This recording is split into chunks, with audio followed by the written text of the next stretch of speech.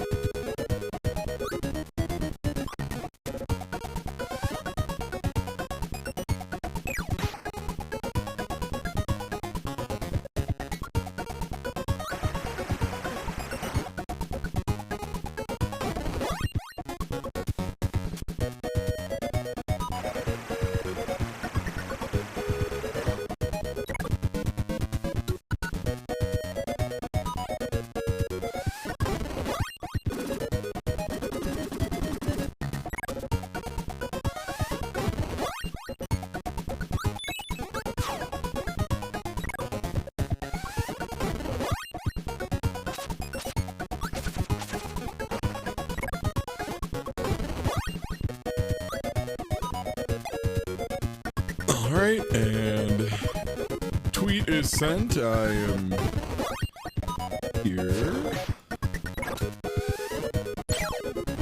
Oh, I don't have unfinished downloads. I have finished downloads. Don't you lie to me. But hey, everybody.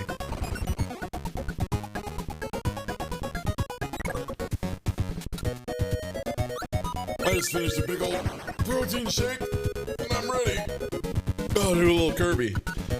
Oh, we did a thing yesterday at the gym where you use these little like sliders that are like little circles that have a bit of like the thing you can grip on top, but then on bottom are just like super low friction. And basically I just had to like lay out on my stomach, like fully with my arms extended over my head, just flat against the ground. And then like pull myself all the way back up, like through my hands and my abs, and basically do like a reverse sit-up. And the amount of force you have to put out to do that is unbelievable. They are so much harder than you would think. Like you're in a either a plank, or like most people would probably want to start on their knees, and then yeah, just fully extending and then just pulling yourself back up to like, oh, it hurts so bad. My abs hurt is what I'm saying. My abs hurt a lot.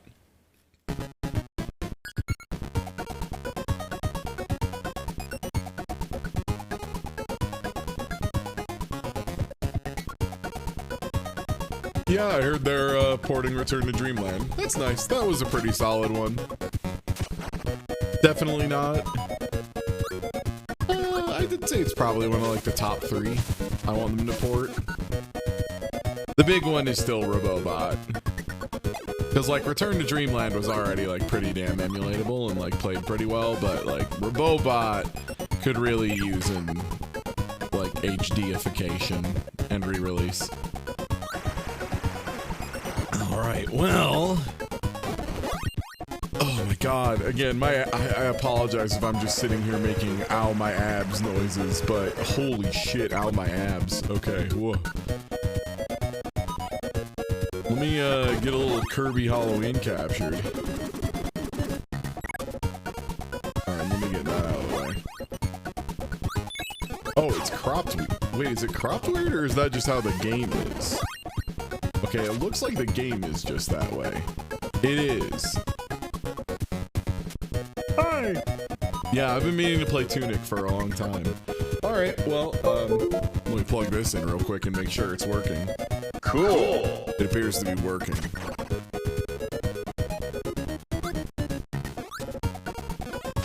Well, hey everybody, it's Kirby Day. I've got a bunch of Kirby ROM hacks. As in like 3 for this game and 1 for Kirby Golf. And I wanted to play some of them. I wanted to hang out and play a little Kirby ROM hack action. So let's start with Kirby. But it's Halloween. This is probably going to be like the most reasonable of the ones we play today. Oh wow, immediately Ty Tuesday beeps the door. The thing I'm interested into is seeing how they handle different amounts of lag mitigation. Because I will tell you, one of the ones I tested for today that is allegedly a, you know, quote-unquote Kaizo hack, had such bad lag management that I did die entirely due to falling off the screen while mashing up and the jump button the entire time, and it simply did not happen. So, that is going to be a good time. I have played some of the other works of that ROM hacker, and they are notably better, so I'm thinking that that one might be a little rougheroo. Yeah, I like the Halloween costume enemies. I like the little Halloween remakes for the Kirby stuff as well. Oh. Doors are a smidge finicky. Uh-oh.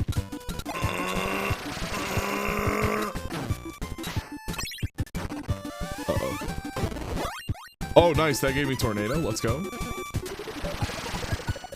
Oh, is this one of the games where you can only do Tornado on the ground? No, there it is. Okay. Sick. Yeah, the no power being I gotta rock is very good. Okay, that's Mr. Freezy. What is your outfit? Like a weird jack-o'-lantern man? Are you like a Freddy? I'm sorry, is the Tornado's costume Sharknado? Is that the costume Kirby gets for Tornado? Is Sharknado? Oh, that goal is really cute! Yum candy.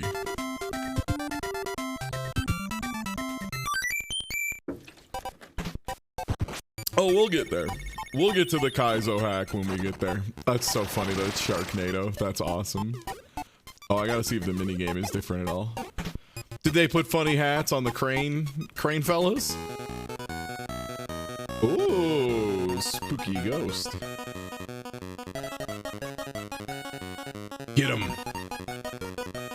Get him. Perfect. 100% easiest pickup of my life.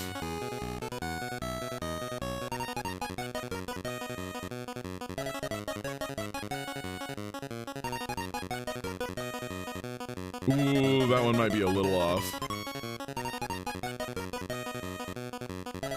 Yep.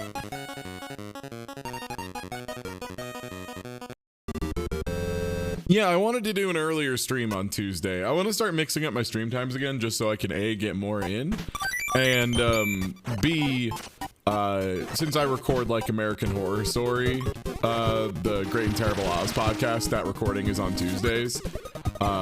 It lets me, in theory at least, get a bit more stream time in and then still have time to like eat food and get ready to do that podcast.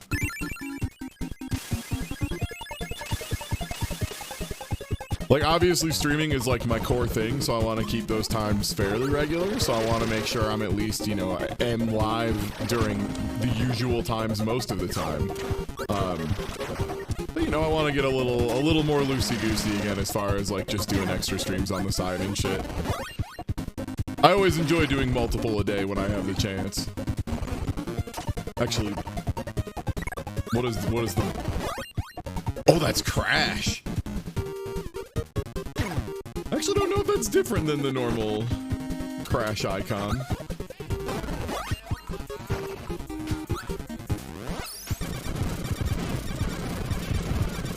Yo. Yeah, because then stuff too, like, if I have something I need to go do Friday, you know, I can, like, stream a little earlier in the day.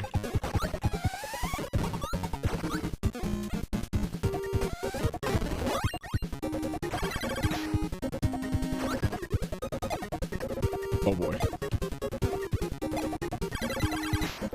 Can't remember, are you a power-up in this game? I don't think you are, right?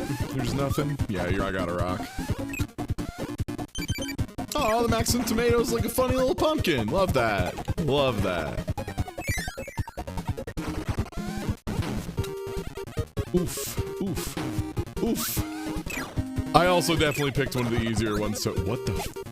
Sorry, I don't know what this Kaboo costume is, but it makes me uncomfortable. I don't like looking at it. I'm leaving. Goodbye. Whoa. Are you like wolf? Oh, you're Freddy. You're Fredders. You got the claw hand, like Frederick.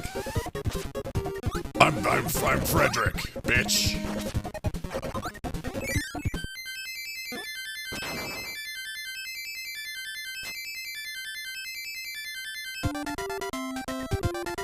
Yeah, I really like those redesigns. Again, like, managing to make this work.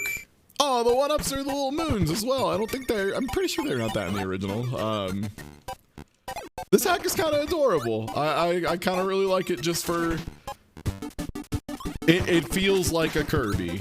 It doesn't feel like it's trying to go to bananas. It's just like a new Kirby with funny little Halloween sprites, which I'm all about.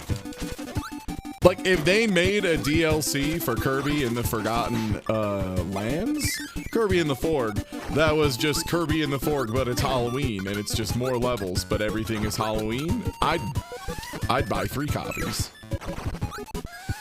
Then again, I am absolutely one of those people that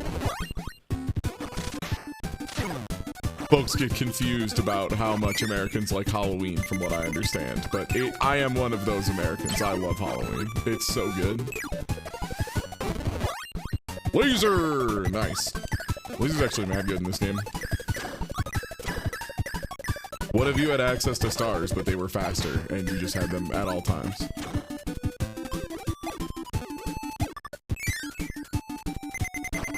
Oh!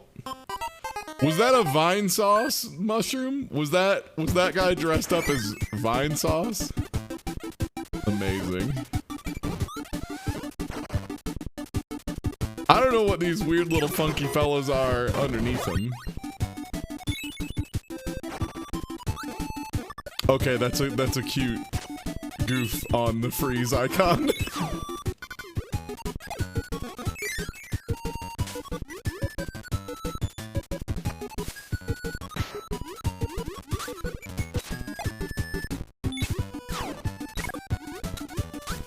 Wait, how did I kill that sword guy? Oh well.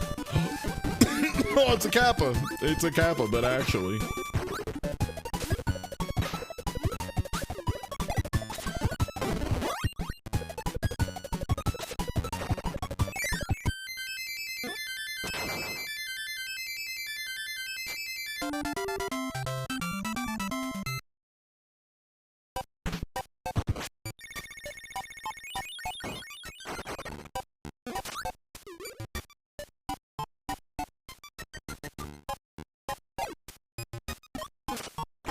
Also, yeah, people are already doing Halloween stuff, but again, I mean, Christmas literally gets to dominate from like November 1st to December 31st. So I think Halloween deserves at least a month and a half, especially because it's the best one. I'm sorry, B-ball?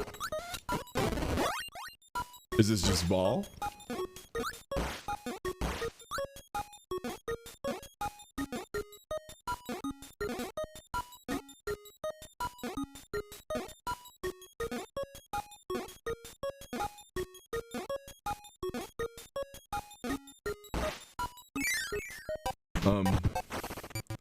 I feel like it's like ball that you can't make go forward. Oh boy.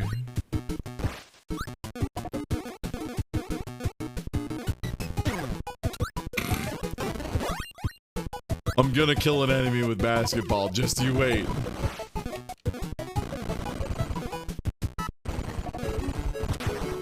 Yo! Chaos dunk. Orewa. Dunk. I'm not sure which character this is. This is like a little Astro Boy.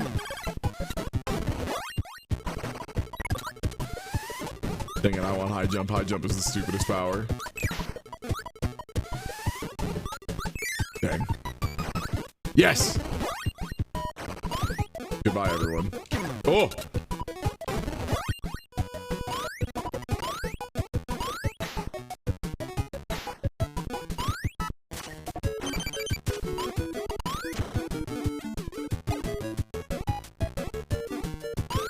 This is why having a September birthday is the best, because you get that for a September holiday. What, September 11th? Or do you mean Halloween extended? Oh. Thank you, my friend. I love candy. How did you know? Yo, Hyper! The small child has chugged the candy.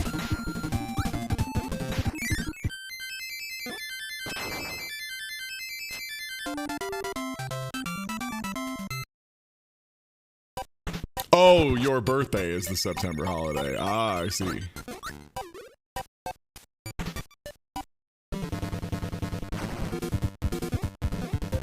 Alright, time to get cold next to a tree.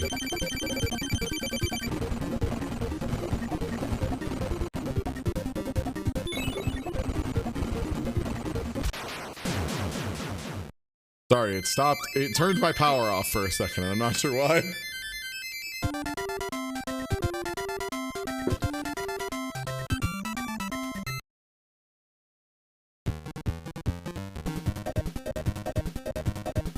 Spooky seaside. Yo, was that a little Magalore? They work a little Magalore in here? I love a little Magalore.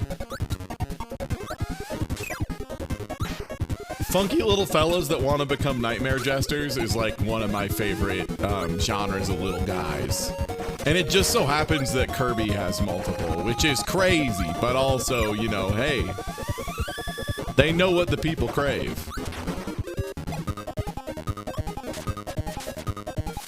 Oh, I was reading chat and assuming I had landed, and I had apparently bounced over the platform. That's what I get. The other thing that's screwing me up is I usually play like the modern Kirby's, and you can usually press the jump button again to do the inflate and float. That shit doesn't work in Adventure. You have to hit up on the D-pad, which extremely messes me up. More than it is reasonable to mess me up.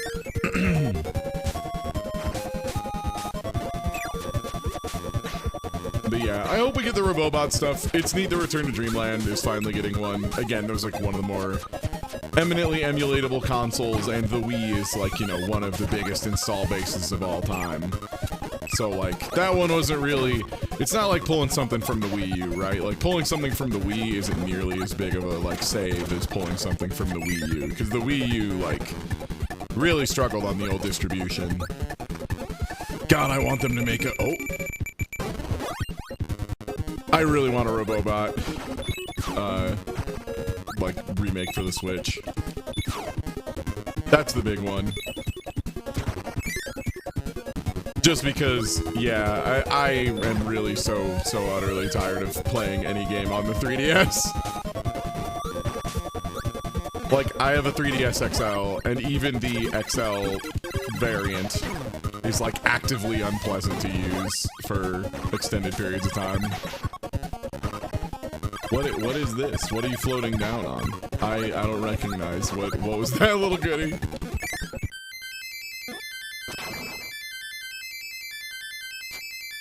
Triple Deluxe would be alright, but Triple Deluxe is definitely one of the weaker of the modern ones. I still think Triple Deluxe is really good for what it's worth. It's just Hypernova, like, legitimately slows down the game, like, pretty dramatically. And they just hadn't quite found their bearings yet on the new engine stuff, whereas Robobot is like... Robobot feels like mastery, you know? It feels like that... Ooh, spooky death. It feels like Triple Deluxe was like learning, and then Robobot was demonstrating mastery over the console, over the system.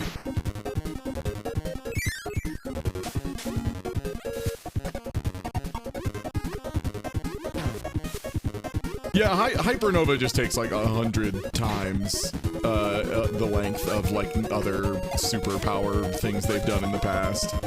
And they're almost always just press A and wait. Like that's really the big problem is like later on, or I guess earlier in Return to Dreamland, the one that people are gonna get to play more soon, the like ultra versions of powers are kind of like fun little puzzle segments, and you only do each one of them like 2 or 3 times total across the whole game. Whereas Hypernova is one thing, it is one button to do its thing, and it shows up. It feels like it doesn't show up much at first, and then towards the end, it shows up just so much.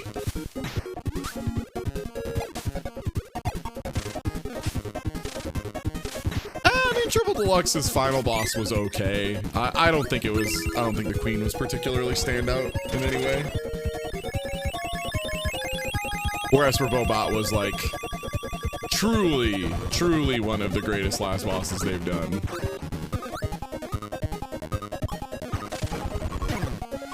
I do gotta give it up though for what was the other one that had there was another one that had real good, oh, they turned into Herbie the Love Bug? That's hilarious.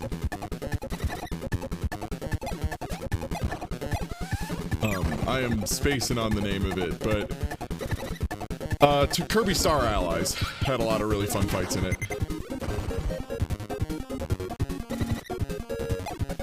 Most modern Kirby bored me. Yeah, that must be you getting older, because most of the new ones are like just strictly the best. Like just straight up, they're like the best ones. Like Return to Dreamland is a really good time. Superstar is probably still my favorite, but I'll admit that's largely nostalgia. Kirby and the Forgotten Lands was fucking amazing. So good, holy shit.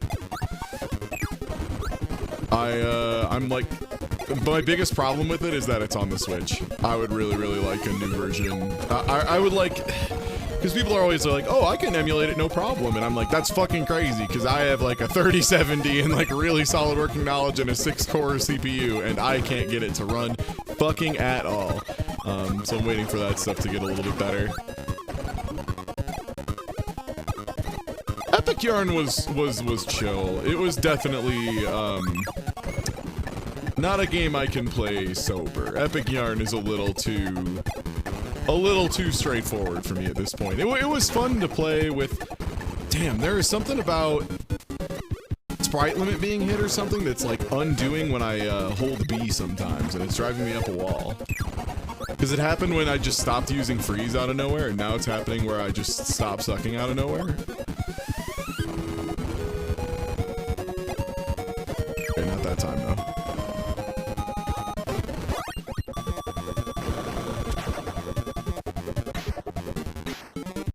Forgotten Land was awesome. Yeah, I fucking love that game. Yeah, Star Allies was kick-ass. It took a while. I didn't play it until after all the stuff was out, all the free updates and whatnot. Yeah, Epic Yarn was one of them that I really liked playing with, like, nieces and nephews and stuff. It was a really solid one for that. Because it was very low stress. They could experiment. If they decided to be a little kid and go wander around and just, like, want to go, you know, do a thing, you could just humor them and, you know, have it... Oh, did it just stop in the middle of me? Okay. That's no good. Well, at least that time, I know for a fact I was just holding the button. I'm gonna plug in my controller to power and see if that's doing it. I wonder if it's just not telling me it's low on power.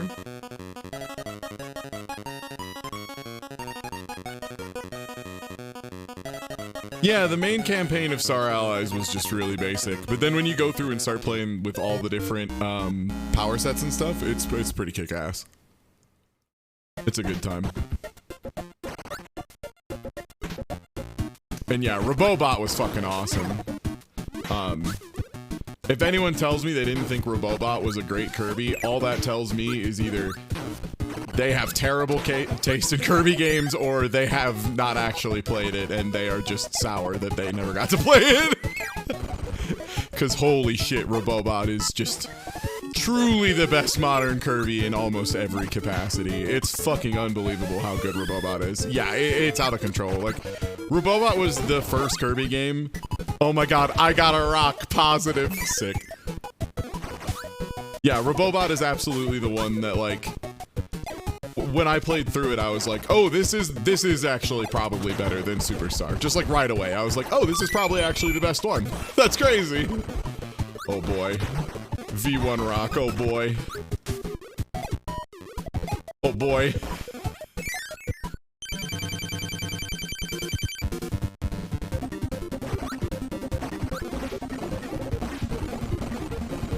Here I go.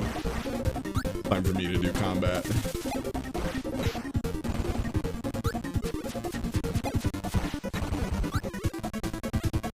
I'm gonna take out this fella. Oh! Oh god, slow down. Oh, Kirby's Adventure. Oh, I love you, baby, but you were the most slowed down game on the fucking Nintendo. Oh, yep. Was bouncing too much. Also, yes, Meta Knight is definitely just a tuxedo mask.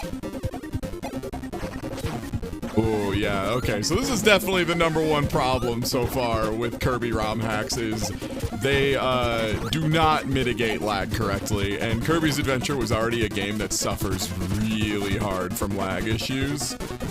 And so if you don't take steps to actively make sure it doesn't happen, it gets so bad. And right now there's so many times I'm just like going to run, going to do anything, and simply nothing happens. Kirby stands there and gets his ass kicked. Yeah, Kirby's Adventure like famously pushes the NES to about its limit. Ah! Yep, that was another one. I want to play Robobot 2. How much of a step up is it from Triple Deluxe? Triple Deluxe I thought was alright. I thought it was a fine enough game. Robobot like blew me away. Triple Deluxe, I think I replayed it like one time. Again, because largely, like, I just really don't like playing things on the 3DS if I can help it. And Robobot I played through like 5. Despite the fact that I actively do not like playing games on the, on the DS.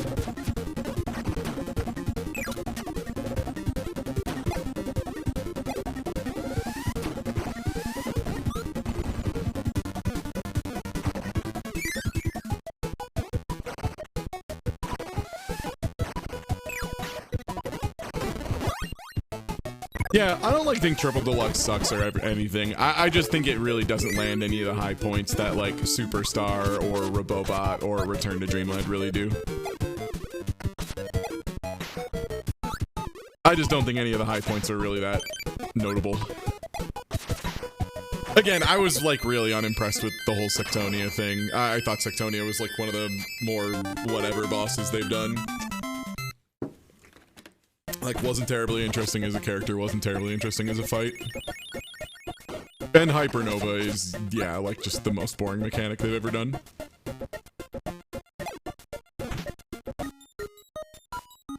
I do love laser. I'm gonna put input display on. Just so I know that it is, in fact...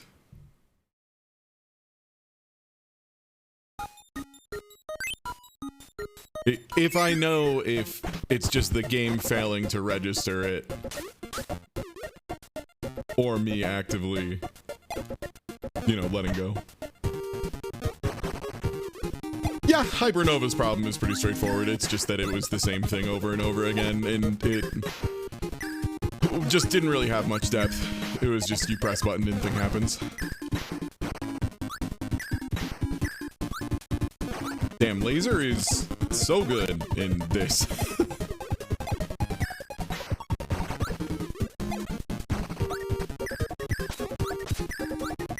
Excuse me, sir. Excuse me, pardon me. Oh, these are... So there's gonna be a little fight ahead, okay. I gotta scroll these fellas off screen. Oh my god!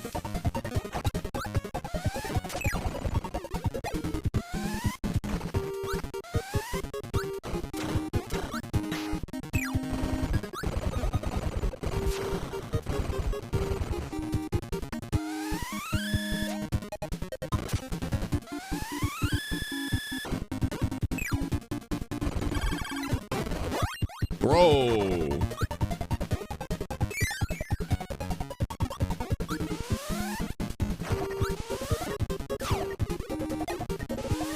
Throw is like an all-timer.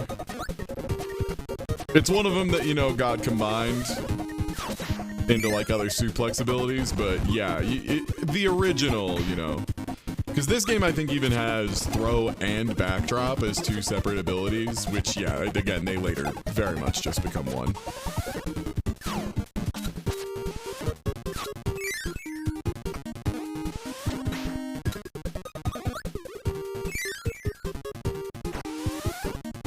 Uh-oh! Right on the edge. Teetering and tottering. Throw that orb. Oh, that's a cannon. The one problem with sprite swaps, occasionally I do not recognize the enemies that cannot be destroyed. Perhaps the cannons did not need a new costume. Oh, hi.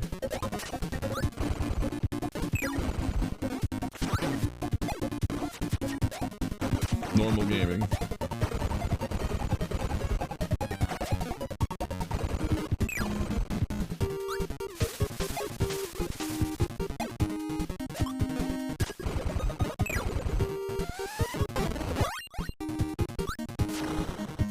Yo, is Kirby cosplaying as Nicolas Cage's Knight Rider? Ah! Give me that back. Yeah, I think it was like a manticore. Maybe it's, you know what? Maybe it's, okay, no, it's not Force Burn, because that's the guy who's like this nasty smoke man. Shit. The Fire Lion from Rivals of Aether, that is just Fox, but slightly different, whose name I am completely spacing on. Zetterburn, thank you. Yeah, it's Zetterburn. Whoa, funky frosty.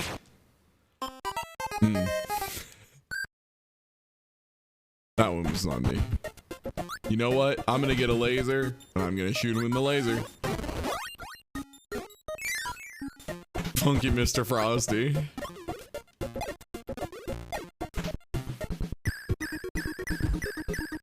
Hadouken! Okay, yeah, this seems effective. Great, I get a full heal for my trouble. That's awesome. I love that for me.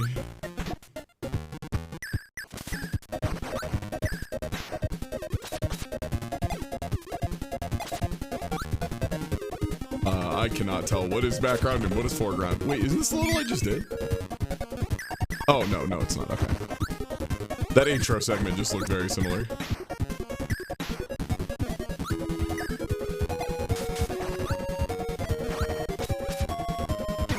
Oh, okay.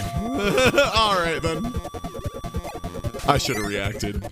I had one frame. That's easy. I should have. I'm Mary Poppins, y'all. That is pretty good.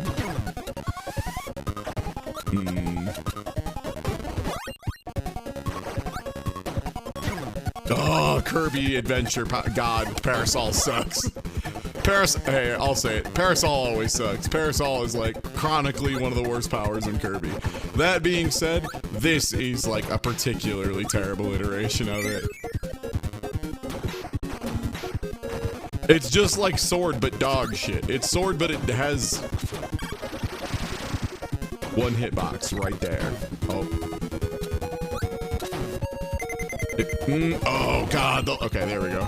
Sorry, that flashing guy being on screen at the same time as a sword guy and Kirby puffed up, the game was not having it.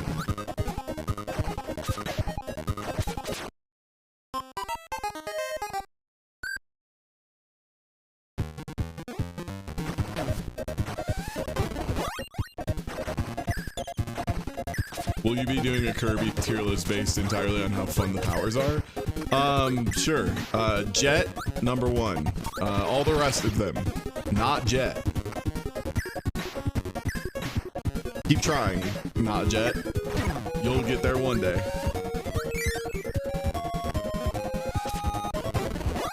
Ooh, a funky museum.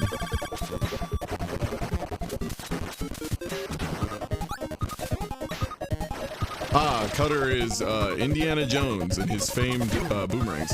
Wow, that guy did not care at all about getting hit.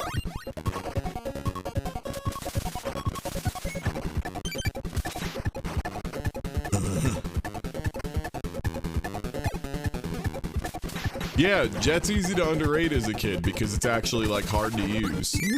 That's also why it's the best one, because it's hard to use and it's really fun when you do it right.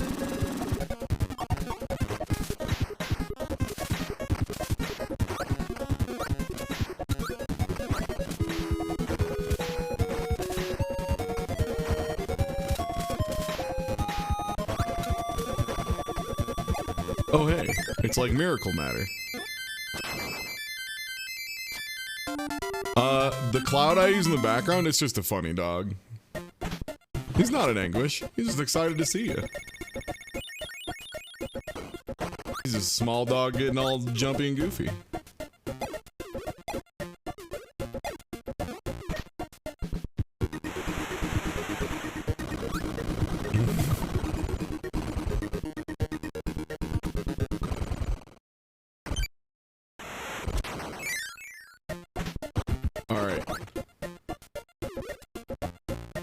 Time for me to do better at Kirby.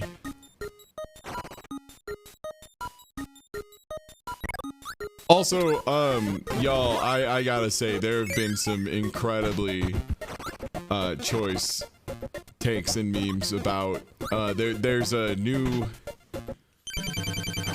someone got busted cheating in Guilty Gear Accent Core Plus R, which is pathetic.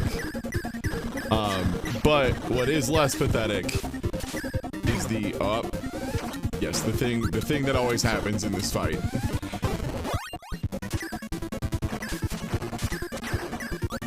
Oh my god.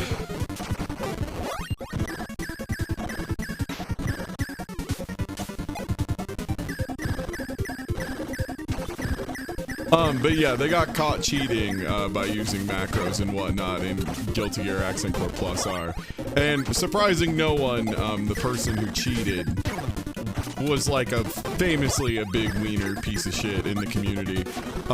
In particular, the thing that cracks me up the most is they got second place at a tournament and then demanded that they get taken off the infographic, so it just says first and then there's a blank and then third, fourth, fifth, sixth, seventh.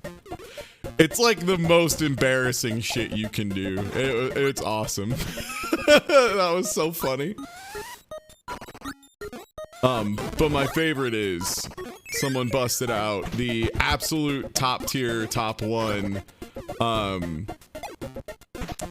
classic angry video game nerd bit of, we need to, Billy Mitchell could do it, we need to tap into what his power and what he would enable us to do. And then it cuts, it's like, that's right, we're gonna cheat. It's so good.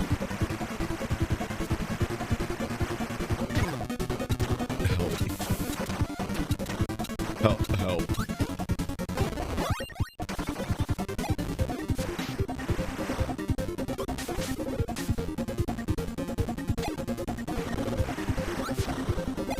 Please do not pick exactly where I am.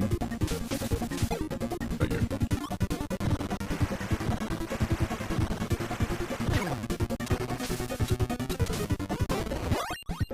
This is fine. And turning around. There we go, there's the spacer.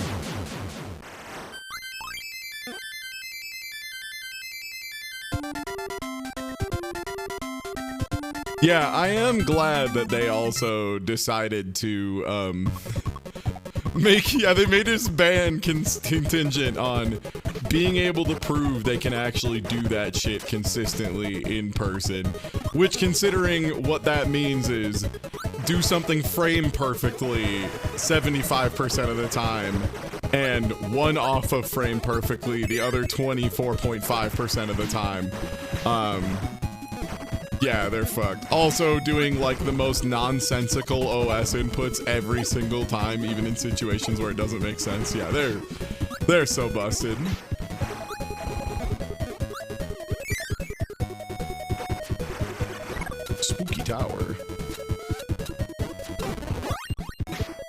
also laser your eyes. This is great.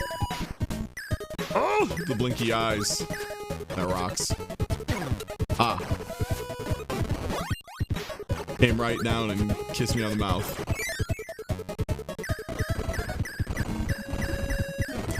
And yeah, just no way in hell, by the way. Because again, like, they wouldn't have done this ban if they weren't sure. But due to the fact that there is just the slightest bit of possible pushback, because of course, like, people will be like, oh, you're just saying that because you're not good, you know, you're just mad he won, etc., etc. And it's like, all right, cool. Well, then just prove you can do it offline. It was, again, one of those things, too, of like, if they had like an offline presence that, you know, backed this at all, it'd be one thing. Also, you usually find people who brag way too much about how good they are at a game, particularly a fighting game. They're almost always cheating. Because if you're actually good at fighting games, you know you suck at fighting games. That's step one to knowing. Like, honestly, if you don't say I'm bad, then I just know you're not good. Hi, I'm Ty Tuesday. I've been playing Dragon Ball FighterZ for over like 1,200 hours. I'm so bad at that game. Now, if anyone wants to lose, hit me up.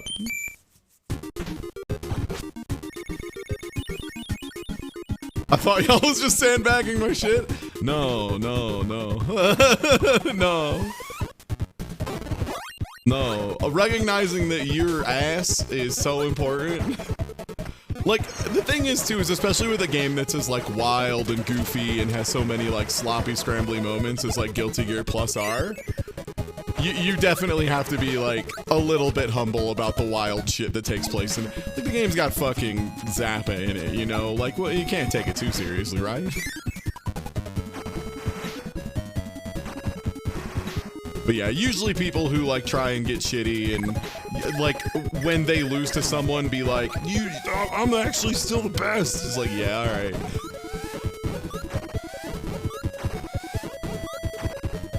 And yeah, I think part of it too is, yeah, just with like, when you put that much time into it, you gain an appreciation and a humility, and you gain a respect for your opponents, because you know if your opponents can keep up with you and like all that stuff, and they're keeping up with you after you've actually put in that much time, it kind of like gives you some inherent respect. Which is really obviously missing when you talk about someone like Jason Riot, who, you know, had just had a huge history of being a big shithead and, yeah, being really disrespectful. Like, I really can't think of anything more disrespectful to the winner than being like, I don't want to be on the thing if I got second to them. It's like, holy shit, get over yourself.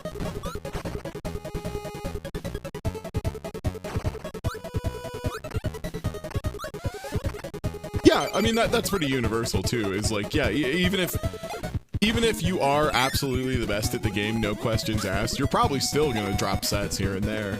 Like, even if you are somehow, like, if we're using like an ELO rating system or something, you know, something that's attempting to put a number and enumerate skill to the best of our ability, so it's not perfect, but, you know, to the best of our ability, the idea is if someone is 200 points over you, they will win about 95% of the time. So in a first to 20, or if like you played 20 sets, it would go 1 in 19. That's like a 200 point difference in ELO.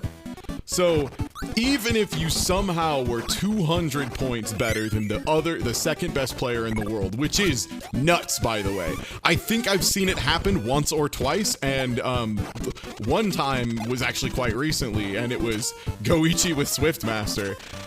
But even then, you know, you still are gonna drop a set here and there. Like, 1 in 20 is still 1, right?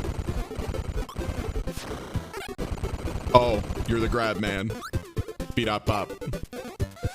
Alright, I can just use these.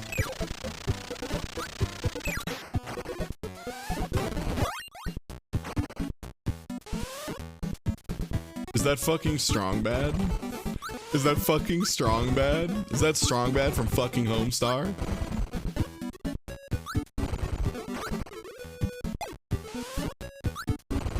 And yeah, exactly. That's why you very rarely see first to 1 in a fighting game tournament.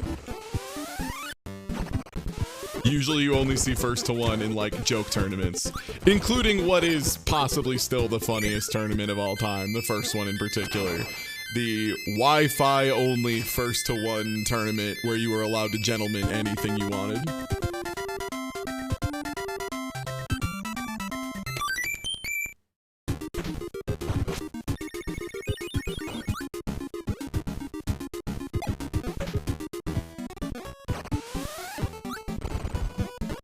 Yeah, second place is the first loser. Those are words often uttered by third place, I find.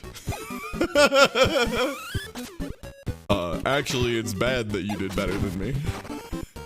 Oh, okay. Good to know. I gotta rock. I gotta rock. I gotta rock. I gotta rock.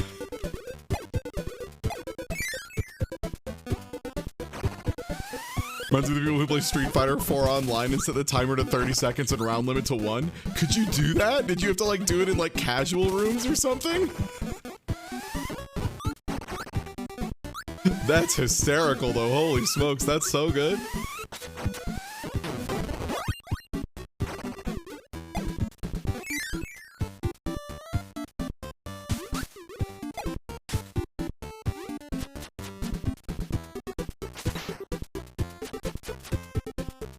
Kirby, go down.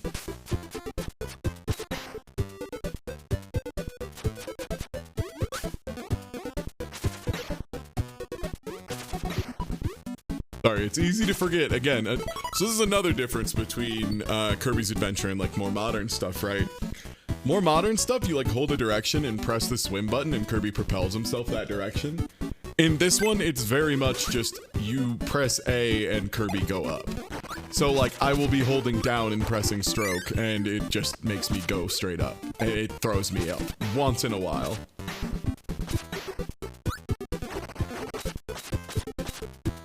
Vanilla Street Fighter 4. Oh my lord. Wait, was there not a ranked in Super Street Fighter? Oh my god, until Super, that's amazing.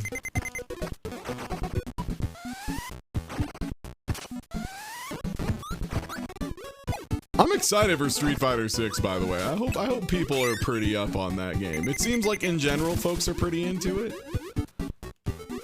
I personally just want to play Jamie a bit and then a bit of Ryu. I want to see how good is Ryu. Because if they made a game where in the initial release Ryu is very good, then I am absolutely going to go apeshit on being the Ryu man. I can't wait to be water without any ice. Yeah, Andy, I also heard Ryu is in this one, and I can't wait. Ah, I got rock. A fate worse than death.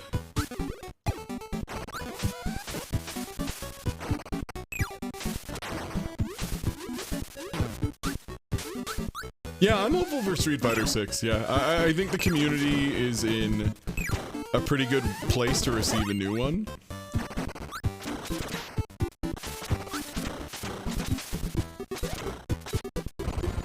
Honestly, my number one like disappointment in fighting games recently has just been Multiverses. That game, holy shit.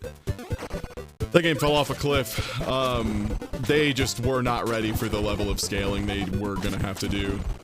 And it sucks, you know, I don't think there's anything they could have done to like be more ready for that. And just try the thing myself. Got a lot of naysayers. I can't even imagine being a naysayer about Street Fighter 6. Like, I think the single player stuff looks a little goofy, but like, I don't mind. Whatever. Like, it's fine. If there's a move where I can run around with Ryu just in the middle of fucking Brooklyn doing DPs, that's hilarious. That's so good. I'll do that. Yeah, sure.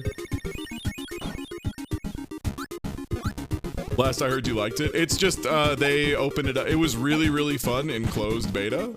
When the servers could handle the amount of players they had. And then unfortunately, when it opened up and got like the most players because it was a free-to-play platform fighter that wasn't ass. So it exploded. It literally exploded. It literally made the servers just stop functioning. Also, yeah, hitboxes were really wacky. They're working on that, though. That's stuff they can fix. The thing they haven't said anything about fixing yet as far as I know, or at least nothing like meaningful, is unfortunately the network stuff, which is really the big no sell on it right now. Is just the network issues are so severe. Like, if I'm playing a game with literally like hundreds of thousands of active players, I should not be struggling to find any that are like above 1 bar. Like, I recently tried to play for like an hour and a half, and every single match I got was bad. Like, every match was like Wi-Fi tier trash. It was unbelievable. And I don't think it was because the players were on Wi-Fi. I 100% believe it was just the servers cannot handle the amount of load they have. So every match feels bad, which is a real problem, right? Yeah, the hitbox update came out. Like, that's stuff they can work on. I've literally not seen a green bar connection since beta. Yeah, that's the thing, is you can't play it. Like, the servers are so bad, it's unplayable. And it sucks, because it was a really fun game, but it's notably a less fun game when I have to, like, worry about my attacks simply not working. And people simply being behind me instead of in front of me. Things of that nature. I mean, they did a dedicated server thing, and they just didn't, you know, set for it properly. Whether that's they needed more servers, or whether that's they needed a better solution for servers, like a more efficient solution. I don't know. All I know is it means I can't play the video game, which stinks, because I liked playing the video game. I would like to play the video game again. Yeah, that's the other thing too, is you can't even do friend matches, because those also, yeah, require the same servers. So, like, the normal solution of a fighting game has bad netcode of, well, whatever, I know myself and Dr. Danger have a pretty good connection, so I'll play DBFZ. Even though it is delay, I don't care, I'll suffer the little... Like, it's not that bad if I'm playing with somebody in the same, you know, city as me, or someone in the same state as me, or someone that I know I have a good connection with. But, yeah, multiverses is just, there's nothing. It's just, that's how it is. It's how it is always. And that's the thing, is like, it felt like a dice roll, but it felt like a dice roll, well, where I would say, like, it was probably like 30% really bad, 60% okay, and 10% great. And that's just not good enough. I can play Guilty Gear Strive and have 95% be perfect, and 5% be, or, you know, 4% be okay, and 1% be, yo, what are you playing this on?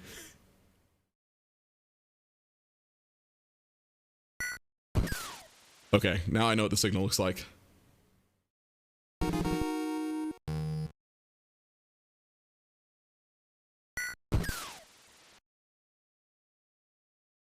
Yeah, 5% is Antarctica chip players. Oh, fuck, a clown.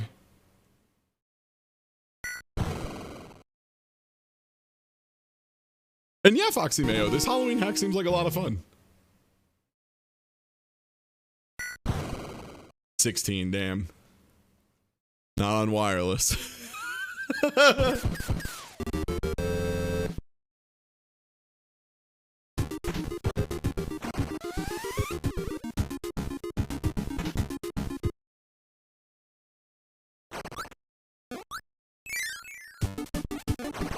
Oh.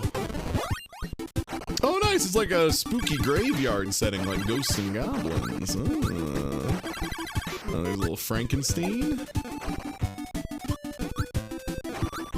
Kirby removing their name from the second place slot. And first place goes to Chef Kawasaki. Third place goes to... What happened to second place? Oh, they're an embarrassment to the community.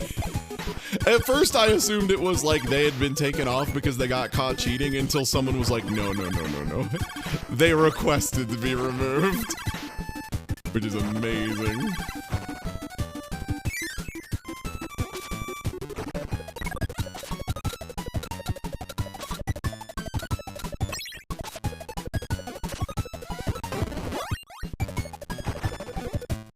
Started watching American Horror Story. Hey, That's not my problem. The premise of the show is that you don't have to. But if you want to, I won't stop you. I watched an episode yesterday that I think is the worst episode of perhaps any TV show I've ever seen in my life. And Slow Beef said, it is the low point of the season. It will be, I believe, episode 7 when we get there, because we record a few weeks ahead to try and, you know, keep some kind of stability. And yeah, it might be the worst episode of anything I've ever seen. It's muddled, it's confused, it tries to rope a real, it's fan fiction for a real life person, but it's fan fiction that turns her into a mass murderer. It's wow. Wow. Wow. Yeah, we plan on doing more long term. We have a Patreon up that we need to get some stuff nailed down for. I'll probably have that going next week. I just have to do the big old marathon this weekend, which I'm excited for. It should be a really good time. And good news, everybody. If you were worried that there wouldn't be anything fun to watch for food reviews, bad news. Subway released a hot dog. Subway released a hot dog, so it's too bad. We're definitely gonna have shit to talk about.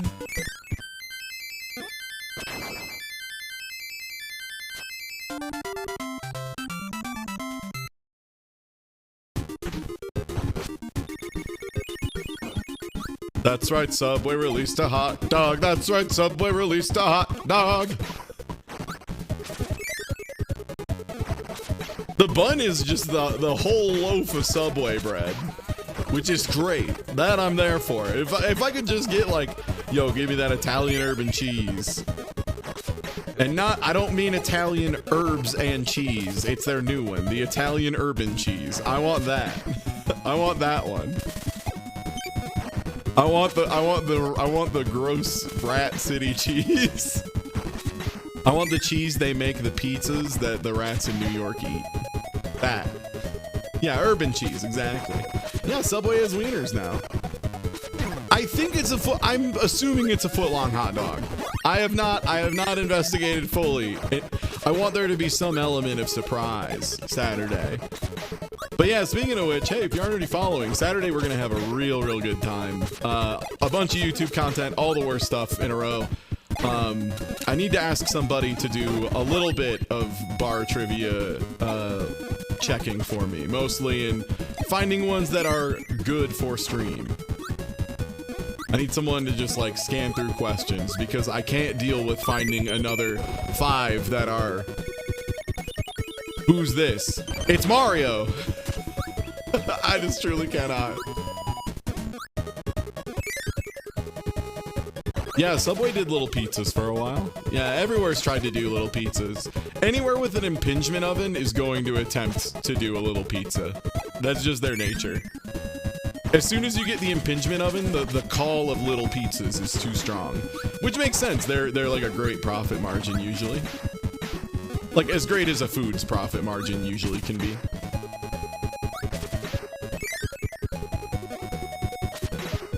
Hell, I mean, the place I used to work at, the night spot at Purdue University, the night spot, or as we called it, the G spot, which I'm pretty sure is just, I'm still trying to figure out if beyond the sex joke thing there was any reason for it.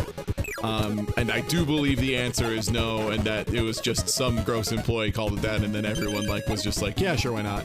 Either way, so the night spot was a little grill in the wall, and incredible sandwiches, phenomenal stuff, absolutely kick ass. Well, it's not even about making your own bread or dough or anything, because those are different doughs for sure.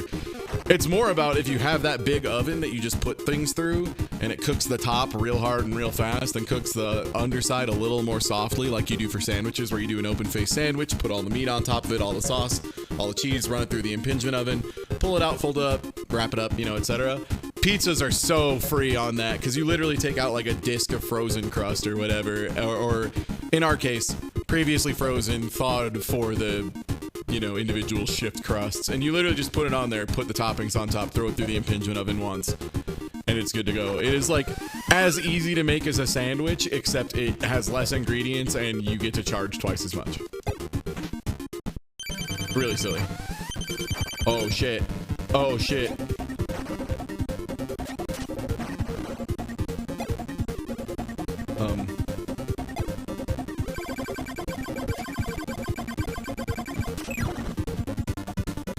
I gotta kill the moon. Oh, you can't grab that. Now I know.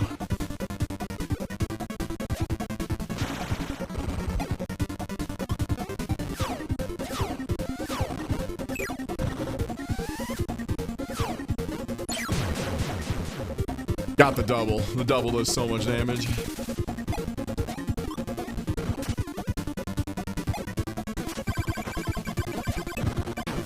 Oh, only got the single there. I thought I was close enough to get both the stars off the beam. If I remember right, Mr. Moon has trouble attacking in the air.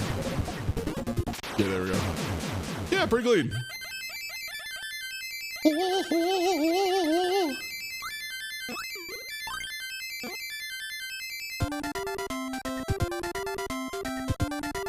I need a podcast that's not about... One second. Something else other than the horrors of capitalism, reactionaries, and conspiracy theorists against suffocating. Yeah, we've got an anime podcast where we talk about anime. It's Podcast of the Galactic Heroes. That has like 8 full seasons. Plus the end of each season is us watching a bad movie together and reviewing it.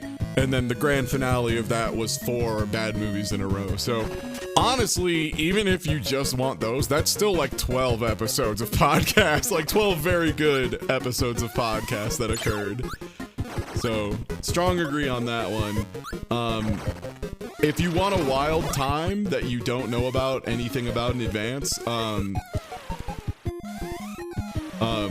boy. Cyborg 009 is, without a doubt, one of the funniest seasons of just like anything I've ever seen in my life. Cyborg 009 is... Sometimes I think about the shit that happens in that show and how out of nowhere it is, and how like there's like just a color out of space moment out of nowhere. I got a rock. Cyborg 009 just goes completely bananas. You know it's good when in the movie that they do, one of the intro scenes is one of the characters from the show going up to the mangaka and being like, I need you to write these events down because they're all factual and historical and will happen. I need you to write Cyborg 009 to save the future. And he goes, okay. Yeah, there's a lot of cyborgs versus gods that also may or may not be cyborgs. It is hard to say.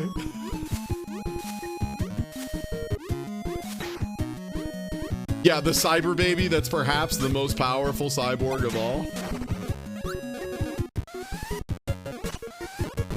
Koenma, but good.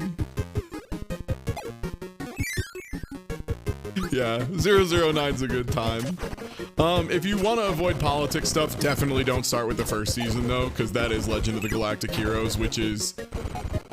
Given, I think it's the best written political anime of all time, which makes sense, because it's, you know, based off of a very, very heavy novel of, you know, similar intent. But that being said, it is very real. There are a few things that anime calls out that are a little too forever prescient for my personal liking.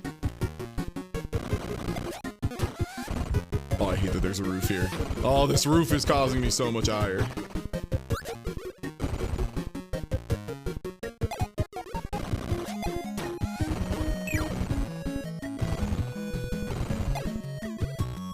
Yeah, that was a really fun time. And yeah, the new podcast is a lot of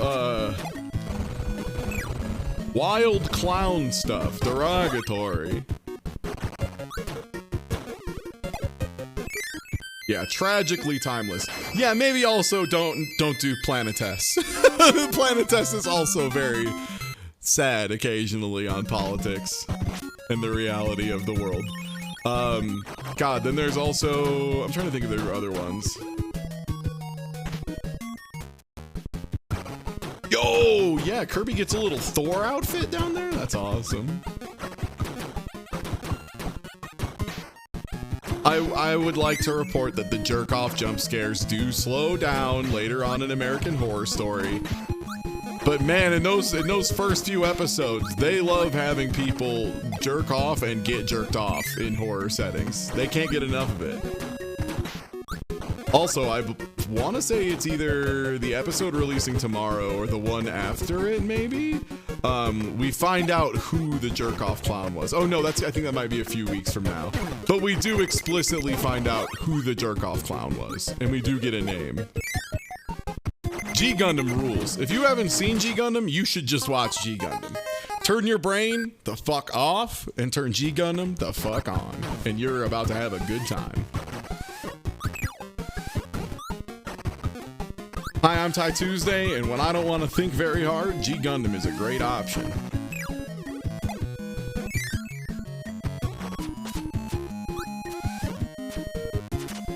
I keep thinking those are background elements.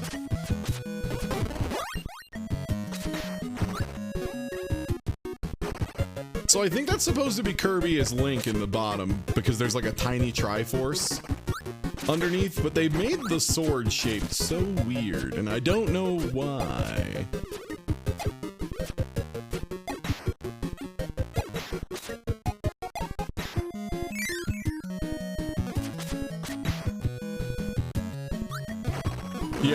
Yeah, 1080 snowboarding, I agree.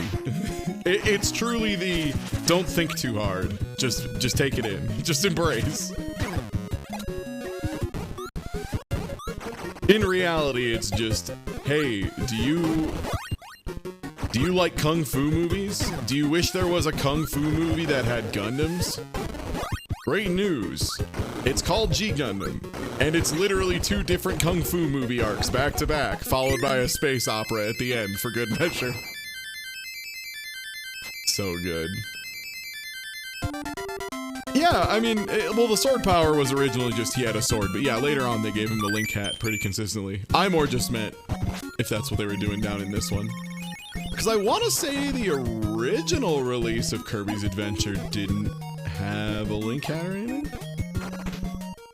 Hard to say. And yeah, this is the Kirby's Halloween Adventure, and it's been pretty cute so far. I've really enjoyed it.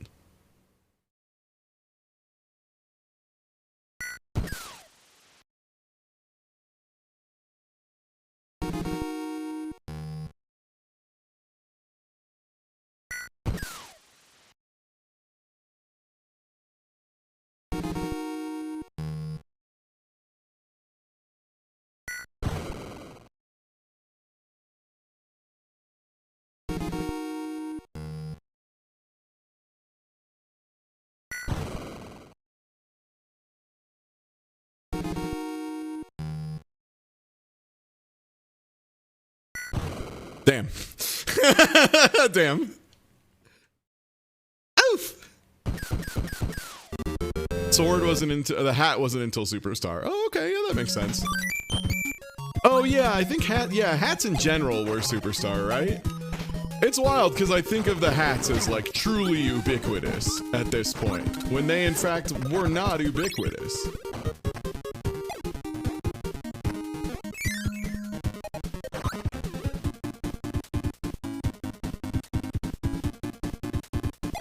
Yeah, I think Krakow's the boss of this one, right? Or is it the next one? I always get Krakow and the like weird mole tank mixed up.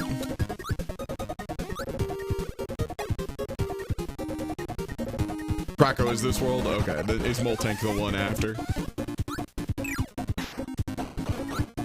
Whoa! This is Grape Garden, this is Krakow. Okay, sick. I got a rock! I love the I got a rock image. It is like so fucking good. Normally, I hate seeing Kirby in distress, but seeing Kirby in distress over the fact that he got a rock, very funny.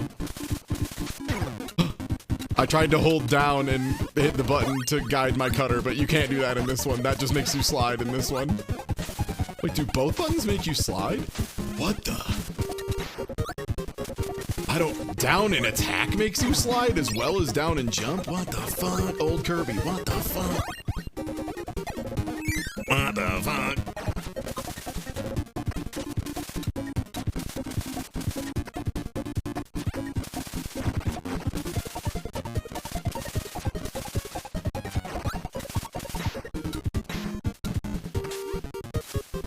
Oh, this is water. But of course. Very good, sir.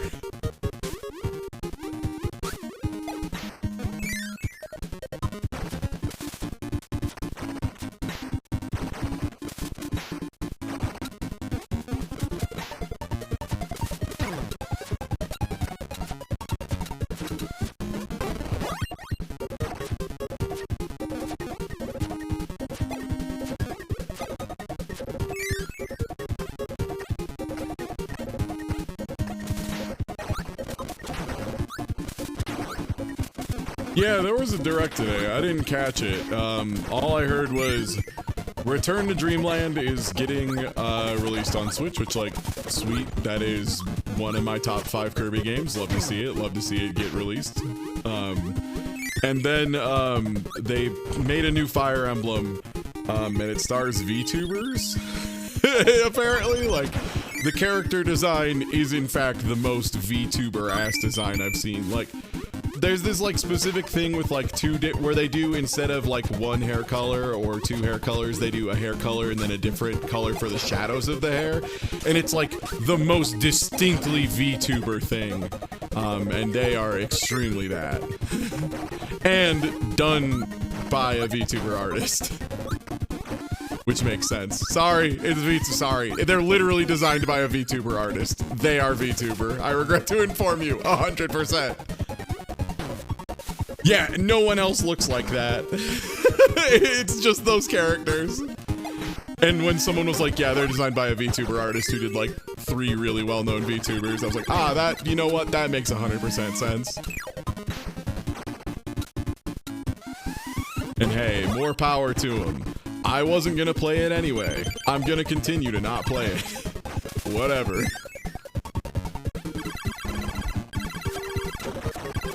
Oh boy. Oh boy, the lag. Ooh, too much shit on the screen.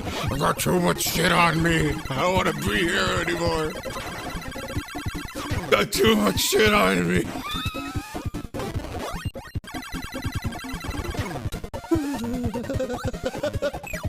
Okay, I need to get rid of stuff. Kirby, why are you facing the wrong way, my brother?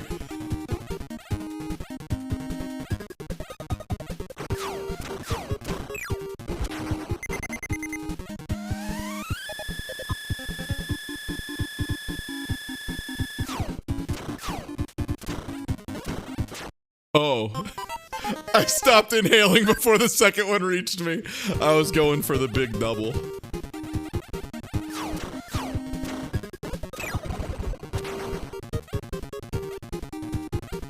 GoldenEye's releasing on Switch and Game Pass, but only the Switch has online multiplayer. Huh, I wonder if they'll make it good or if they'll make it like the other Switch Online.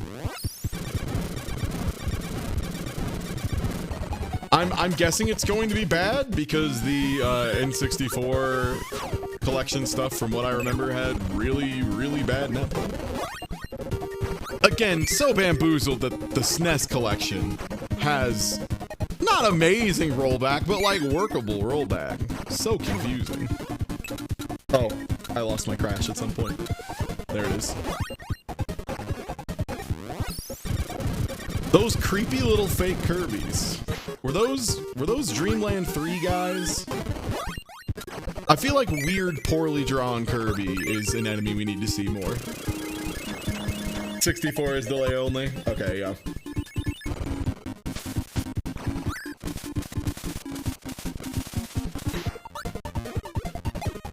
Batamon, okay.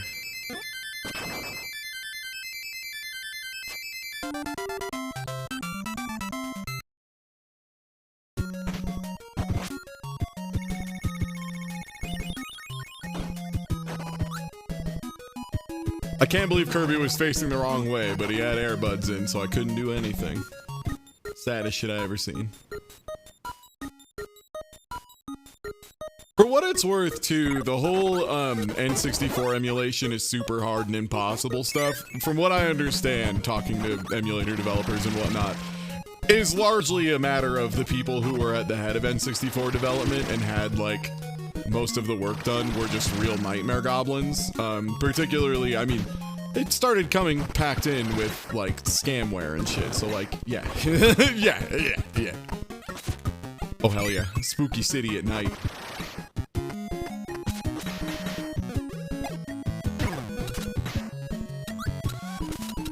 Which, especially now that I've seen what happens when, like, PCSX2 went from being managed by, like, 1 or 2 people to being like, fuck it, it's open source now. And then immediately it became, like, 10 times better over the course of, like, 1 year.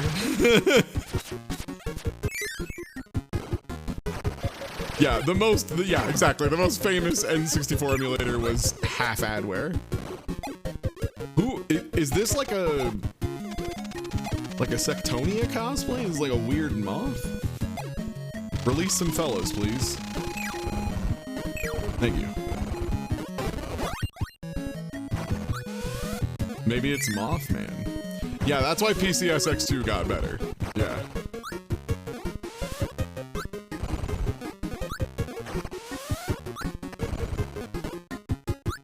Everyone gets chucked. Is it Mothman? But Mothman doesn't, like, just look like a moth, right? That's like, if he just looked like a moth, it'd be, like, way less freaky. Actually, maybe it'd be way worse, huh? I guess it's like a sliding scale, right? Like, if it's not accurate at all, it can be extra creepy, or if it's, like, really close, then it's probably more creepy, right? If it's, like, just, like, a really big... It's a really big moth. That's pretty horrifying. Not great creatures to look at very closely.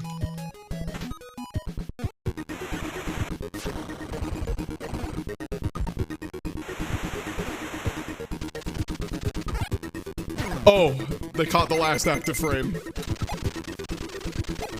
Oh, I was still recovering from flight.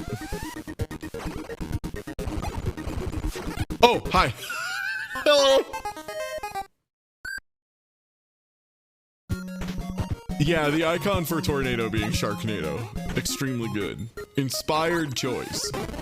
What could a Halloween have a costume of Tornado? It's either that or it would be the Tornado from Twister, in which the only change would be like it screams instead of normal tornado noises. It's like, oh. And then also it has like a thing out for a single family.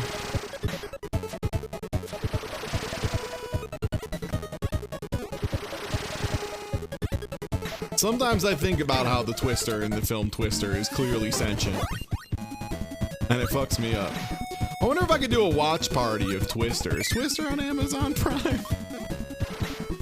I would love to have a frank discussion about the film Twister. Oh. Oh boy. That was way too many enemies on screen. Oh.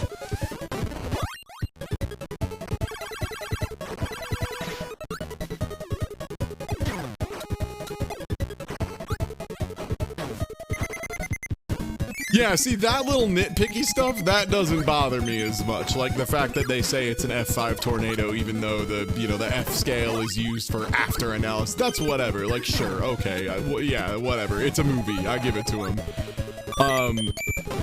The fact that they keep mentioning cold drinks and like leaving drinks on cars and shit, now that's something. The fact that the whole premise of the movie is that the tornado is sentient and is the same one that killed her father. That is, however, much more of a, we gotta talk about that. For the film's narrative to work, we need to agree that having government funding for research is bad and makes your research not real, I guess. Oh boy, yeah, these rooms, the lag gets so fucking bad. Okay, whoop, hello.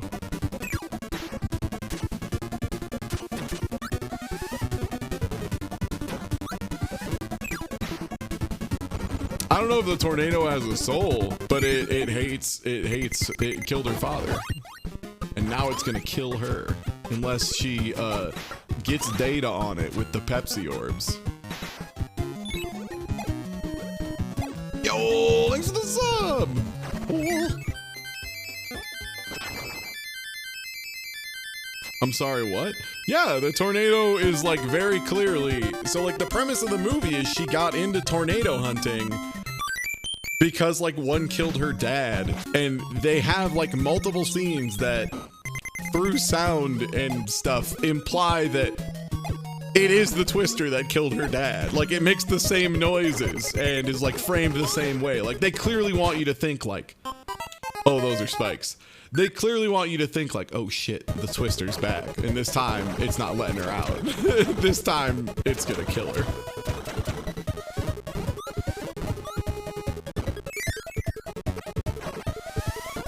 Yeah, it's bad that they have sponsors for their research, which, yeah, you need sponsors for research because it's expensive, and a lot of research doesn't instantly give you money in return because there is value in research beyond making capital. Understanding the world around us is valuable, even if it doesn't instantly turn into capital. This is why, you know, this is why sponsors and stuff are a good thing. We should have those. But yeah, so like you're supposed to root against them because they're government scientists.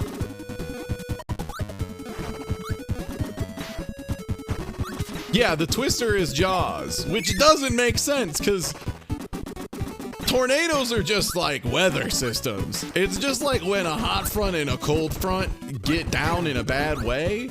Like that's all that is. It's not a guy. It's not a shark. They should have had the cow surf the tornado. Holy shit. That would be somehow less silly than the things that take place in that film, but they would not recognize this. Oh boy.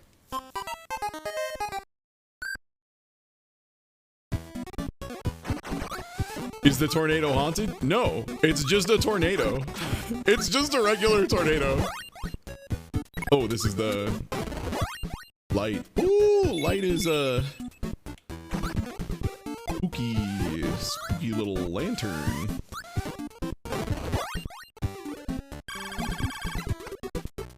Oh yeah, Twister is also a romance movie. Where, the bad girl, quote unquote, in the relationship, the one that we're supposed to root against, is just like a really nice, like, wife who works in a corporate office and is like, you know, she does her best to understand her husband's weird stuff. Like, she's trying. She's not great at it, but she's trying, you know? And that's why we're supposed to want her to fail. Because she doesn't want to get in a car and chase tornadoes immediately with her husband, which is good.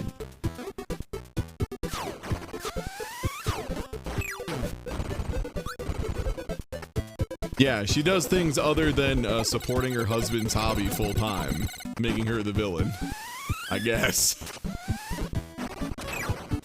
I mean, what it is it's supposed to be she's like a quote unquote, you know, city slicker. Oh, that's me! That's me! Kirby's me. See, it has my name under it. It says Mike. That means Kirby's me. Oh, he still gets to be me. He loves it. See, he's screaming into oh, just like me. Just like me. Oh, okay, well, he's done being Mike.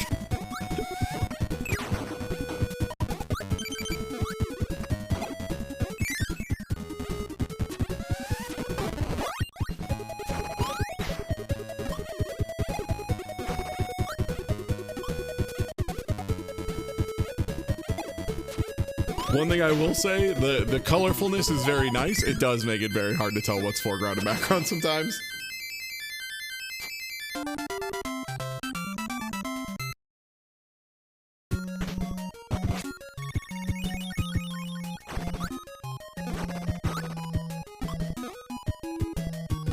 I think my favorite part of, like, very rarely using my name as a streamer is that there have been times in the past where, like, for example, when I was doing speedruns of Mario Odyssey, I just set up another profile on my Switch because I wanted to be able to delete my progress and restart a bunch, and since it is a Nintendo product, the basic features such as save management don't exist, so I have to make a second profile, and I named it Mark.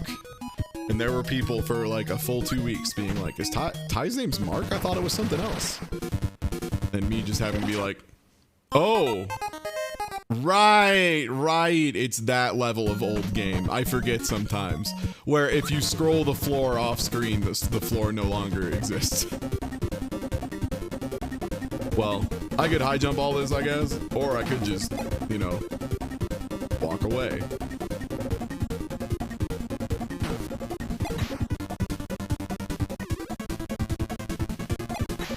Oh my god.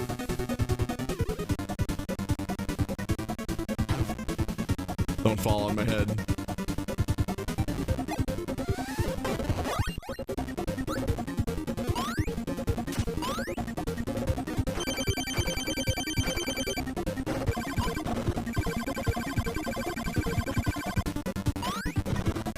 Oh, Krakow is Grimace. Krakow's Grimace from McDonald's. He's a taste bud who loves shakes. I can't believe Krakow dressed up as the famed McDonald's taste bud who loves shakes. You ever think about how, since, you know, he's a taste bud who loves shakes, they had an Irish variant of him for the Shamrock Shake? Oh, I fucked up. I pressed the button too fast.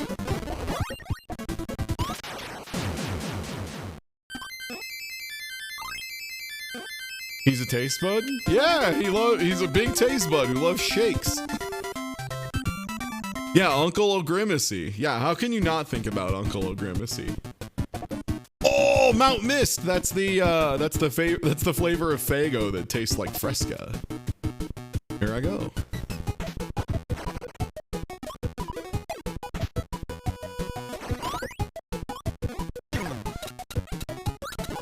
I would believe that. I don't know if there's any real villains. I don't know if I would consider anyone in the McDonald's canon to truly be a villain. I would consider them oppressed at best.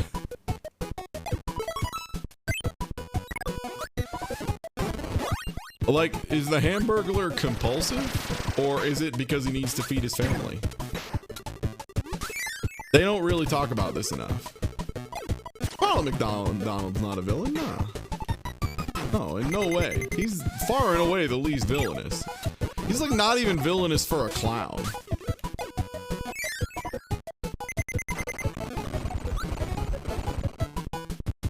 I want to know the ideological ideas of the Hamburglar. Oh!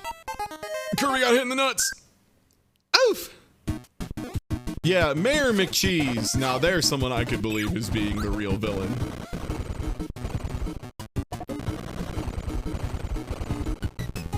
Nice try. I just watched episode 7 of American Horror Story. I wish Ronald McDonald showed up.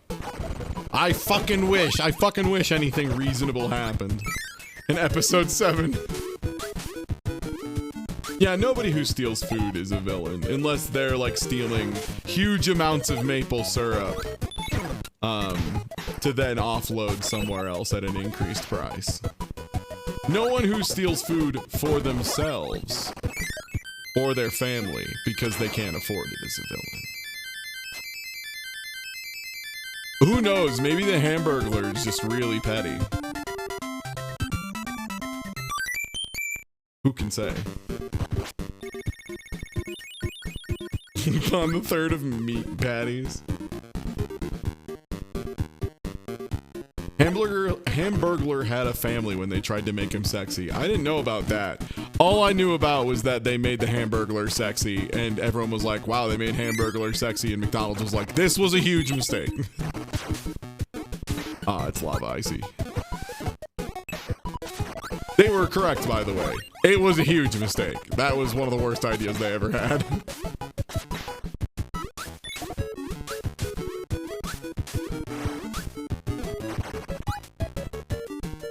I'm glad that Hamburglar got you, but not ideological. That one was fine. Sorry, there's like 6 objects and a projectile on screen. The game is fucking creaking under its own weight.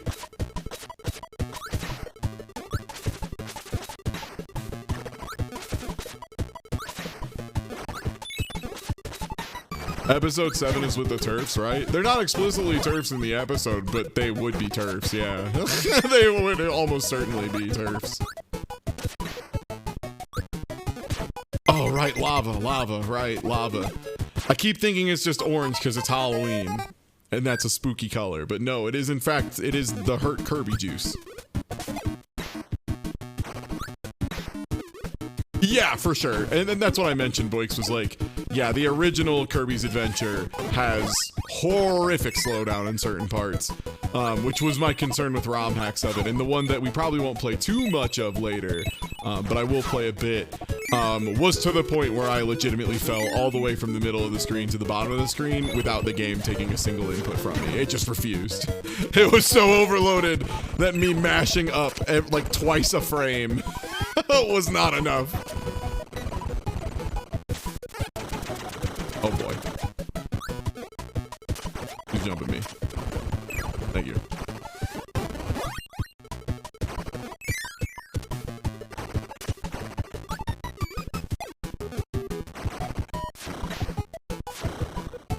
Oh right, burning kicks ass. I get to be Knight Rider from the Nick Cage film Knight Rider.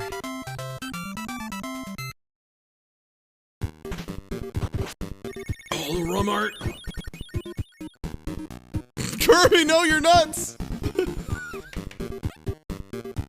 Kirby, no, you need to block your genital triangle. Kirby, no!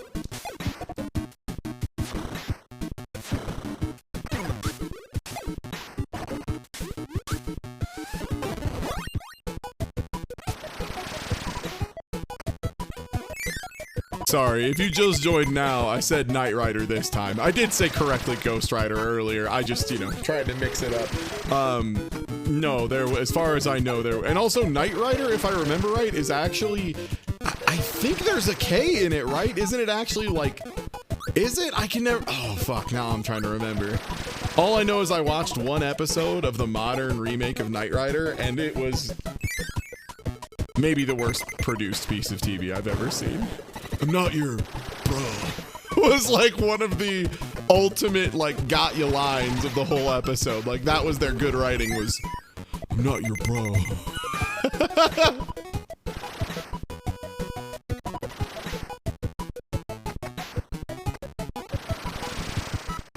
Is his name Knight? Is that really it?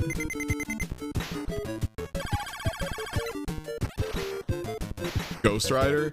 Oh, so wait, is Ghost Rider the show where they literally just had like a ghost that would write things? Like they would just like look at the fridge magnets and it would say like bitch made, and they'd be like, someone in here is bitch made. That was what it was?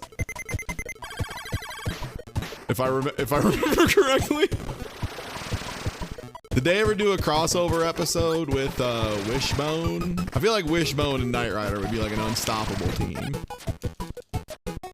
Ghost Rider, sorry. I think Ghost Rider, Ghost Writer, Ghost Author, and Wishbone would work together well, I feel. I think they've got great synergy there.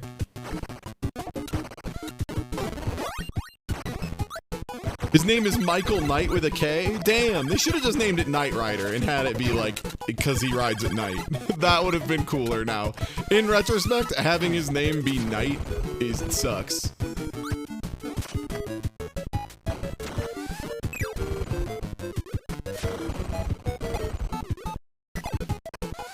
This man is throwing everything at me. Come on, throw the gita.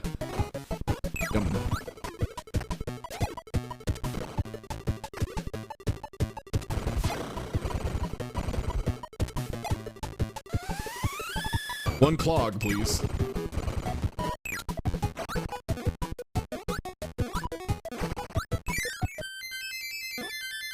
It can't see or hear, but it can read.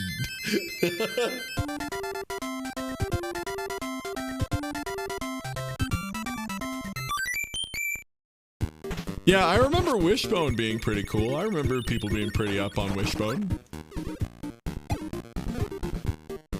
There's all these weird shows I half remember that I then go appreciate later as an adult, and like, I think of the ones that I would never be able to watch as an adult, and it would just be painful. But I would definitely, if I had kids, let them watch it. Gullah Gullah Island, I feel like, had a lot of really good messaging in it. And I remember being really interested in learning about new cultures because of it. So I think Gullah Gullah Island, I think that gets a pass from me. I don't think anyone remembers. Hey, we got any Gullah Gullah Island appreciators in chat? Hey, is anyone here 30 other than me?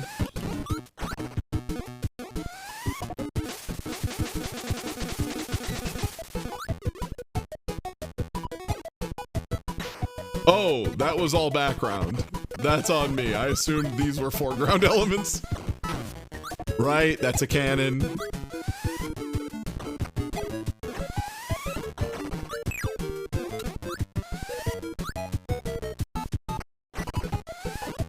It was one of them that I like barely saw, for what it's worth. Not that young. Yeah, like I think I remember seeing like replays of it when I was sick. I think it was like that age for me.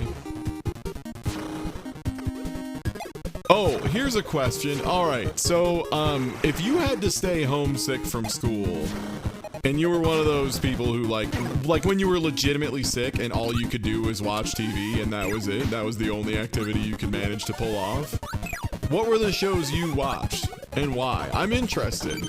Because I know for me, I mean, obviously the big one is The Price is Right. The Price is Right was absolutely godlike. Price is Right, top one sick show, no questions asked. Price is Right was so godlike. Judge Judy, that's a choice one. Judge Judy, oh man, I never watched Judge Judy as a teen, but I have a feeling I would love that shit. Judge Judy is so funny. The other one I'll remember is All My Children, because that was my mom's soap opera. So like, All My Children would come on, and that would mean it was time for me to go either sleep or play video games. Card Sharks? Yo.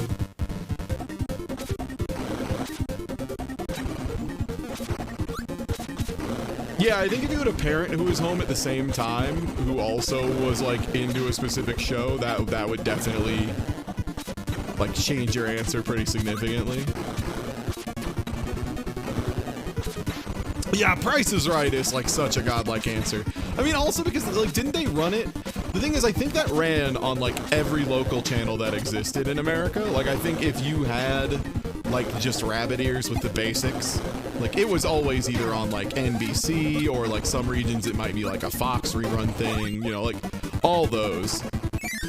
Yeah, Game Show Network definitely changed the meta, but I don't know, because like I remember the short time I had satellite TV, they just really put on like a lot of Press Your Luck, which I'll be honest, Press Your Luck, one of the least interesting game shows.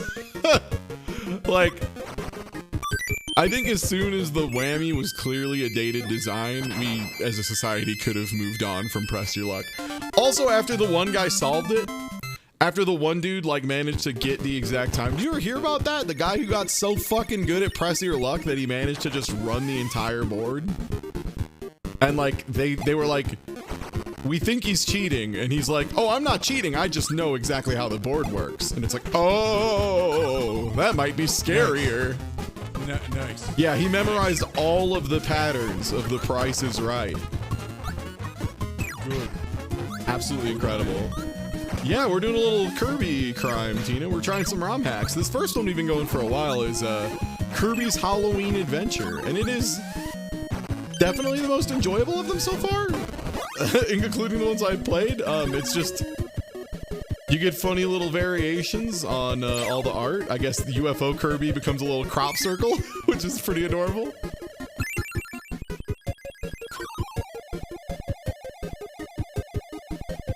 Time to fly to Area 51, where the aliens live. Oh my god, are we really going into Area 51 to see them aliens? Let's go. Where's the aliens?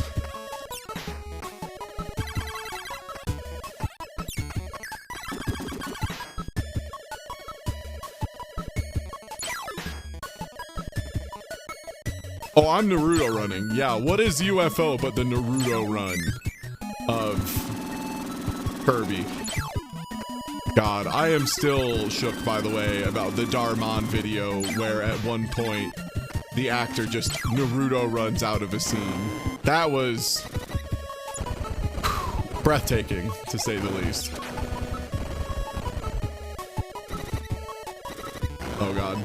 You can see me holding B in the top left. There is definitely something that can happen where, and I'm willing to bet it's lag related, because that's what most of the big problems in Kirby's Adventure are caused by, is just the fact that this game lags its ass off, even vanilla.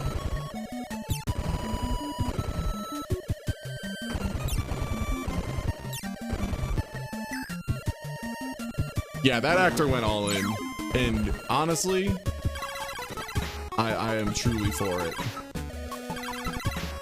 Excuse me, Herbie the Love Bug. Oh! And yeah, speaking of which, again, we are gonna have a full 12-hour marathon of just YouTube content on Saturday. Well, not just YouTube content, because there also might be a tasting at some point. I need to schedule times and stuff, but we may have a sub goal for September to do a very cursed tasting. And by that I mean, gonna do a tier list of dehydrated burgers. Live. So like, yeah. Yeah, you should be following it, because that's gonna be like all day Saturday.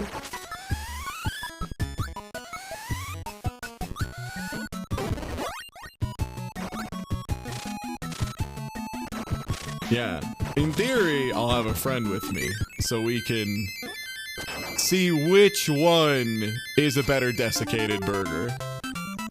Yeah, everyone forgets about the dehydrated. How long did it take the dehydrated Max smell to leave your kitchen last time?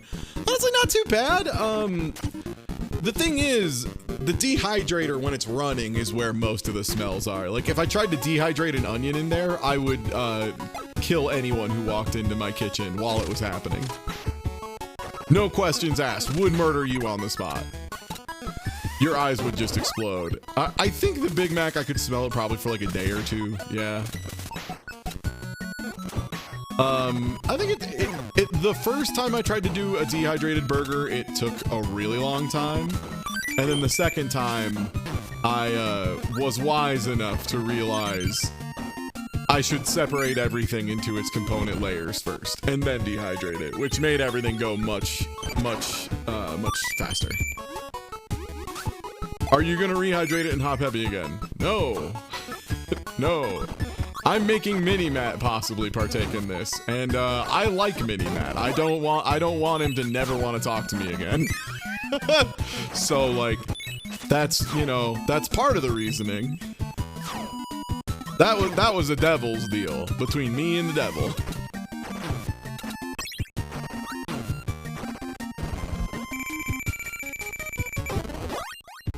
Sharknado. But yeah, hey everybody from the raid, I'm Ty. We're playing a little bit of Kirby's Halloween Adventure.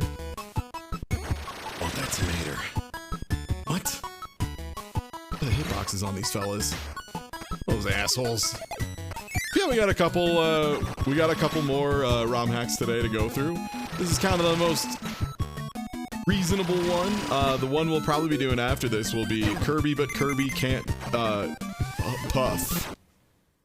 Ever. He simply lacks the ability to puff up. It's a platformer, but he can only jump. I just really don't want to deal with how bad Rock is in this game. That's a UFO, though. That's a real one.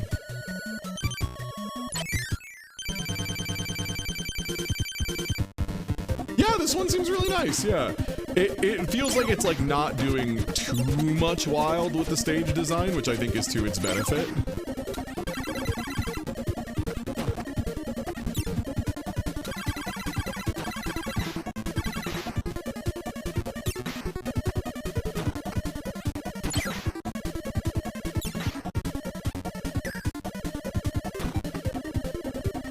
Please, please, I'm holding the B button. I can see on the screen I'm holding the B button.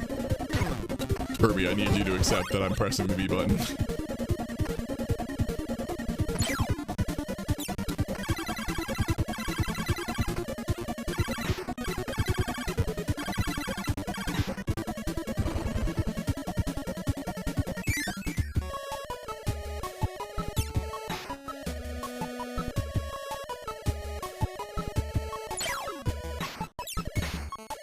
Yeah, no, I think it's really solid, yeah. When I say it doesn't do anything too crazy, I mostly mean like derogatory, because again, this game is always on the verge of like kind of lagging itself to death. So adding too much more, as we'll see in... So one of the hacks we're gonna play, probably not too much of later, because from the little bit I played, it was pretty insufferable to actually play. It's a hack by Purasabe, who is the person who did the Mega Man... I want to say it was Rockman 4 minus Infinity. Famously like a very good and interesting hack, but it is notably way too hard. But more importantly, like it does a lot of interesting things. It adds like new cool mechanics and stuff. Like it's very creative across the board. It is like a technical achievement, that hack. As much as like, you know, people love to clown on Too Hard Game at this point. But like it did a lot of cool stuff. Unfortunately, the Kirby's Adventure hack by them very much did feel like this game cannot handle that. Like, this is, you're putting too much stuff in the game. Again, I literally had lag that was so bad that I fell from the middle of the screen to the bottom without my inputs ever getting read. Like, they were just gone.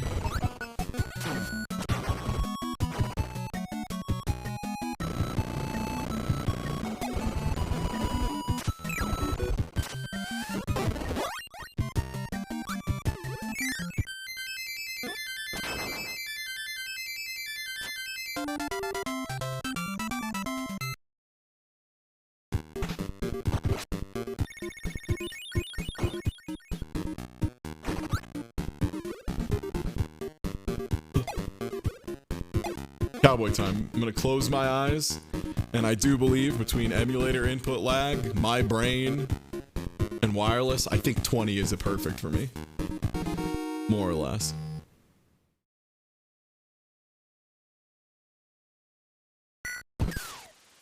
Yeah.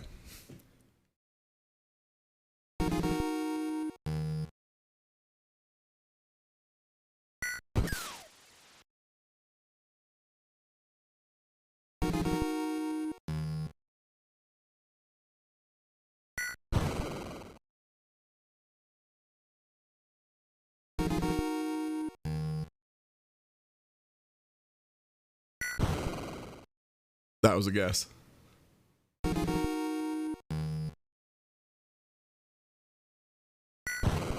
That was also a guess.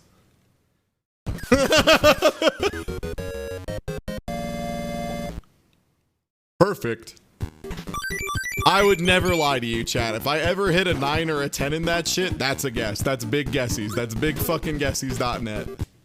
That's a lie. That's like there. If anyone ever tells you, oh yeah, I just reacted in 7 frames. Like, no, you didn't. No, you did not.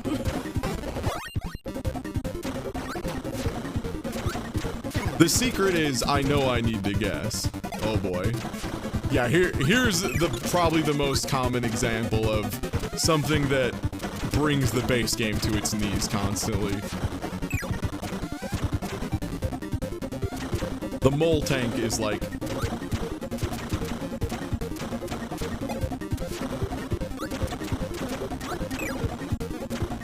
I'm amazed they didn't make it underwater.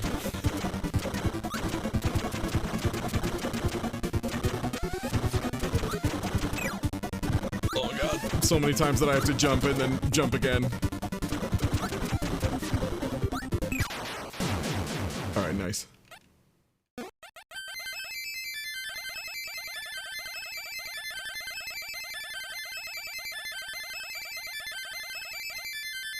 Sorry, it's always funny to me how you can mess up the music by teabagging real fast. This was in the base game? Do you mean the mole game? Or the mole tank? Yeah.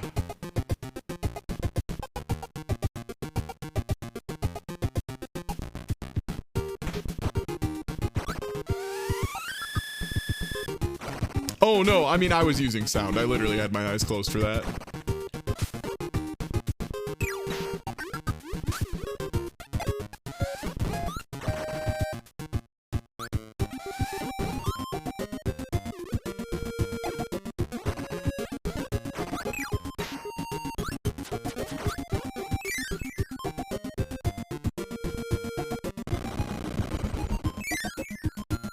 Yeah, whatever. Big whoop. Big whoop. Just like Donkey Kong. Big whoop.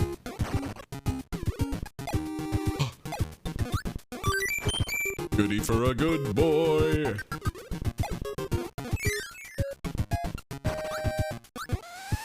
Also, for what it's worth, I am assuming 60 frames per second for this, if that's unclear.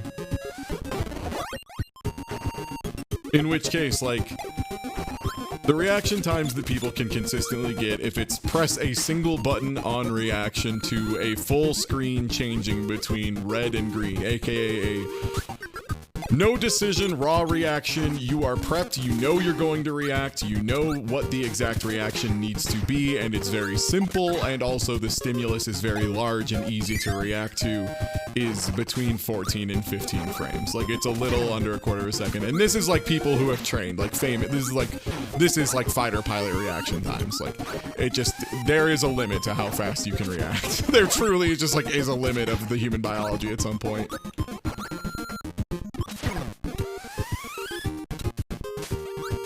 Which, for what it's worth, Quick Draw Kirby is like actually a good example of like as fast as possible. How many worlds was base Kirby Adventure? Was it, yeah, 7 with a final level. Okay, yeah. Oh no. Hades Harbor.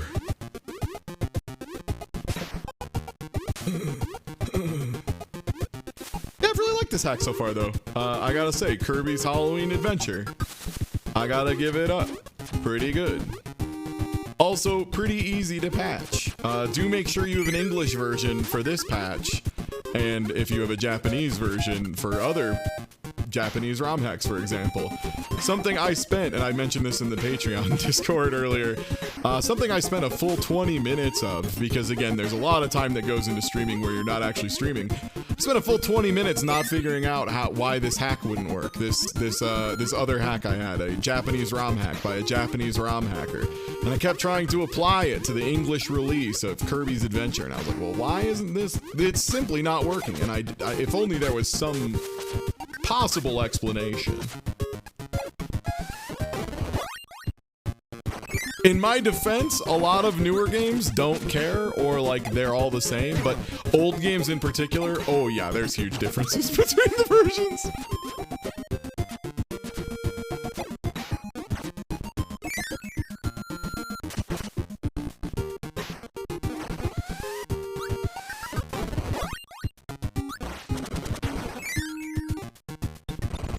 Nice.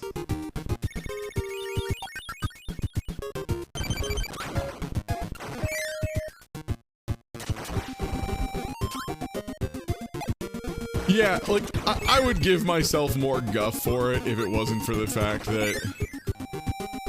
Wait, do I need to leave this way? I would give myself more guff for it if it wasn't for the fact that I had literally just been doing, like, multiple other Kirby's Adventure ROM hacks on this one.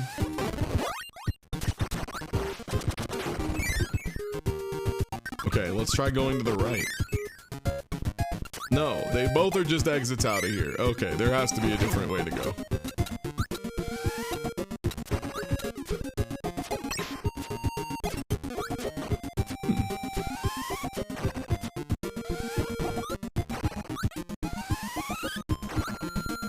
well, that's a pillar, huh?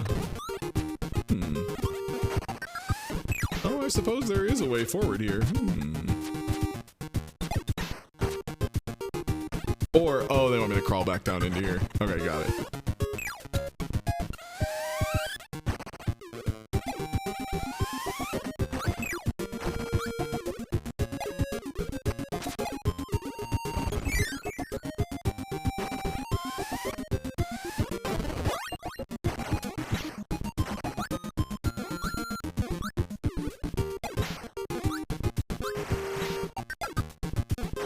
Oh, nice! It's the statues from Superstar Rock.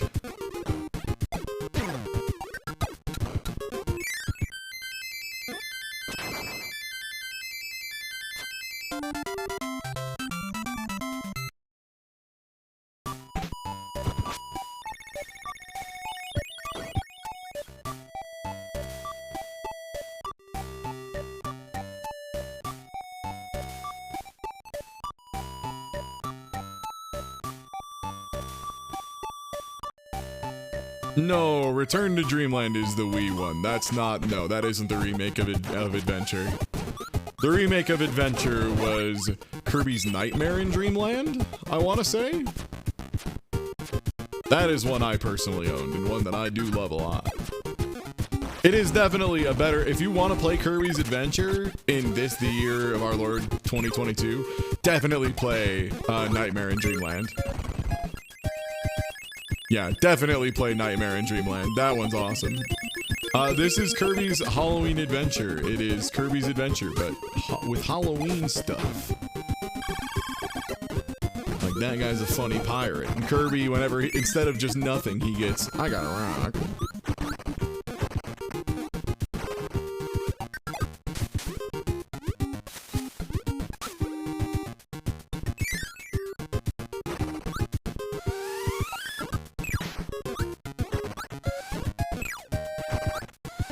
Yeah, like, I think it's a much better game overall, Nightmare in Dreamland, like, because, yeah, not only does it, like, look better graphically, which I think it does, you know, obviously there's some contention of, like, especially if you have nostalgia for the old art style, 100%, but, oh, okay.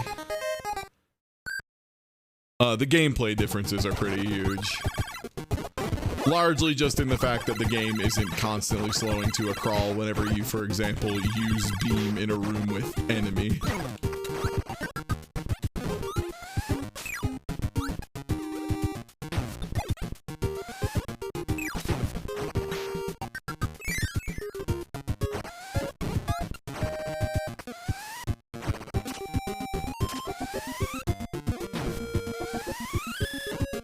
Yeah, that was a nice one to replay through as well, because, yeah, it was very quick.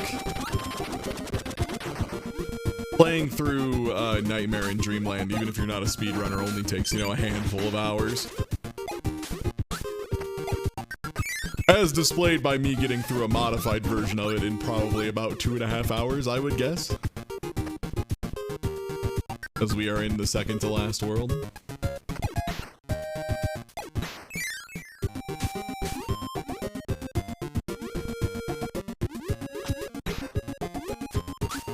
Bunny Mouse, no.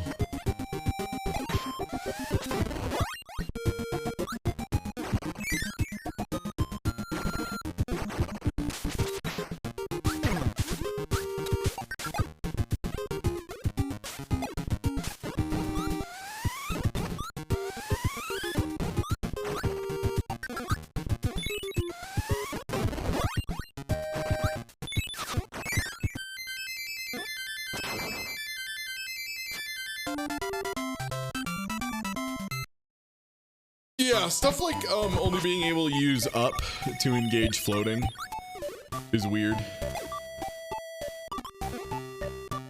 Alright, I'll be right back, by the way. Just need to go take a little bit of ibuprofen and grab myself a big drink.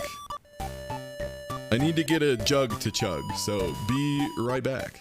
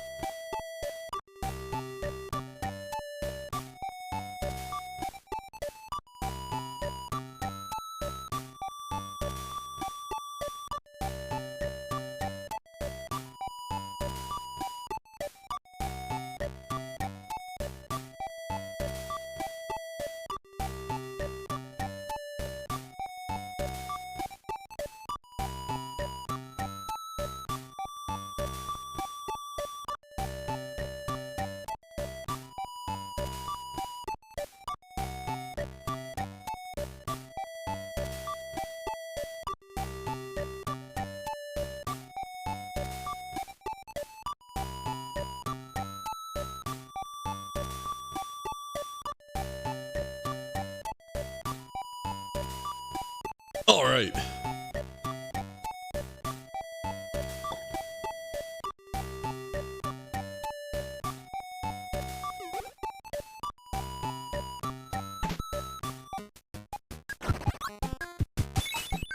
All right, I have taken the ibuprofen, and I have a gallon of cold water in front of me. Because I am the least needing of hydrated bot, perhaps of any streamer. I love being hydrated. It feels good. The other part about if you hydrate enough, you get to have a good piss. Not enough people are saying this.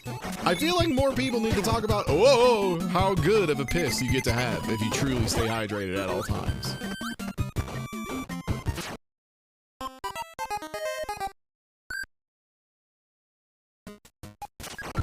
Hell, I'll say it. Peeing feels good. There, I said it. I'm not ashamed.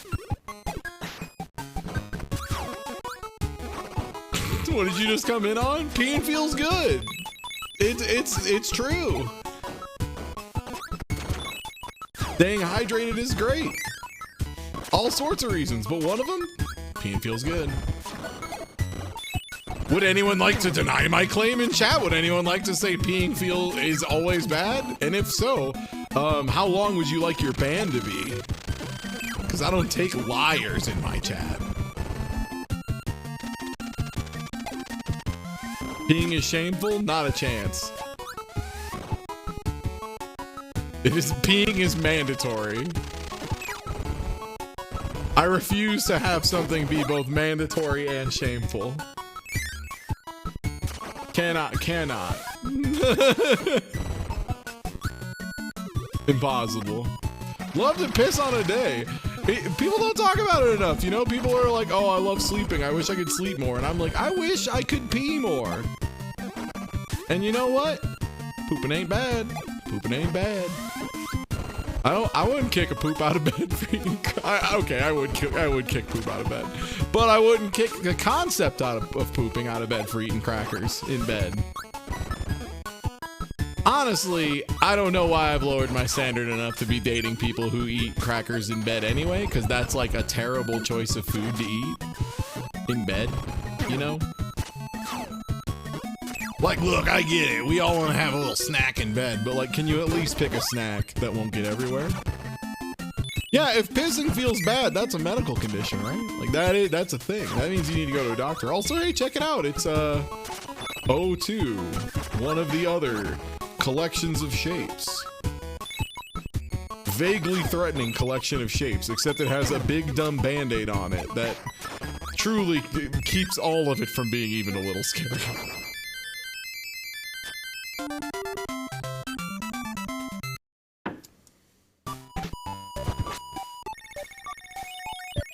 Hi, please, I'm eating? Well, too bad. Think about how good it's gonna feel to pee when you pee out the drink you're having later. Ah, this is also spicy water. This is also the bad for Kirby juice. And not just spooky water. Burning, please.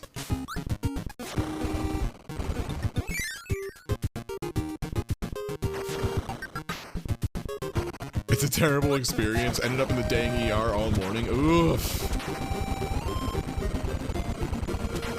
God. Well, whatever it was, I hope you're through it.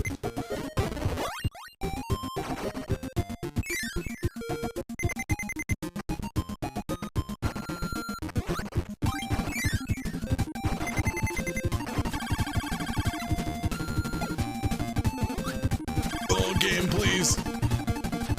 I know they put 6 enemies on screen at the same time as they gave me a thing that makes Kirby shoot out sparks.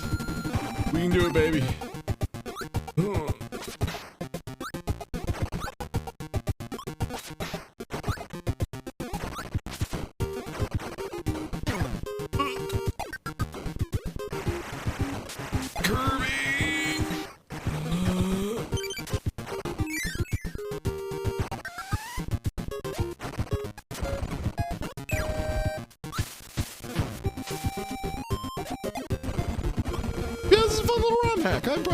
I'm appreciating this. It feels like a good way for me to play some Kirby's Adventure again.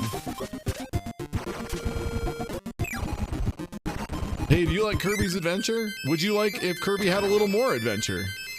Good news.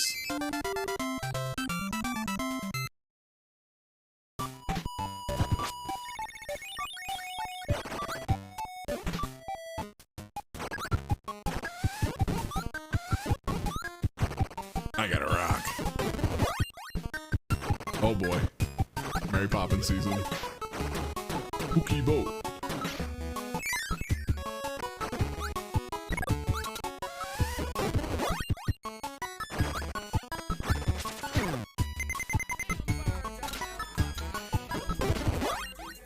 Yo, thanks for the resub. Yeah, gotta love a little fella around these parts. I am still really sad that the little fella generator game we tried to play yesterday crashed 4 times in 2 hours after I had tested it for 3 hours with 0 crashes. Folks, what are you gonna do, right? What are you gonna do?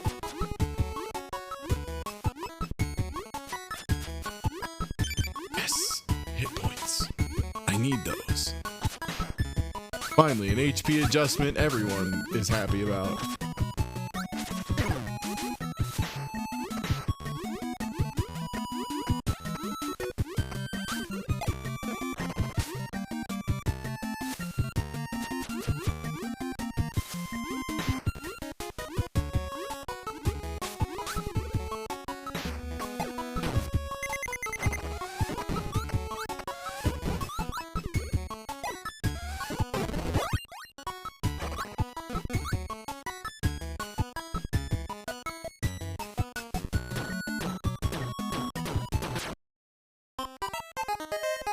Oh.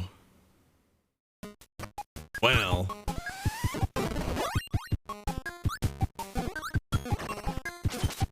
The audio game was like such an interesting concept, so poorly executed. Like legitimately, it was very funny to me. The parts where it was like, okay, follow me. Oh no, you fell down, oh no. It was endlessly funny to me.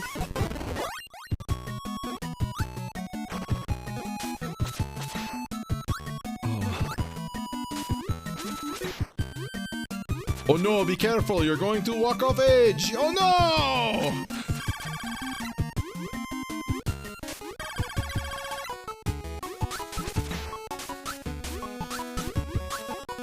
It did make me realize though, that if you want to make an audio only game, your writing and voice acting has to be really on point, because it is under a new higher level of scrutiny than previously thought possible when there's nothing to look at. Why did that umbrella explode? That's so fucked up.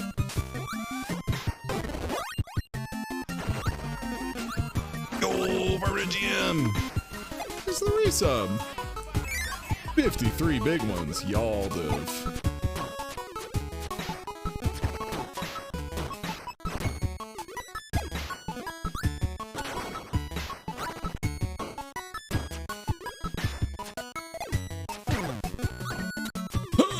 Too many enemies on screen. Oh, you know it's rough when the game speeds up when you get a power. Oh. The one complaint I have about some of the sprite swaps in this game is some of them do remove some of the frames of startup that you need to be able to tell an attack is happening.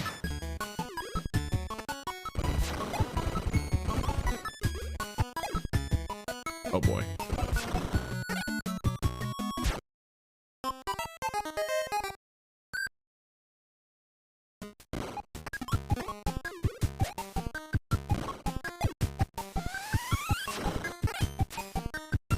No, don't hire an ASM artist. No, hire a voice actor. Hire a voice actor. There's a whole guild of them, I hear. It's wild. They're very good at their jobs. I would go as far as to say I know a few of them. They do good work. The thing about voice acting that people forget is that you have to be able to act.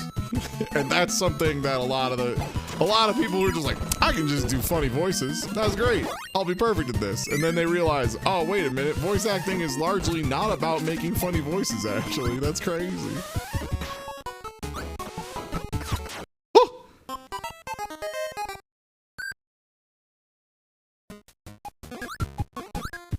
I am imagining nothing worse than having someone try to give me a video game experience, and then I just hear someone lightly dragging an X-Acto knife through a fish bowl of glass beads.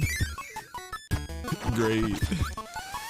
Then they whisper way too much in a way that's really kind of creepy, honestly.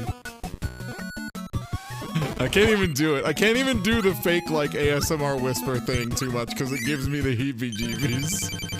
It gives me the heebie-jeebies when I do it.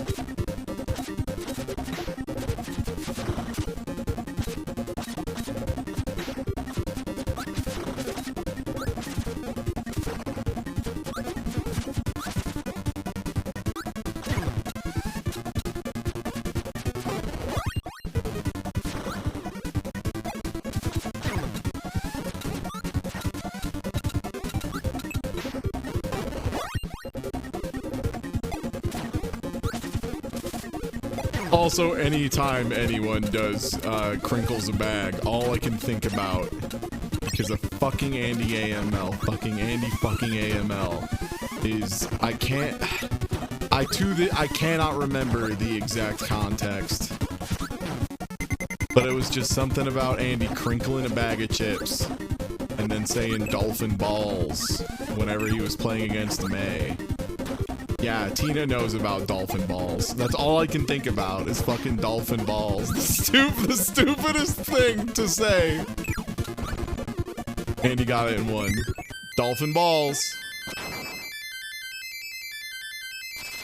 Like, literally, there was a period of time where all I got to hear was, like, whenever I'd play Guilty Gear, if he wanted to mix me up, he would just start up. Like, he'd be like, all right, let's play a little bit. Dolphin balls.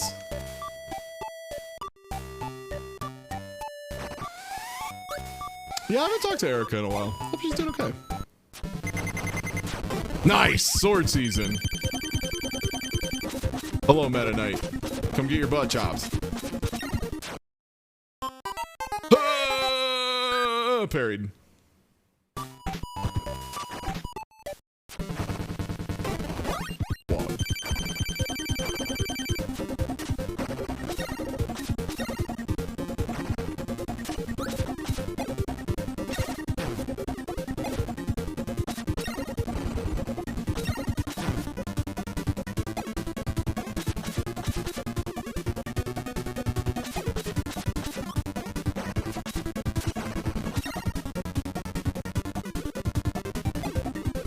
This fight with like 6 times as much visual noise is actually kind of a lot. I keep losing him in the background.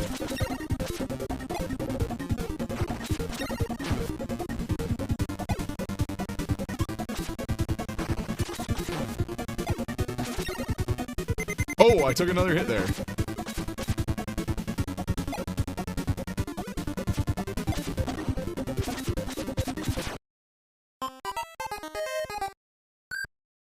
Yeah, this color scheme probably needed another once over.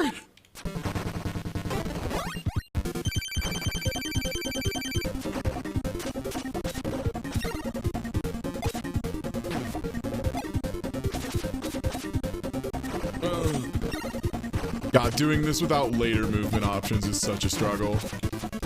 Flight is so bad in the first one.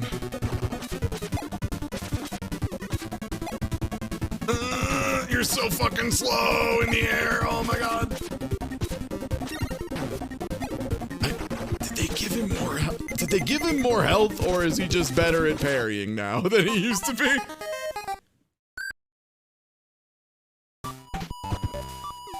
Hold up. What's going on here? This is Meta Knight's not this much of a chat. I have beaten this game as a child.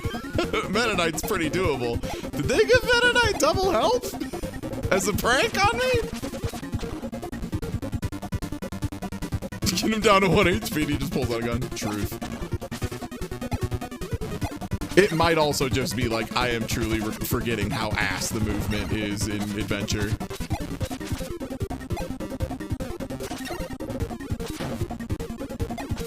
Which is feeling like a lot of it. The movement is terrible. Oh, he's just deciding not to get hit more often. Okay.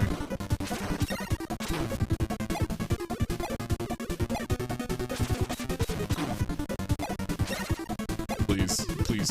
Whenever you stand over a black rhombus, I don't know where your hitbox is.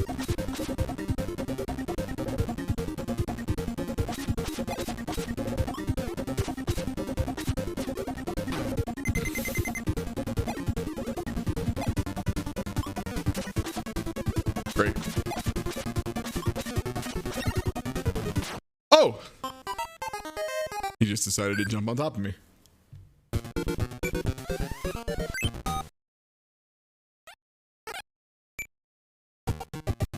Yeah, I think this is just much more health than he normally has.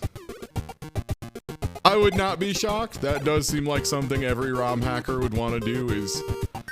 The Meta Knight fight is so cool. What if it took twice as long? Wouldn't it be cooler? Who can say? Because yeah, later games you can block, your movement's a lot better just in general. Oh, air movement in this one. Okay. He also seems to be just fucking running me down a lot more than Meta Knight did in the past. There we go.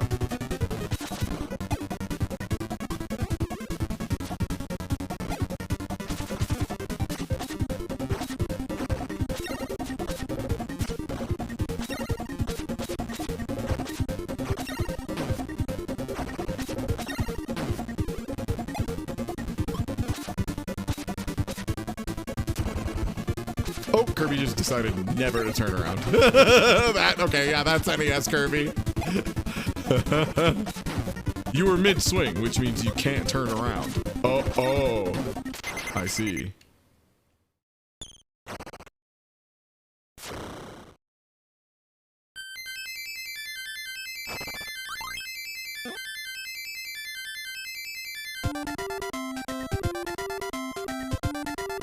Yeah, I think he just maybe was just moving like 10 times as much as he normally does. Ghostly Graves with, Rainbow.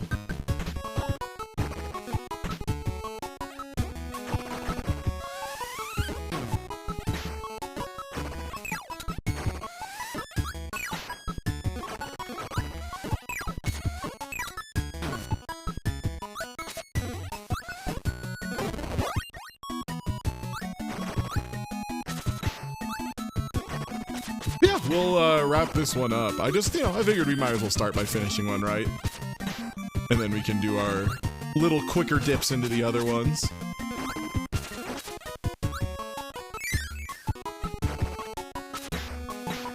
And then probably end on a little bit of Kirby golf. A little golf.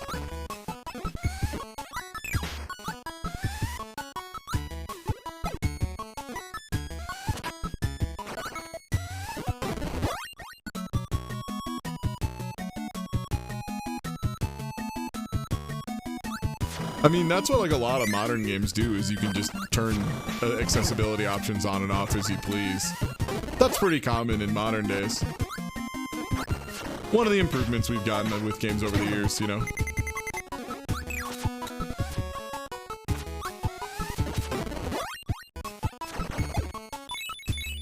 Also, like, the biggest blessing and curse of fighting games is the difficulty is just how good is the person you're playing against.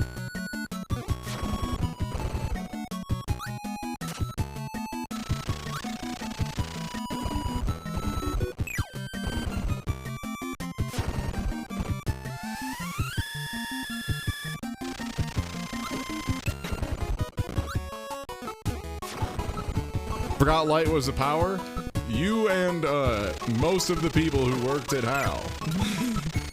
For what it's worth, it was a very bad power. It did nothing and made you drop your power for a room. So, okay. I think everyone's pretty glad it's gone. They do have like variants of it in Kirby and the Forg. Those are pretty sweet. Duck roast? Chuck roast? Duck roast? Duck roast? Duck roast? Chuck roast? Did Plasma ever come back? I think they've had Plasma a few times.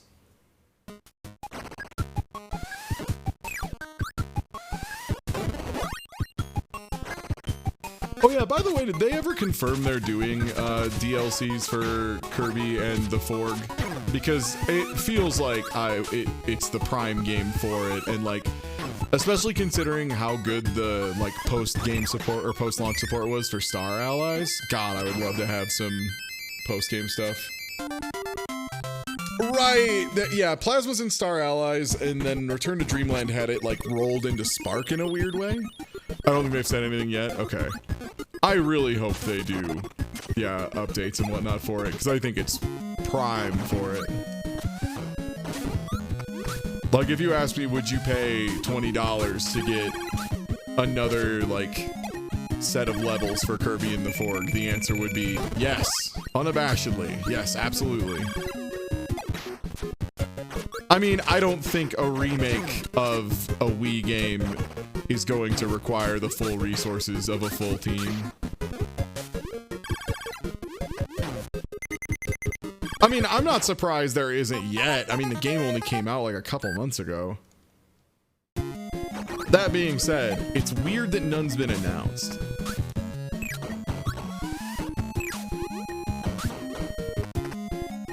Yeah, I would definitely not assume the Return to Dreamland remake is even in the same realm of resources as Kirby and the Forg.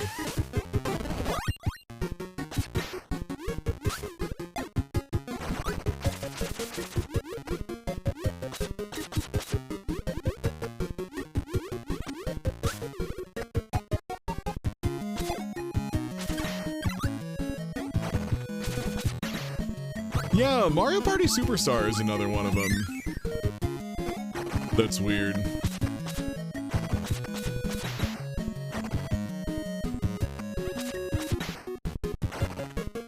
Yeah, same, Zito. The thing is, I think everyone knows that's what everyone wants, like, so I'm wondering what the technical limitation is that's keeping that from happening. Because that does seem like a remake that would take a lot more work, you know, porting something from 3DS up to, you know, modern consoles, as opposed to Return to Dreamland, which it sounds like they're putting like new assets and stuff into, but it definitely would take less work to overhaul. Robobot, like, I think Robobot even has like different screen ratios and stuff.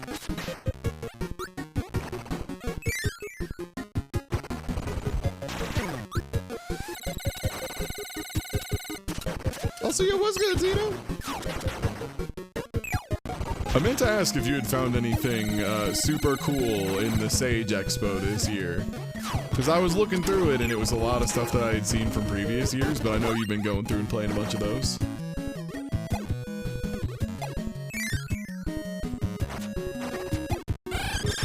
Sure did? Okay, sick.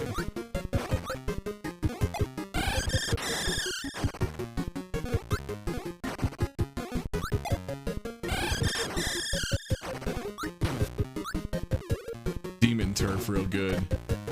I don't remember which one was Demon Turf.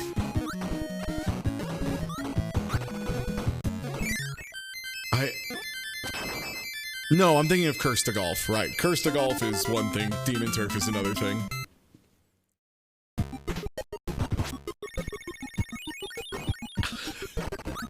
Look, there's a very important question I need to know the answer to before I can possibly play Freedom Planet 2, and it's, have they already added in the mode where I don't have to watch any of the cutscenes?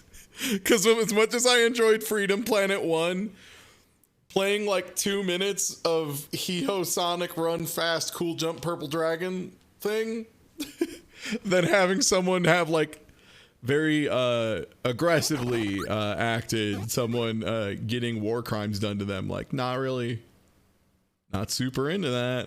It was pretty bad. Soda Penguin, Drill Buster, Lunas Ice. Okay. I do not know if it was in at the start or if it didn't get added until much later. I believe that was added like a solid 6 months after the game came out, though.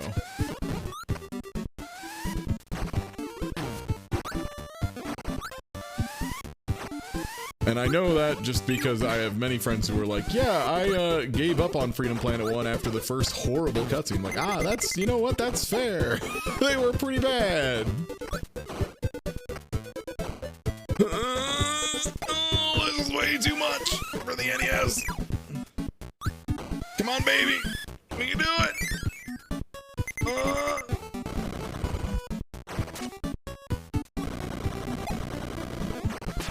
Something about this color scheme in this room just is the most Undertale vibes I've ever seen a Kirby room be.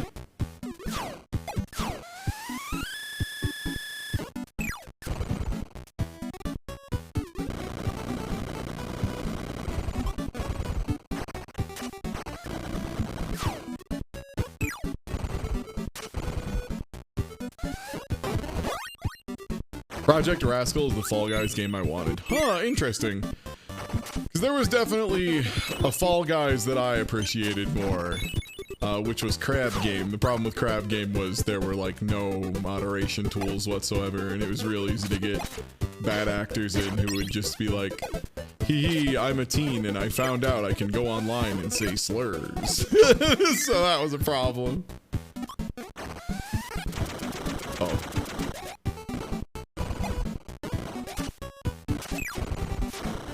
Oh, that was a different attack. You've never done that one before. Yeah, I would definitely be interested to try... Whoop! Try a crab game again in the future.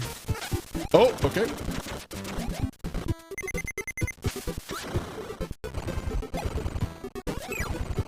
Wow, two of these guys at the same time. I would like there to be one of them instead. Oh!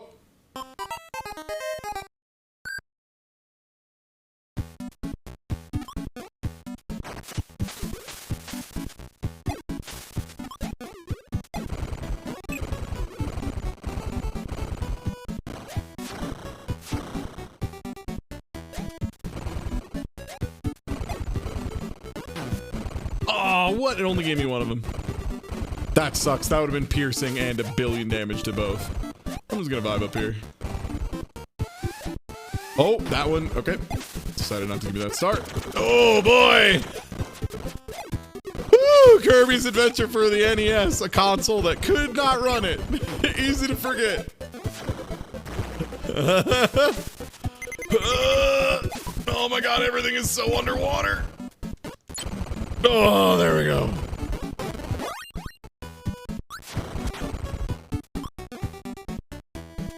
Shield Cat was a good time, but the content was so meaty it was like its own game. The demo clocks in at 6 hours. Good grief. Whoop! Midwest. Whoop! Oh man, now I gotta do it again. Alright, get back in there, little fella.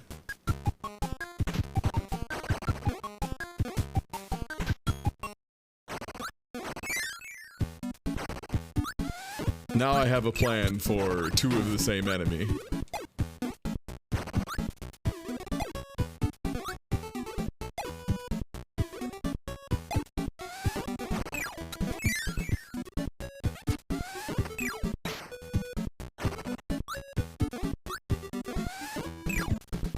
What does Shield Cat play like?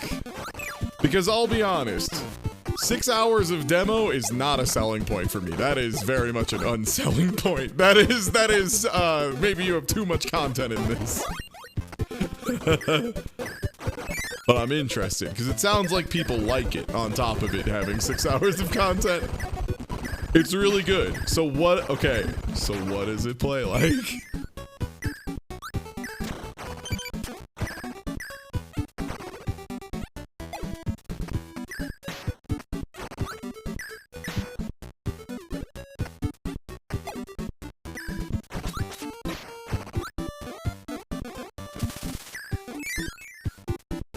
top-down action platformer.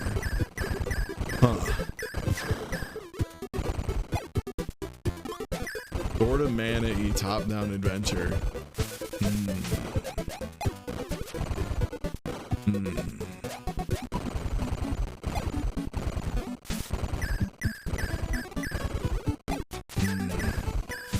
Trying to remember if I even ended up playing any of Code Vein or if I'm mixing it up with one of the 12 other anime games that came out in one year that had something about blood or blood in the name because Bloodborne was a big hit in Japan.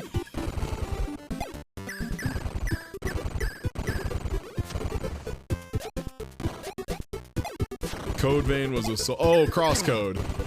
Ooh, okay. Yeah, that means I probably wouldn't like it, because Crosscode was a game everyone was telling me constantly was so good, and then I just hated it. I was so fucking bored.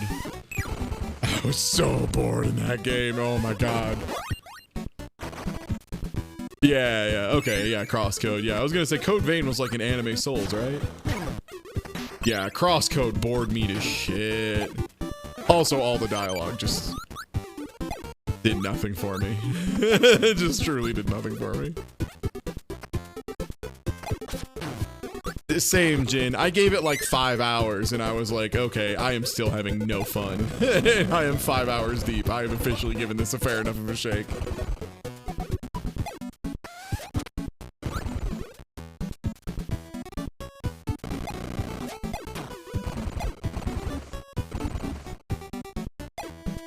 You know what? I am glad to see both Jin and Tina also were, because like so many, yeah, people were so up on Crosscode. I was like, maybe I'm just not getting something, but yeah, after 6 hours, okay, cool.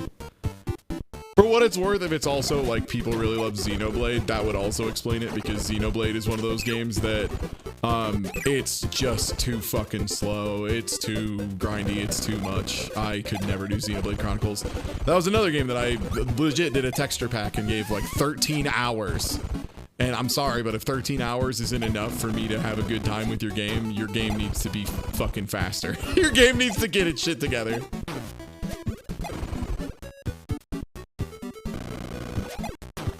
I have dated people for less time than that. Please. Please stop jumping exactly after I get the projectile. I'm begging you. And please stop jumping to attack me. Exactly where the platforms cover. Ugh. These platforms are the worst Oh! It just never happened. That must have been a very cool moment of Kirby lag. Yeah, definitely feeling the limitations of the NES more severely than I assumed I would. Let me tell you, the number of times I have literally been holding down B and C in the upper left corner of the screen, that yes, I was holding B, and just nothing is happening, more than there are stars in the sky.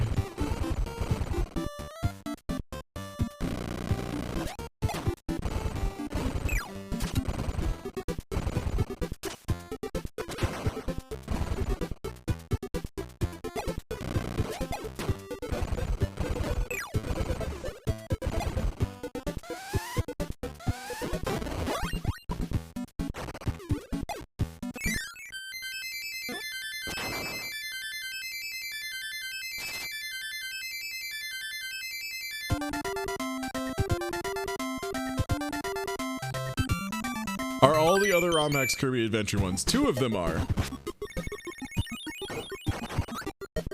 Yeah, two, this and 2 others are. And then the last one is Kirby Golf. But the other 2 we definitely won't be giving full time to. One, I'm interested to see where it goes conceptually, and one of them, I'll be honest, I'm probably gonna play the first level and be like, so this is the one that's, because it's the one that's gonna be asked about the most. It's like, among Kirby Adventure ROM hacks, it's the one that got, oh, that just, it took me from getting hit to inhaling a guy to going down a pit. That was an example of my input coming out very, very late. Very, very late. Alright, let's try that again. But yeah, I want to show that one off because it is like kind of interesting, but also to show why I'm not planning on playing it, which is like, again, literally they just could not. They wanted to add so much shit to the game, and the game just isn't capable of doing it.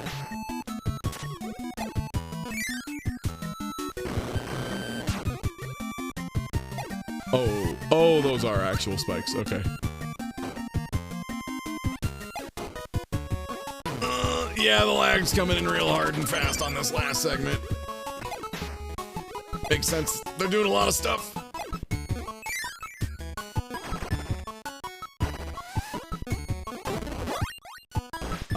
If only I had Cutter.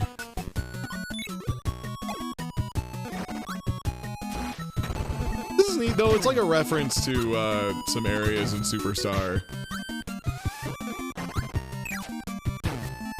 Yeah, that's been a big problem I've had.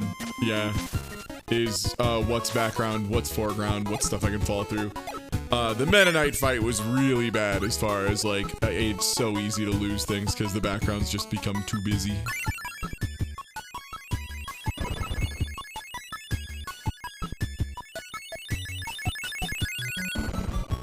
I think the main thing is cannons just look a very specific way, and they tried to give the cannons a costume, but the problem is the costume is just a cannon that's harder to read at a glance. It's just a cannon that doesn't look like a cannon.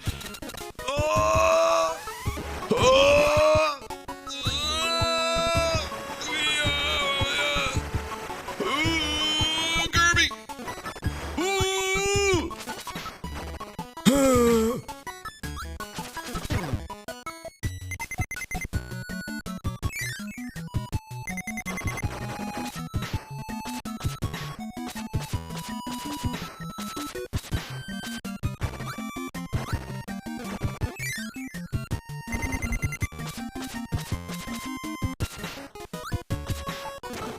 Yeah, roguelikes, it depends. Like, there are some roguelikes where, you know, skill is going to be a factor, but everyone's going to have about the same length of time on their first clear.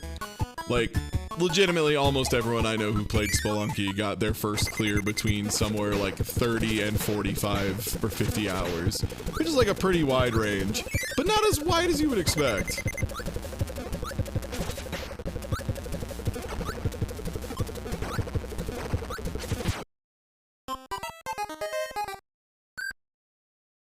Yeah, Game Boy Advance giving this game a non-lag version is really something else. Because I think, yeah, like I legitimately think that a lot of the level design in Original Adventure is like really well done. I think the mechanics and stuff are really neat.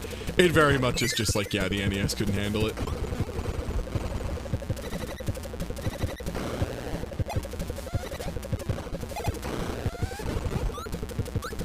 Oh, I don't get a power out of these ones. Yeah, it depends. There are some roguelikes that I've definitely just wanted to play a little bit of here and there, and then there have been Hades, where I was just like, I'm gonna spend 3 weeks of my life playing Hades and then speedrunning Hades, and if you don't like it, too bad!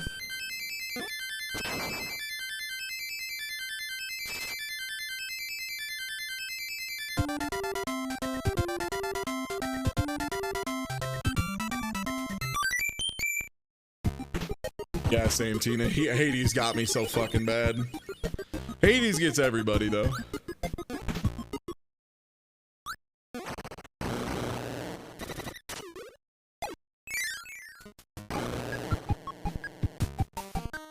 A roguelike that was structured for coffee breaks.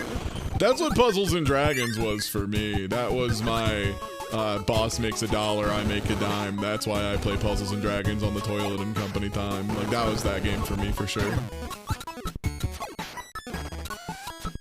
A game I have finally fallen off of after like 7 years of playing pretty consistently.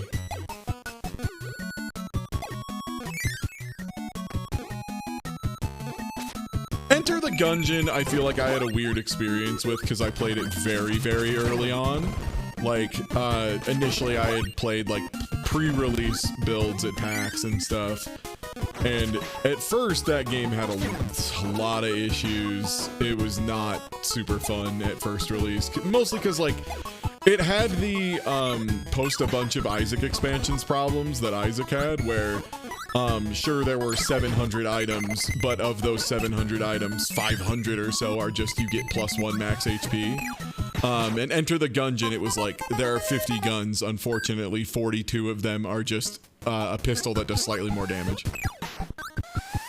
And there were issues with like key distribution and stuff where you would very regularly be on like floor 4 of a run and still not have seen a single key. So you were still stuck with the base weapon because the game just never gave you the ability to open a chest. Like literally nothing you could have done would have changed it. It just never spawned. And they drastically reworked that, which was good.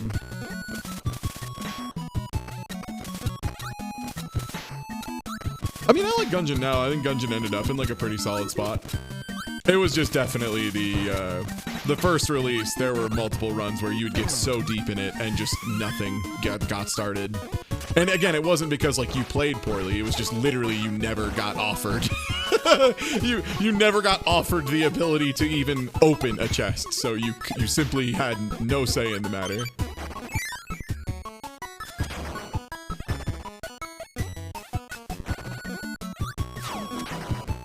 Yeah, they did a ton of good updates for that game. New Shovel Knight Mr. Driller game. Yo, there was also like a new Mr. Driller that was released a little while ago, right? I swear I saw Lord BBH playing a like a Mr. Driller, like a new one. Mr. Driller is also one of those games that I would like to learn and become good at some point. Not because I particularly care about Mr. Driller, but because there is almost always a Mr. Driller cabinet at Akihabara Arcade, and having more games to simply sit down and be nice at and kill time. It was a re-release of Drill Land for the GameCube? Oh, so did they like put that on Switch? Yeah, I never got very good at Mr. Driller because I've only had chances to play it at arcade.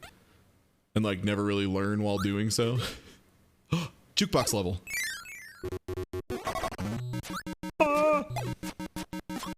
Yo, it's just like Kirby for Game Boy.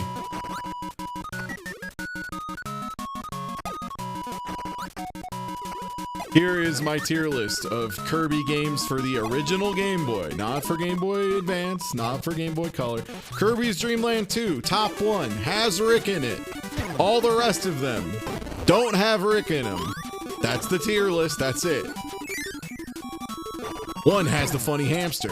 The rest don't have the funny oh wait, sorry. The tier right below Kirby's Dream Land 2 is Kirby's Pinball. Then everything else. Kirby Star Stacker has Rick in it. It's a good point.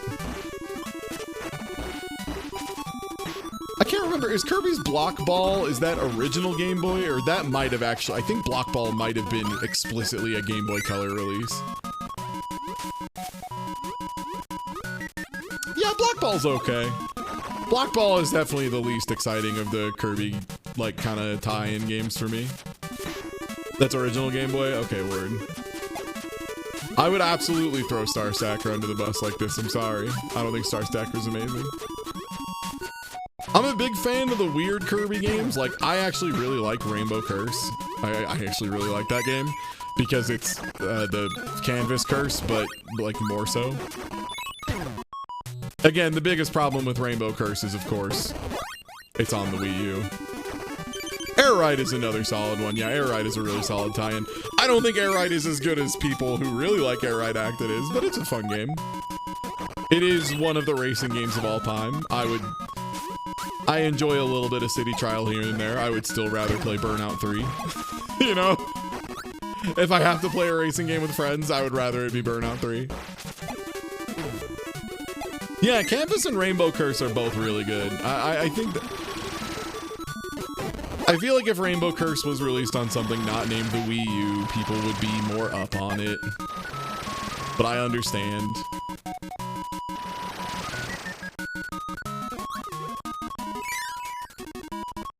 God, Burnout 3 is so good. Yeah, I know this isn't Kirby related, but if you haven't played Burnout 3, you should. I might have to stream that game again now that I have the ability to split VOD audio, because the reason I couldn't for a long time is because that game has so much DMCA-able music in it, it is out of control.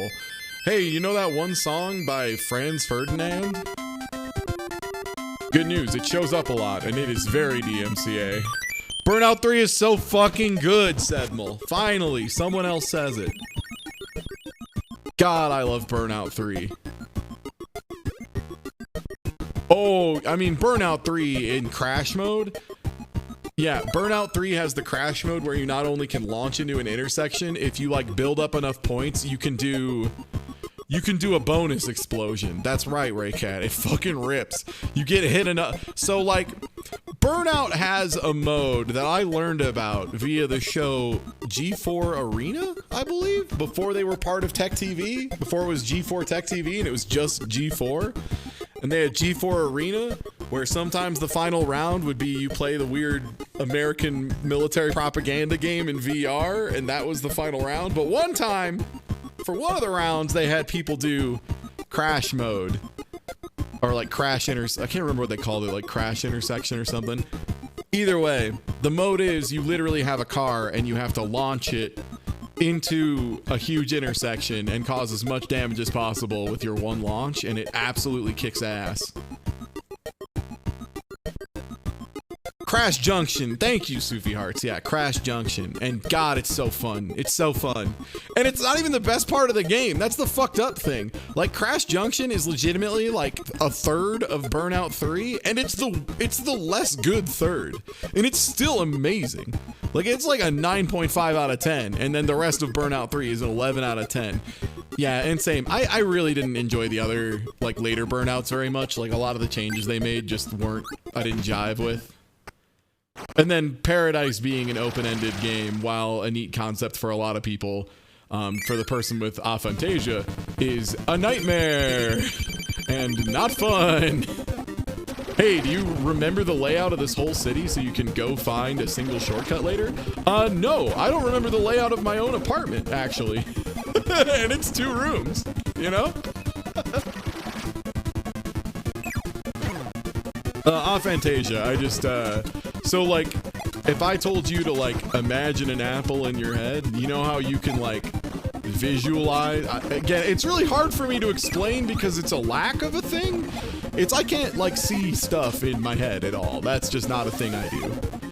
When people told me to like imagine a field or whatever, like when meditating, I always assumed they were just being metaphorical because I literally cannot visually see at all. Yeah. And it just makes remembering complicated spaces like a real nightmare.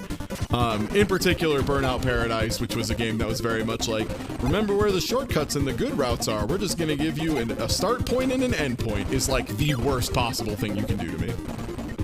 Yeah, so that like legitimately made Paradise just like, even if the game was like super good mechanically otherwise, it was fucking unplayable for me.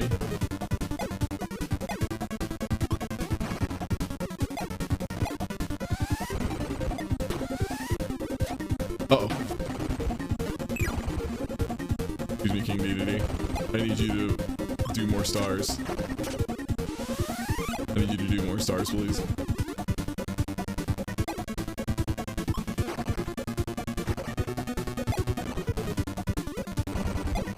Can you do more stars, please? Thank you. Oh, I didn't. Oh, so much delay. Memorize all sorts of maps, and I still don't like Paradise. Yeah, people were so up on that game, and I just never liked it.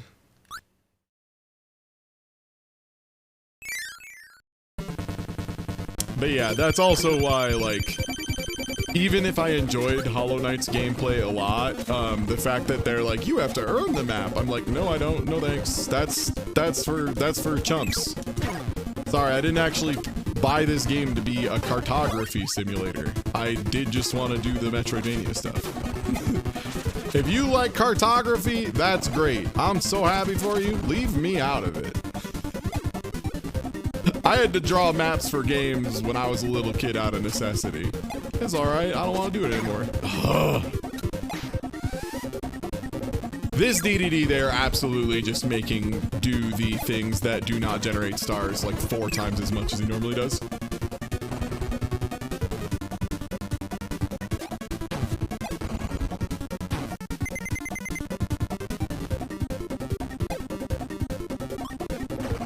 Hides Etrian Odyssey? Yeah, the worst part is, like, I love Etrian Odyssey, like, 4, I think it was, because it didn't really make you do that stuff. Also, the Toho Labyrinth, again, weirdly good. The Toho Labyrinth 2, the Riddle of Mario and the Big Tree, or whatever it was. That game kicked ass. Oh yeah, DDD has always had this much health. He just usually does, he's doing it now, he's doing it a reasonable amount. I think I just had a really bad roll of RNG there where he was just refusing to make stars. Just doing suck into float over and over again.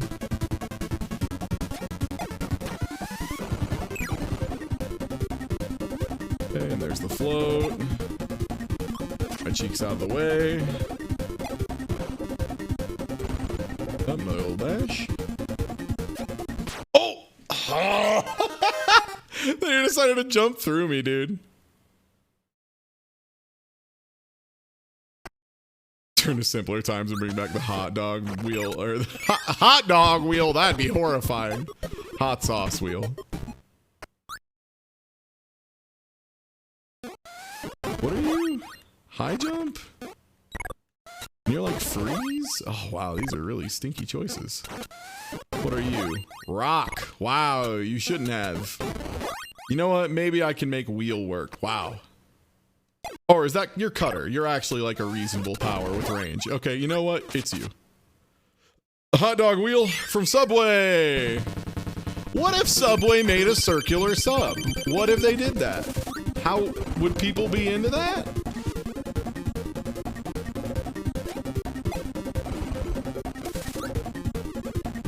Okay, can't go off screen. Good to know.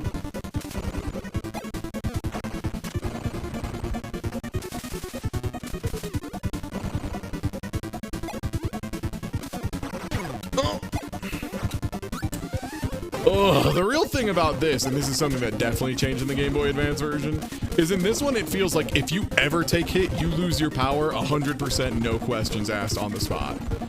Whereas later ones, it's like, it's a little bit of a dice roll.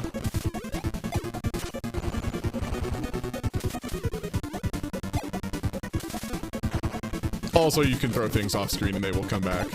But this is the NES, so it does not retain information from the off screen. Oh! No, come on. What? No, come on. Oh!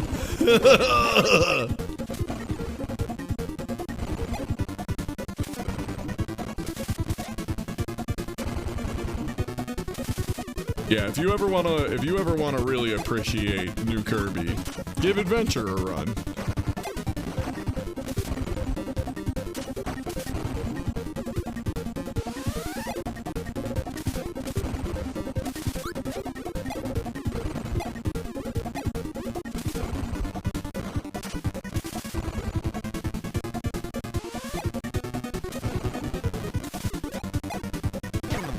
Across the whole screen.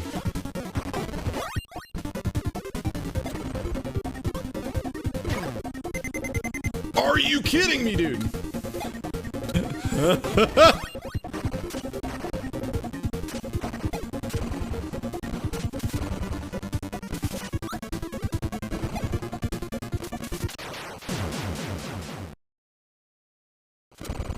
She comes down in a bubble, bro.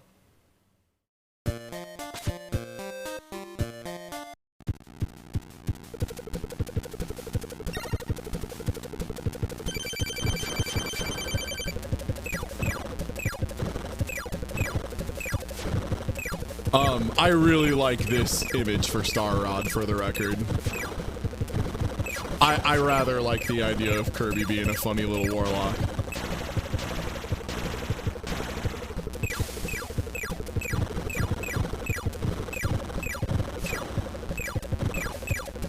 Also I feel like the cube is new. I feel like the fact that it is a dangerous cube is new.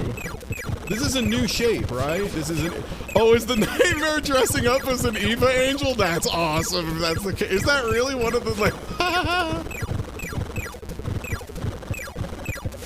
no, this hack was aesthetics and level design. And I think maybe some like small little changes here and there otherwise.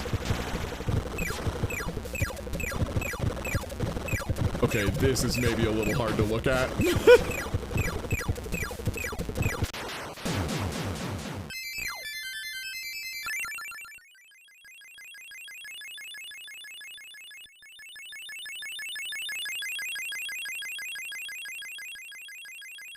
Oh yeah, no, it was an orb before.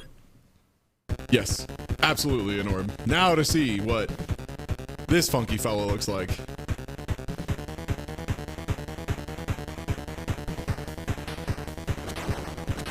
And yeah, they made the time limit for that fight way shorter, because yeah, I almost actually died there.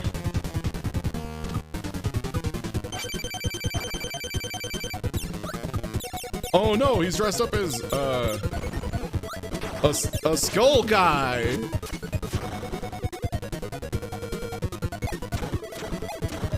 Please throw, please throw. Oh my god.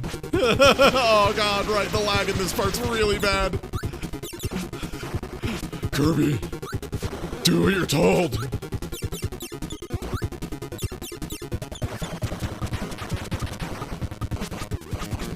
Oh, Kirby just randomly puffing up on the ground.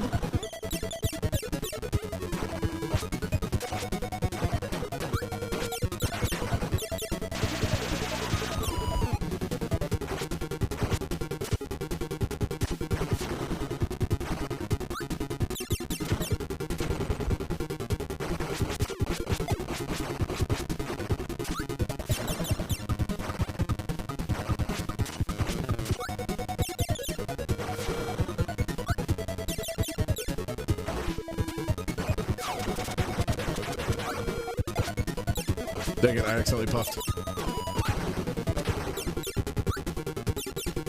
Please, sir, you have to show me your hit point soon. Or I'm going to morb.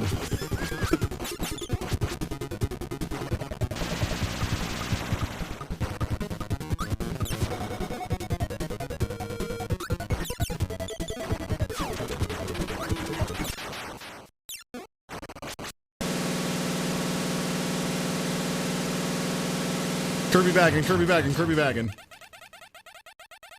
Bag on him, Kirby.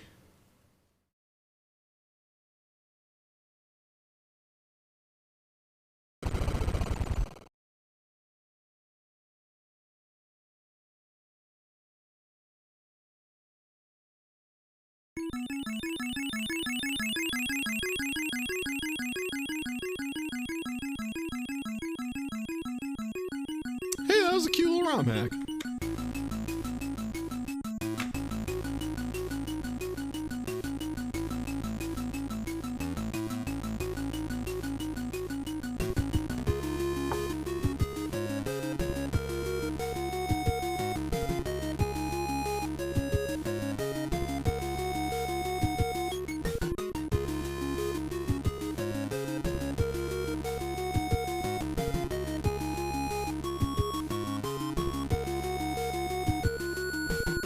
If Kirby had $1 for every time he blew up the moon, I could have at least $3. Which isn't a lot, but it's, you know, more than you'd expect.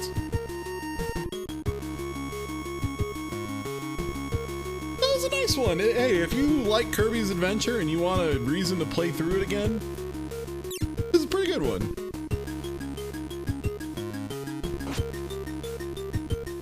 I still think you're probably better off playing Nightmare in Dreamland. But as far as I know, there is not like a hacking setup for, you know, the Game Boy Advance version of this game.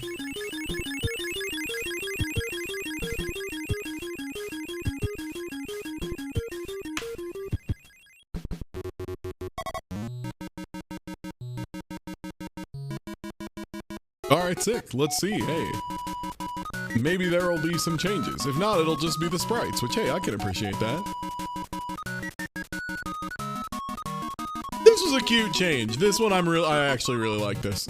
I dislike this boss fight a lot, but I think that change to making it Adeline was very cute.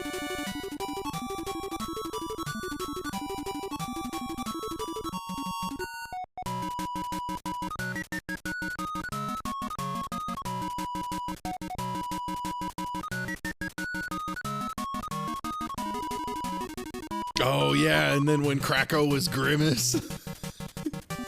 Is there another costume that could be? Can anyone think of anything else that might be? A purple cloud with like maybe like slightly different spikes on it? Is that anything? Because it looks like just I'm just going with Grimace. Because the purple blob, that's Grimace to me.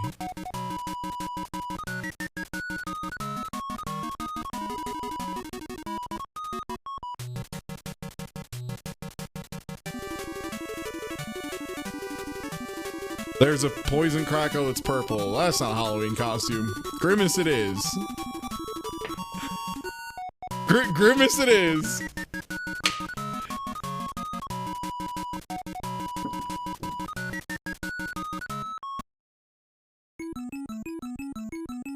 Happy Halloween, everyone.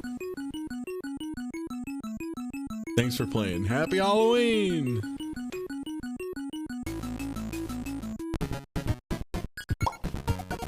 Lumpy Space Princess from Adventure Time. That is actually the most convincing argument.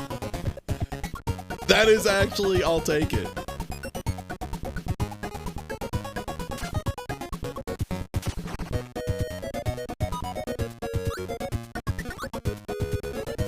Oh, I would assume, yeah. High jump in general, if you can make high jump work. So high jump is one of the powers in Kirby that's like vacillated the most between being unusable and ridiculously good, up there with wheel. Because like wheel sometimes will do, you drive through them and it does a single tiny hit of damage and then you're on the other side of them. And turning around leaves you vulnerable. And like that is the worst wheel. Every time that's wheel it sucks. And then there's other times where it hits like multiple times, like every frame it makes collision, it does damage, which like, yeah, high jump, the big thing is sometimes high jump will just be like it hits someone 45 times in a row. Like that one enemy we just exploded with B-ball, for example. As an example, just a little sample of how I could just kill a man. But yeah, let me grab this one.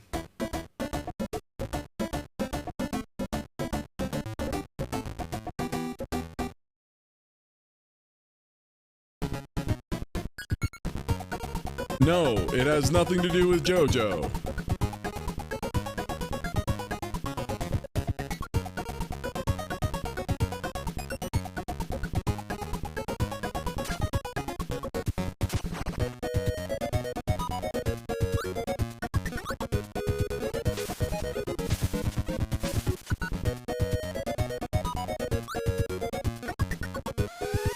I'm gonna look for Kirby Pogging.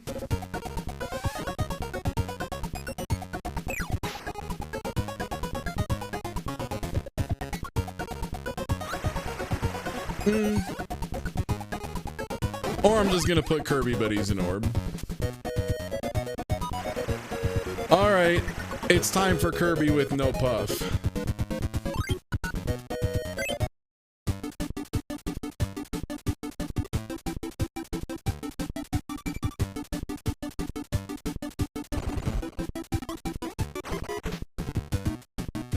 So, as stated before,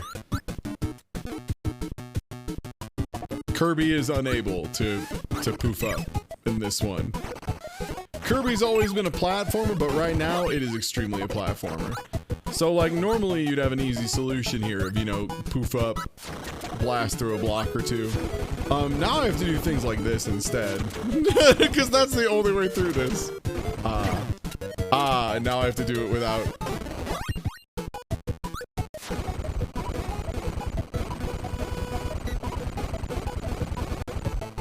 Nice.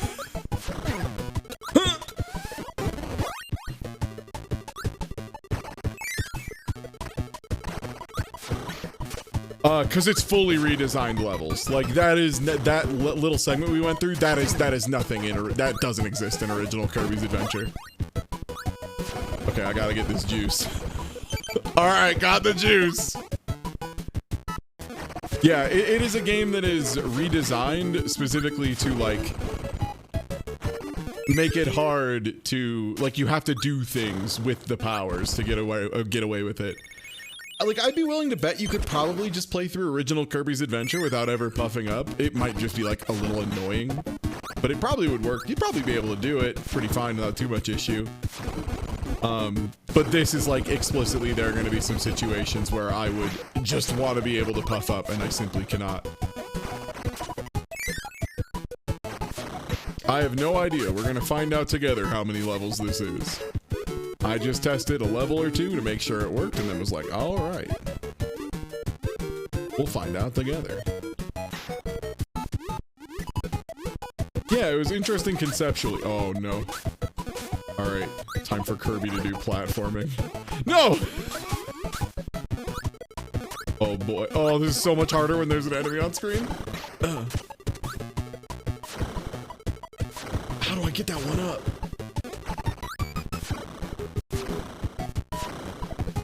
No! I went too far. Oh man. Oh. Okay.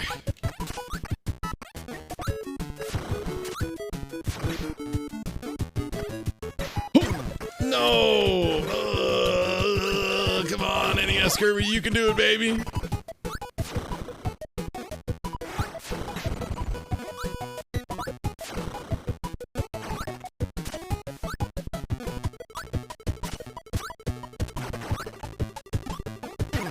Damn it. So that was a case of Kirby fell in the stupid way. Where he bounces on the ground before he's able to do anything if you fall too far. So I was trying to engage a power, but instead I was busy bouncing my face off the ground. Fuck, not gonna make it.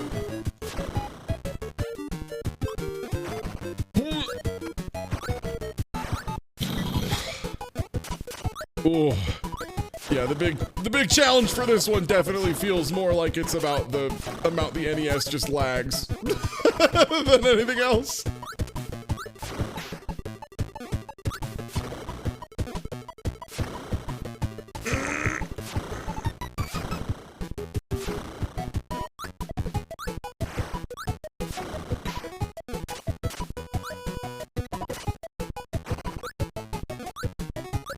Yeah, I almost feel like this would be better if they just like, because I'm wondering if there's any other power that matters other than burning.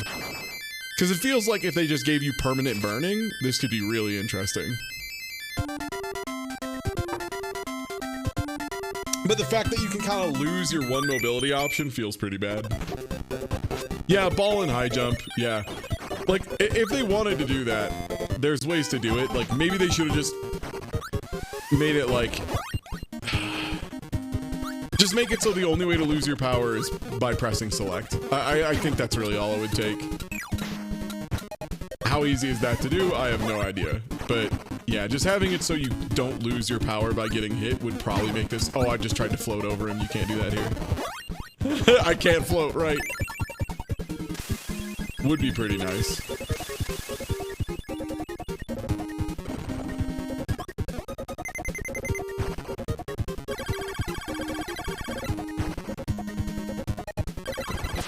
Oh, I was still sliding.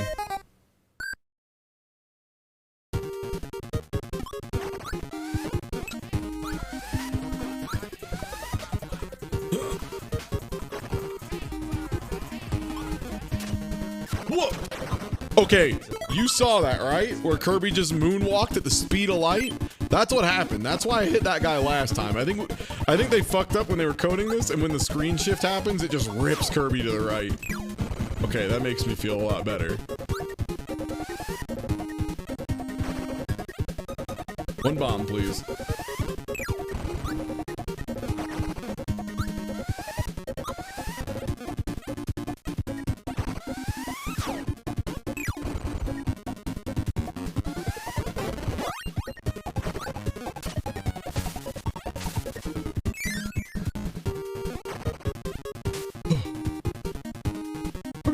chances. Isn't too bad yet.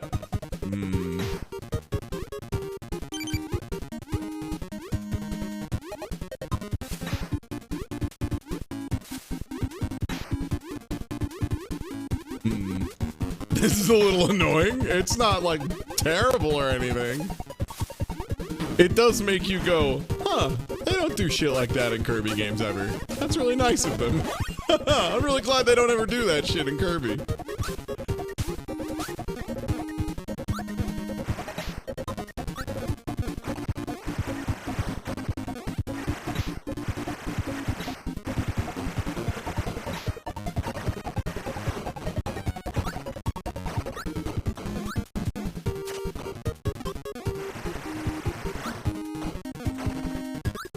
I'm so glad they hit it in the wall behind not breakable. Oh my god. Behind not breakable stuff. That's so cool. Oh, that's very much mandatory.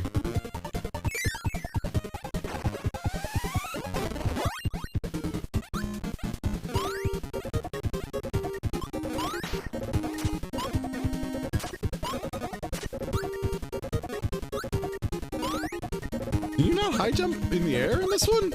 Wow, that's so weird.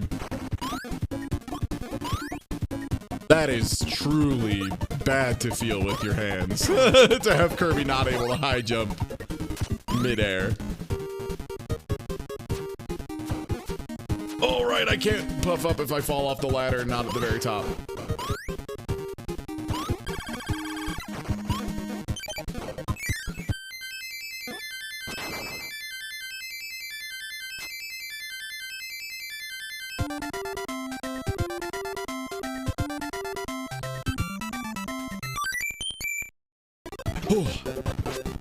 All right.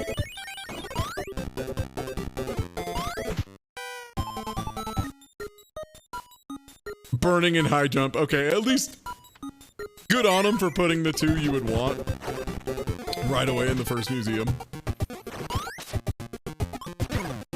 Well, high jump is a little too polarizing. I do love how Kirby kind of hustles himself up slopes. I feel that. I think if you made me run up a 45-degree hill, I would probably be doing that by the end of it. Especially if we were like up at high altitude. Oh man. Wow, that goes all the way down. That's crazy. Nice footsies. Nice footsies by the Waddle Doo. Gotta give it up. Good footsies, Waddle Doo. Oh, good footsies, Waddle Doo.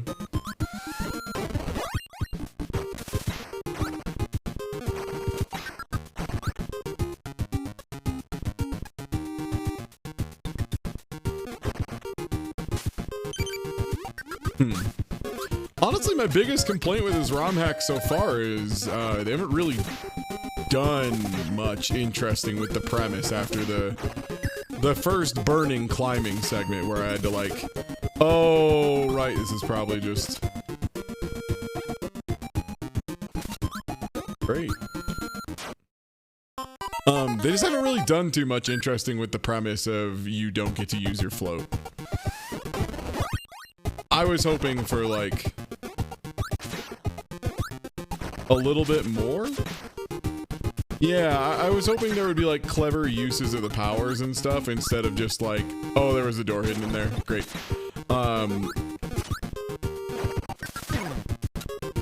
As opposed to we made some jumps that are kind of a pain in the ass, and if you miss them, you lose a ton of progress. Yeah, I was hoping for like more of a puzzle lean to it, and it's just really nowhere to be found here. Yeah, it's just kind of inconvenient Kirby right now. Cause yeah, that first segment with like climbing the stuff using burning, that was pretty fascinating. That was pretty cool. That was something. And then since then, yeah, it's kind of just been like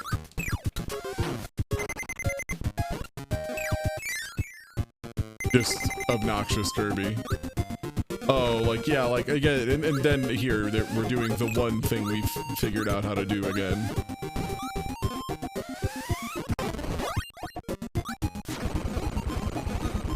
Oh, except now I have to take the long way.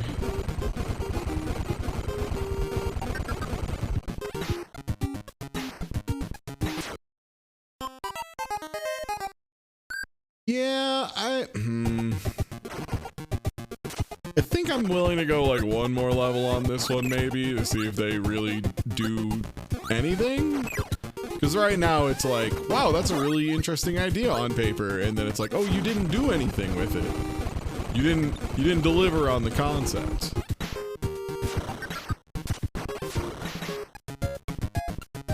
Instead of interesting Kirby, you kind of just made bad Kirby.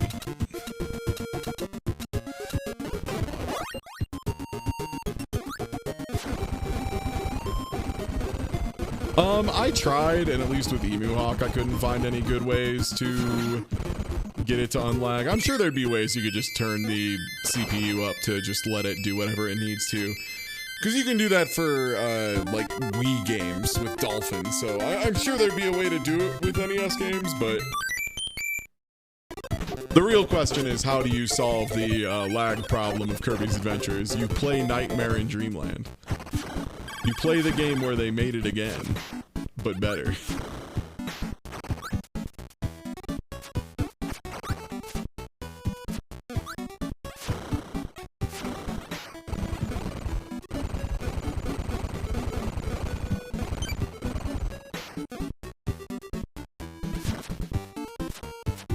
Yeah, if someone made Kirby's Burning Adventure, and it was literally just you permanently have burning, and you have to solve how to use burning to get out of a lot of complicated situations, I think that could be fun. I think that would be like the way to do this, right?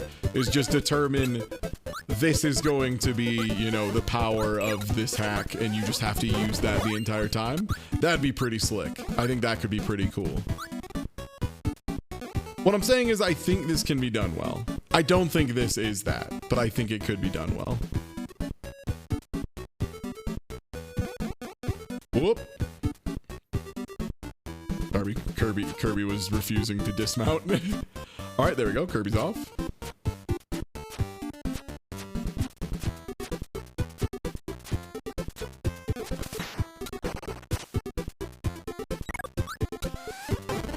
Oh. Kirby did the thing where if you get rid of a power and you suck in the power and the little fella at the same time, it gives you the old power. There we go. The secret there is I went off screen and then paused so that it would reload in that funky fella. Yeah, I think it would be cool for Nintendo to put some of the Game Boy stuff on there. Like, in particular, the Game Boy Advance has a lot of classics. Oh yeah, hey, did that Advance Wars collection ever come out? What happened there?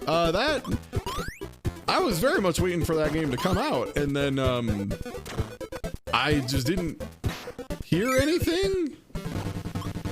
Did it get delayed? Oh. I just want to play Advance Wars, please.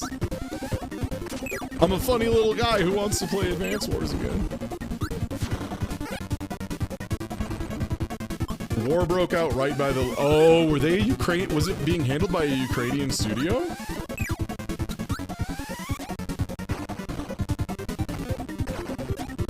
Advance Wars by web? Yeah, I've heard. I was never really much into the multiplayer aspect of Advance Wars. It's cool. It's super cool, and people get ridiculous at it. Actually, Vicus has been playing a lot of Advance Wars. Oh, they just decided it was in poor taste to have a game about war right when the game was gonna come out. God, that's a bit of a stretch. That's really that. I don't know. Maybe I'm an American and I'm used to just always being at war at fucking all times, but that's a bit of a reach for me. Never forget that Advance Wars 1 came out September 10th, 2001. Did it really? That's hilarious. That's so good.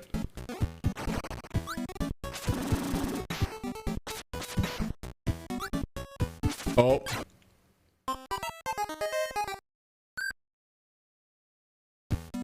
Yeah, one of the early villains is Fake Russia.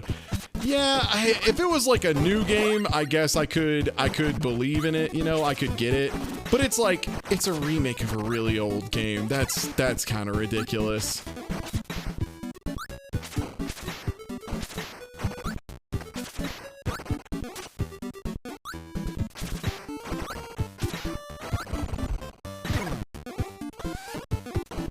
Then again, also, if someone made a game about the Queen dying today, I would probably still be like, that's fine.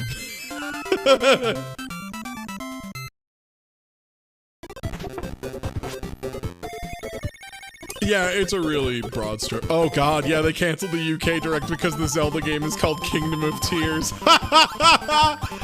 Oh, the Queen's dead. That's so cool. As a real American, I have nothing but good words to say about the Queen dying. And I know most of my UK friends are in the same boat, but let me tell you, as an American, damn, it is deep in my in my blood memory of I hate the Queen.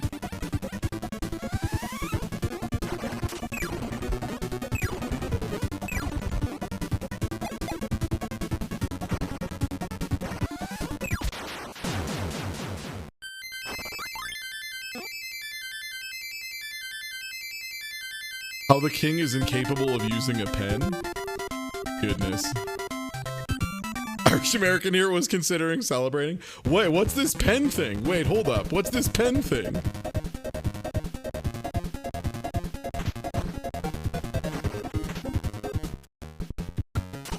Twice he's failed to use a pen now.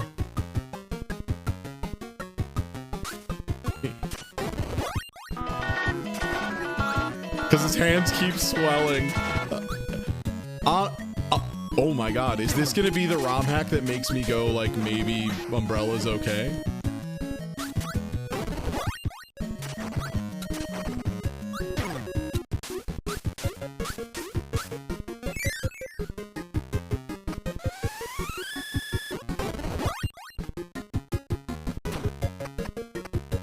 Because I know I saw that he had the weird sausage fingies. And like, there's something to be said about, hey, let's not roast people for their appearances, you know, etc., etc. But that is clearly untreated something. Uh-oh.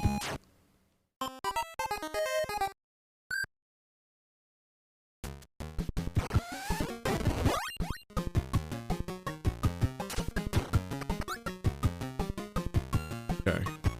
I need to stop and reset. This is a neat idea. I like this. Make me a parasol appreciator. Sure. Hey, there you go. That's the second. Hey, this game had a good idea. What if we made you use the fact that Parasol has a weird, like, float thing? Very cool. Yeah, I like that. It took a little while to get there, maybe, but like, hey, that's pretty good. Also, I found out if you hold up left or down left when climbing ladders in this, Kirby goes ape shit. Look at that. Little fella super positioning. He's so excited to be here.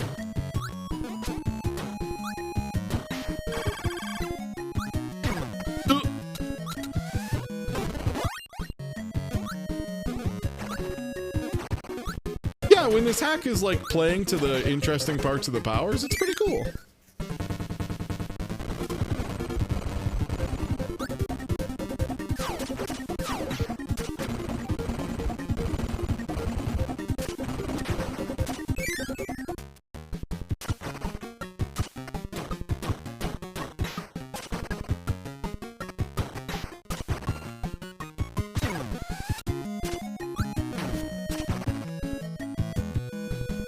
Kirby on a slope.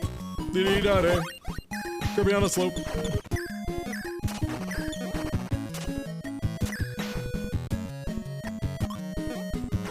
Look, Kirby.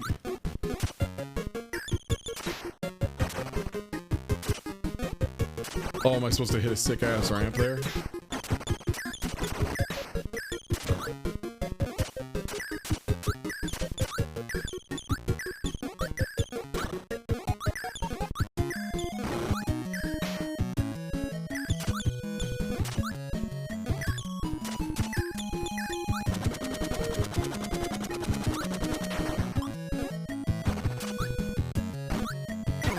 Well, I'm sure that did something. Please.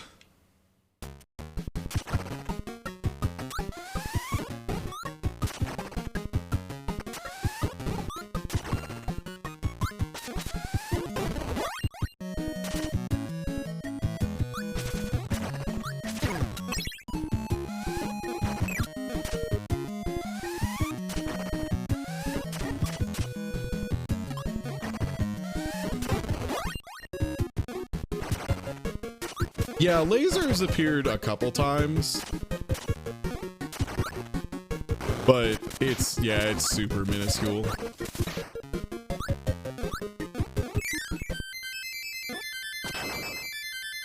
Okay, and Squeak Squad, yeah. That sounds right.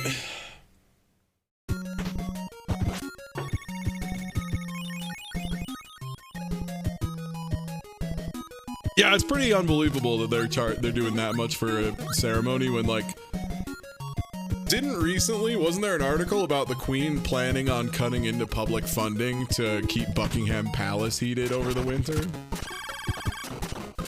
Again, cannot overstate this enough. Yo, fuck royalty. You can't be born into shit. Sorry, that's just how I feel. I don't care. No one gets born into dipping into publicly funded programs.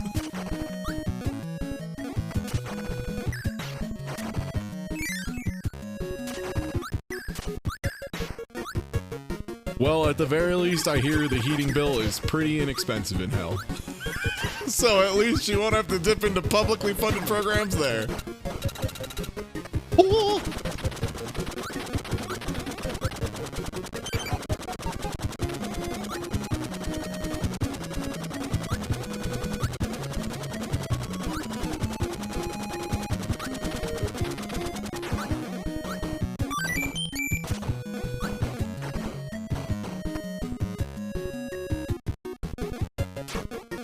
Oh. Huh. What power did they think I was gonna have that would get me through this? Huh. What did they think I was gonna have?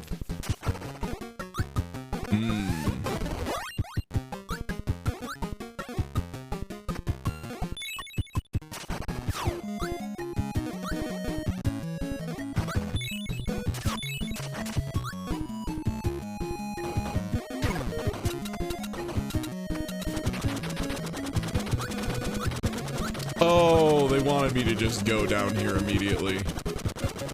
It was supposed to be a time limit thing. Okay, yeah, just a little unclear in the puzzle build of the game that this was a fast thing. I was literally looking at the direction it was going at first, and not the opposite direction of where the game was leading me. Whoops. Oh man.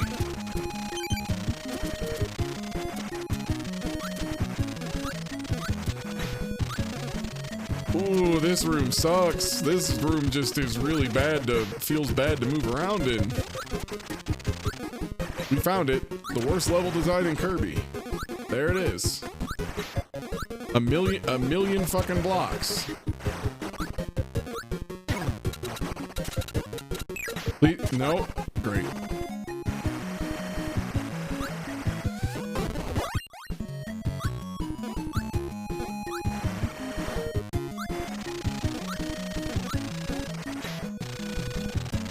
What do you mean if you want some good news? I already said the queen had died.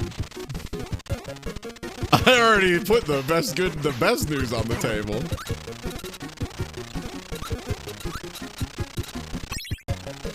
I'm gonna bag the cannon.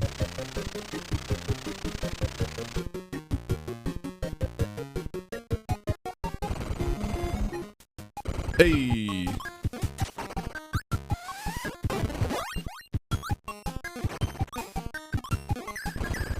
Also, it's not good news to me because I have literally no idea what Like a Dragon Ishin is.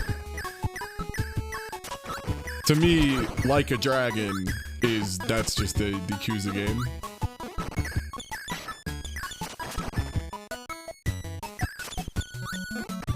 Oh, it's a historical Yakuza game. Okay.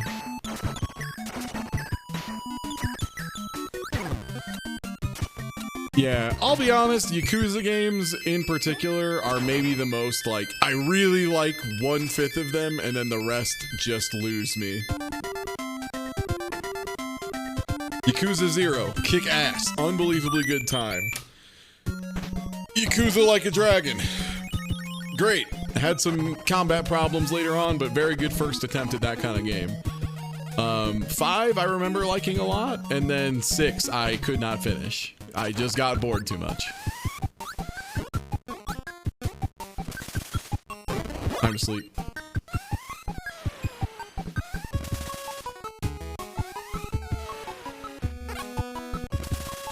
Still never finished 7 Like a Dragon. Honestly, understandable. What sucks is they have like a couple really cool cameos late in the game that are like almost ruined by virtue of them just being really one-note cheap bosses. Like really just super cheap one-note, like they do one thing that's so unfair, it's unbelievable. And if you can deal with that, then you win, but if you can't, then you lose. Yeah, the combat, I think the worst part for me was, we had kind of solved the combat by virtue of doing the real estate game and getting the multi-dart move in the first, like, 10th of the game.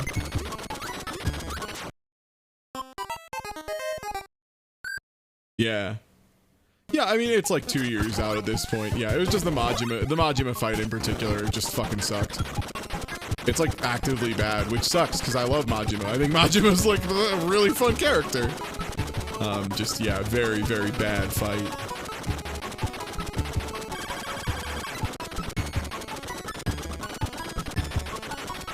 Majima deserves better. Oh, it wasn't even the ion cannon move. It was just the dart throw, where you throw like 5 darts because it just for some reason does like 6 times as much damage as everything else before that in the game. Oh, great. It's a 1-up I can't get.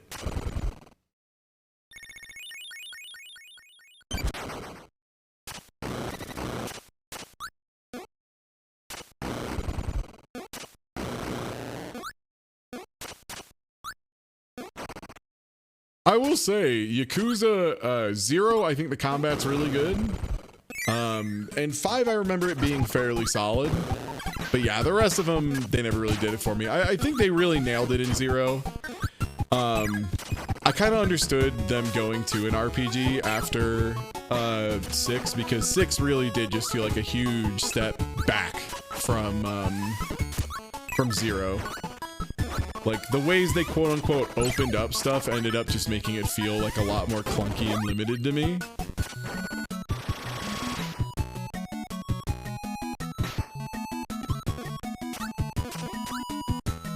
Just don't like beat-em-ups in general? Yeah, totally. And honestly, those seem like they'd be hella fun games to play on easy, just straight up. Look, again, hi, I'm Ty Tuesday. I play video games, like, professionally. Like, that's kind of my job or whatever. I've been doing this for a real long time. There are some video games that are better on easy. It's wild to me that some people haven't thought of this before, but there are some video games that are actively better on easy. Alan Wake being a great example. Playing that game except more tedious sounds like the worst. Playing Alan Wake except I was allowed to be a big goofball was awesome. Control. I think I would have liked Control more if I had turned the difficulty down earlier, straight up. I think it would have been a better game for me. Yeah, and playing Yakuza on easy sounds like a kick-ass time, honestly. Like, you're just blowing through dudes, you do a single move and they're ready for heat actions and shit. That sounds kick-ass. Sounds like a good time.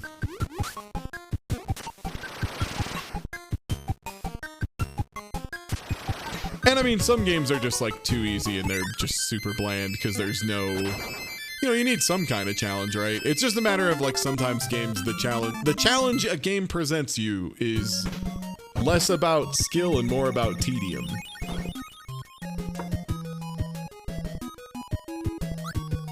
IV, same, exact same. Yeah, I tried to do Yakuza 4 for a little bit and the combat just felt so antiquated.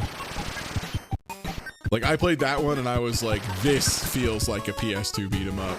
Like, this legitimately feels like a PS2 beat 'em up.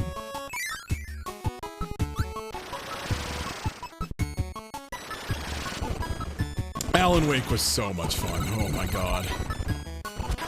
Given like 90% of that is I could hang out with Liz and do anything and it would be a fun time. But part of that was also just Alan Wake is wild as hell.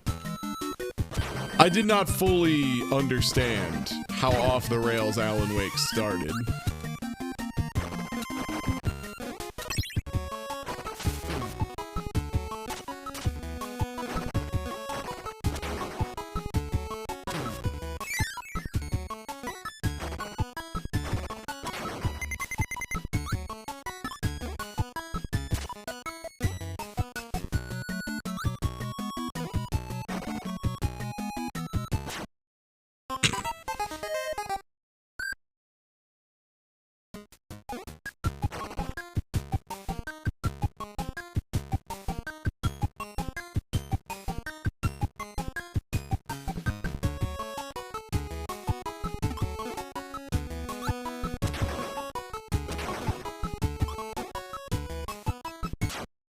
There's no floor down there.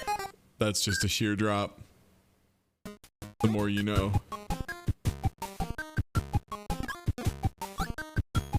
But yeah, for an example of like tedious difficulty, look right at your computer screen right now. Look at this. Hey, look, they put a bunch of guys in the way on platforms that are a little awkward. Yeah, that too. Like, a big part of it really is how the game handles difficulty. Because there are some games where the higher difficulty modes are just awesome and like really do add a lot to it. Like Metal Gear Rising, Bayonetta, those are great examples of like, no, really, the higher difficulties they change a lot of things. It's not just the enemies have more health. Like, I mean, famously, one of my favorite ones is Metal Gear Rising. When you go from hard to very hard, the big change that most players aren't ready for is that enemies no longer respect Kung Fu rules of engagement. They don't give a shit about one-on-oneing you fairly. They can be entirely off camera and they'll just be like tough nuts and shoot you in the head with a rocket launcher from completely off screen.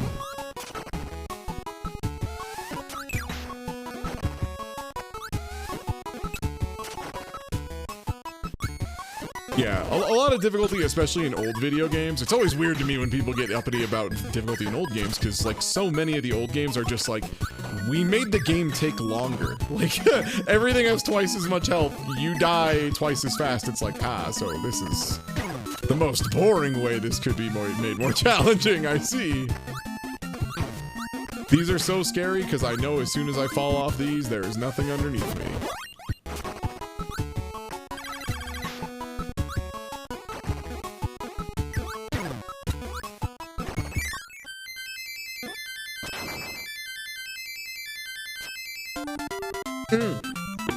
Yeah, that's another classic one. Yeah, on higher difficulties, the parry window gets smaller. Yeah, so you have to do it tighter. Bayonetta does that in an interesting way too, where higher difficulties start to make the window smaller, but also you can play as Jeanne, and Jeanne, she gets the smaller window on parries, but in exchange, her parry stuff does way more damage.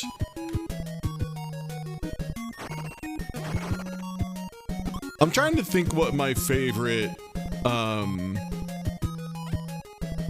we made the game harder as a prank is. Because there are a lot of really good examples of rentals that did that. I think the funniest is always going to be when they do it to RPGs, right? Like, yeah, Seventh Saga. Seventh Saga was just a nightmare. Yeah, Bucky O'Hare is another one. Yeah, that's another really famous one. Yeah, I think I gotta give it up to Seventh Saga, because Seventh Saga is unfair in a way that you truly have no recourse. Like, you have to just know exactly the one way to do this shit.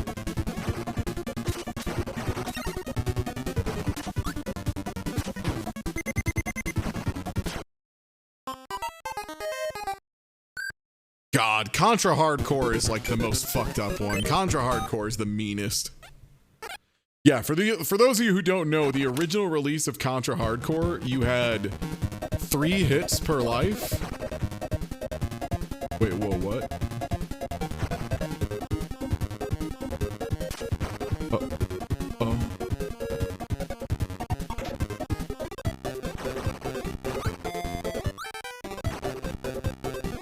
But yeah, Seventh Saga was just, yeah, famously way overtuned in the US release. Like, they just straight up made it more fair. But yeah, Contra Hardcore. Contra Hardcore, the Japanese release, you had 3 hits per life, also known as like a reasonable amount. And you didn't, you know, lose stuff every time you got hit, no questions asked. The later version, the American release of it, you had 1 hit per life, and that's the ball game. Okay, yeah, he just like...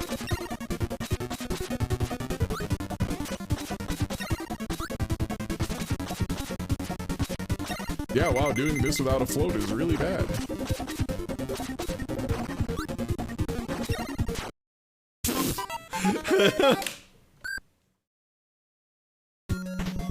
The demilitarized Kirby zone? This is where no combat takes place. Just big arrow. I mean, contact damage still makes sense in some games. The thing was, there was a while where contact damage was the standard in places where it didn't make sense. And that was the issue.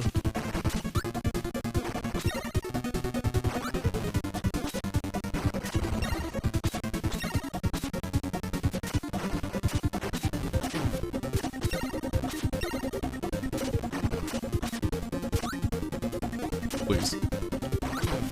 Great.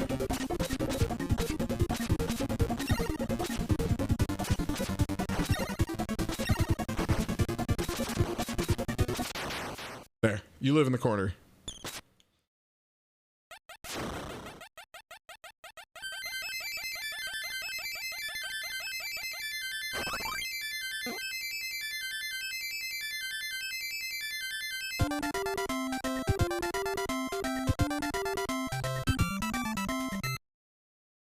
JP had easy and normal, and you had to unlock hard and crazy hard, which were the one-hit kills and stuff. By beating it. The US version had it all unlocked by default and renamed it Children Easy, Normal, and Hard. So normal was already. Goodness. No, I don't think we've done 7th Saga yet for any of the Cursed 50s. I don't think that ever happened. Unlimited Saga was the first one. Unlimited Saga fucking rocks. Unlimited Saga is dog shit, but not for any of the reasons people know about. I still think one of my favorite streams on Hitbox that I will hold in my heart forever is when I convinced Gom to come... I hate this. I convinced Gom to guest because I believe I said something along the lines of like, Unlimited Saga is the worst, there is no value in that game, Jesus Christ, it's the worst game I've ever played. And Gom basically said like, oh, I think it's good actually. So then I did make them hang out a lot and watch it. And, it was impossible to even slightly protect. Like, by the end, we were reading reviews of people defending Unlimited Saga, and it ranged between, like, you are so convinced that it being anything like, okay, yeah, that's the end of the demo, neat. Alright, that's it.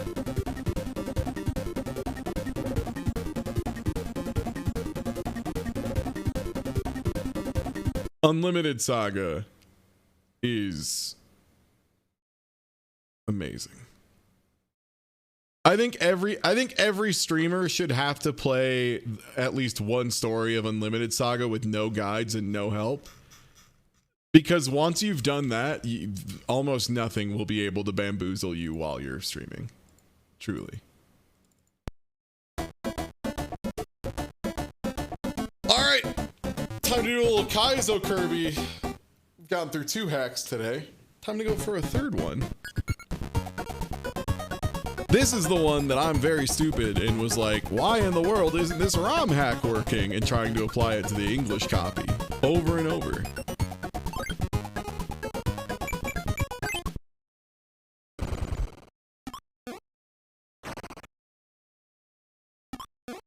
So, this one gives you a bunch of levels up front, and you kind of get rid of a wall.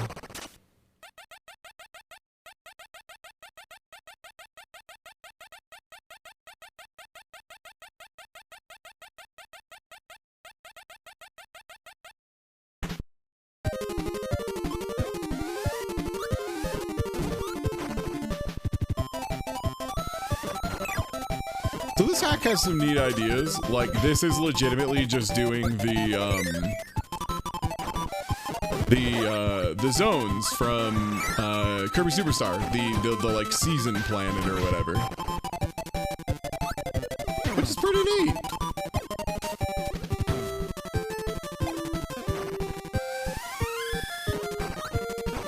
As you may have already noticed by the game throwing 4 guys at me at the same time, though, it's not a huge issue yet.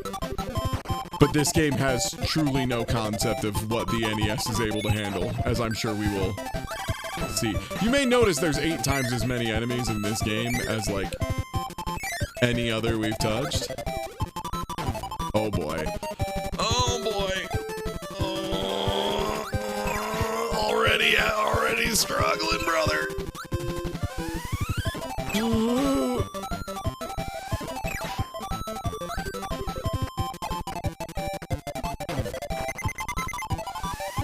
There is a piece meter if you find hidden pieces.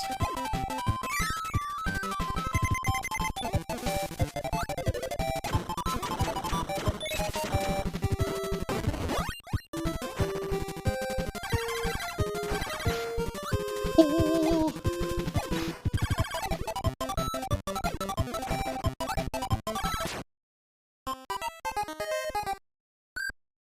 Later Beam would have won there. Later Beam would have done it.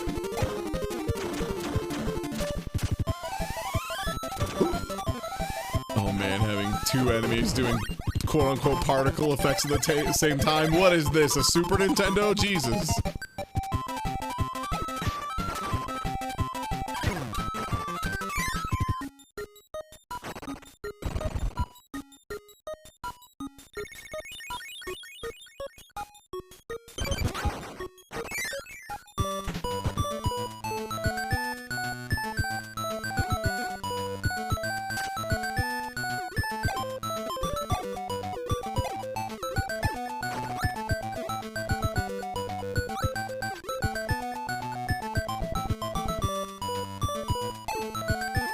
What song is this supposed to be? Does anyone know? Alright, I'm gonna go pee and I'll let y'all try and figure this one out.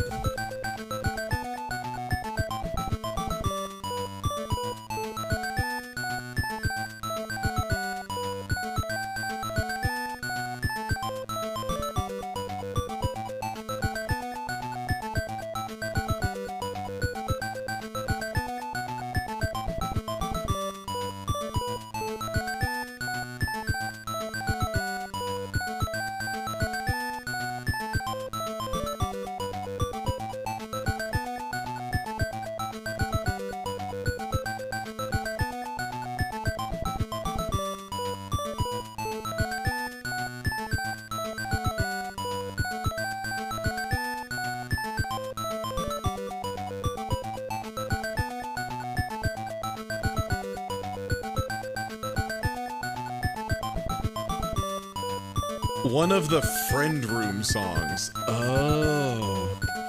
Huh.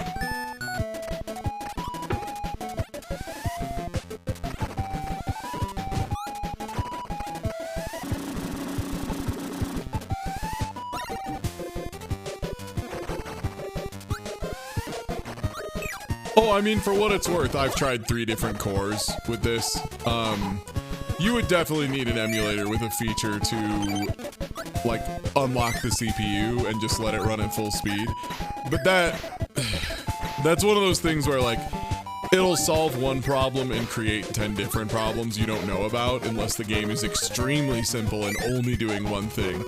Like it works really well for Pokemon Puzzle League because Pokemon Puzzle League going at full speed is just Pokemon Puzzle League going full speed. There are other games. I think my favorite one was it like Gradius? I want to say it was Gradius 3, maybe? It's the Super Nintendo one, where they released a mod of it that gives it a chip that basically doesn't let it slow down at all. And weird, it makes the game literally impossible. Like, it just is literally impossible without memorization and planning. Watching Smite try to get through that is so funny. Yeah, the Gradius 3 SA1 hack is awesome. It is just fucking unplayable.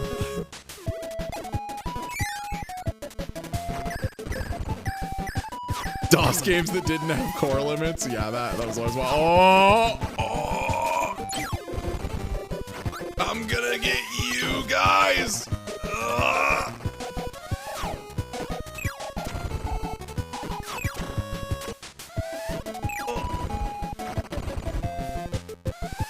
But yeah, definitely the big problem with Kirby's Adventure stuff is that the initial one did have a lot of slowdown. Oh, there did another one of you spot? Are you just regular enemies here?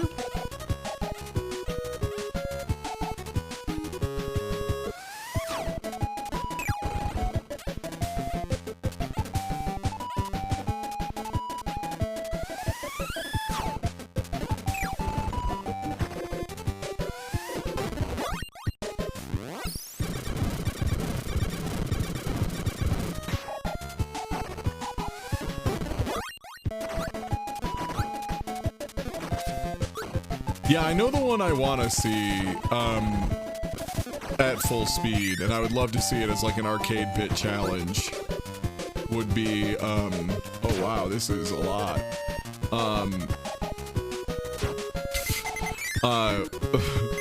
Would be Super Stunt Race FX, but with like full speed. I want to see if that game would still be bad, but like maybe bad that you can control better.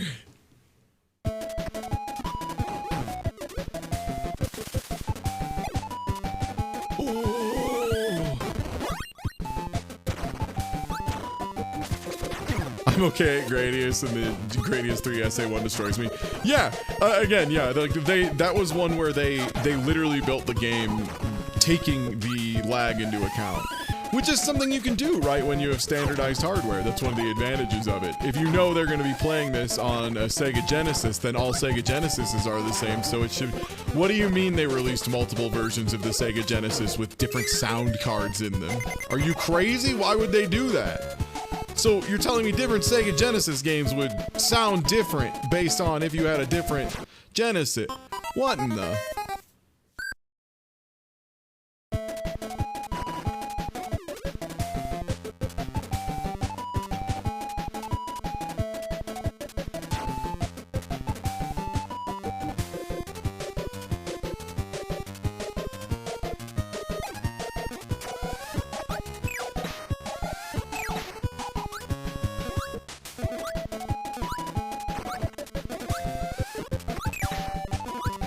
Also, yeah, someone mentioned it earlier, but they're trying to upport all of the, or, you know, I guess downport the music from some of the, like, newer Kirby games into this.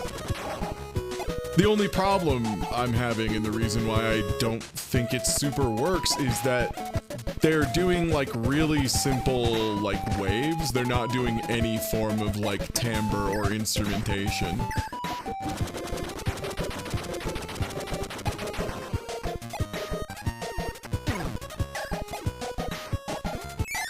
So it comes off as like very tinny and cheap and whistly, yeah.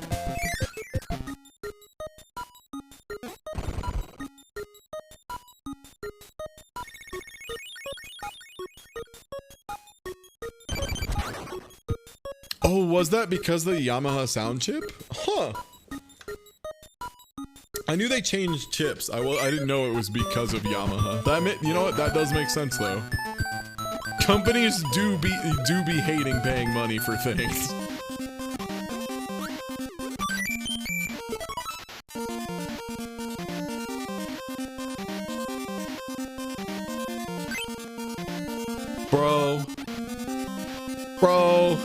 Bro. Not just Mega Man. Fucking Flash Man, really? Fucking Flash Man? Okay. Well...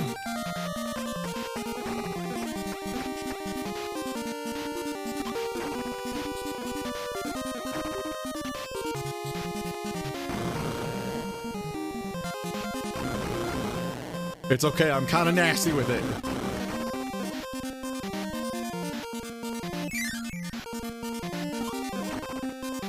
Okay.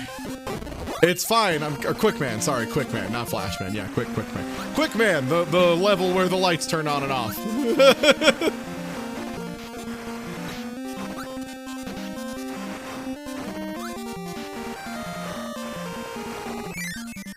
Oh, okay.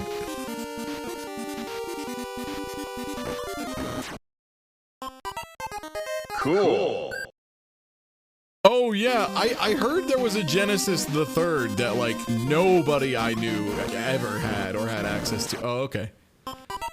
Never had access to. That sounded really bad. This is awesome. Well, oh boy, Kirby sure doesn't move the same as Mega Man. Kirby sure doesn't move the same as Mega Man. Hey, Dan, nice. What's good? Nice. That's Dan. Dan the Enigma from Twitch. What's good? Good. So, I'm playing some Kirby ROM hacks. This is the third one of the evening. We did one that was Kirby's Adventures in Halloween. That kicked ass. It was super fun, super nice little ROM hack. Strong recommend if you just want to play some Kirby's Adventure and have a nice time. Then there was Kirby But He Can't Jump, which was Kirby's Bizarre Adventure, not JoJo related. Notably less good. Very short though, pretty quick to go through. And now we're playing this one, which is an all-time classic. Oh, nice. Were you playing some Betrayal at Club Low? Yeah, that's one that I definitely want to stream at some point here.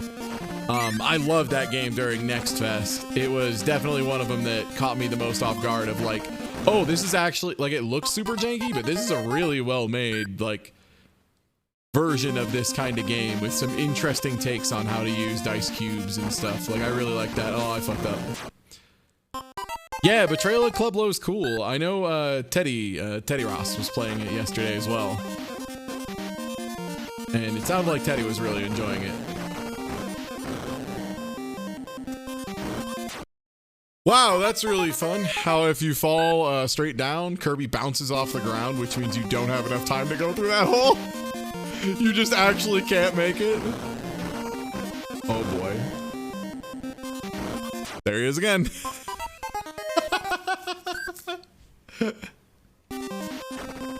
Oh, the Gen 3 was explicitly built, expecting people to just use the Mega CD. Oh, okay. Interesting.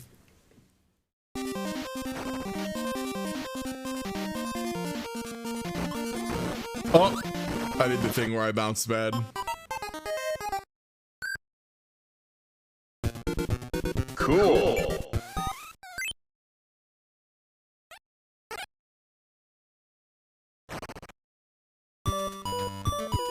Well, the good news is we finished level 1 and 2. We can simply leave and go to level 4.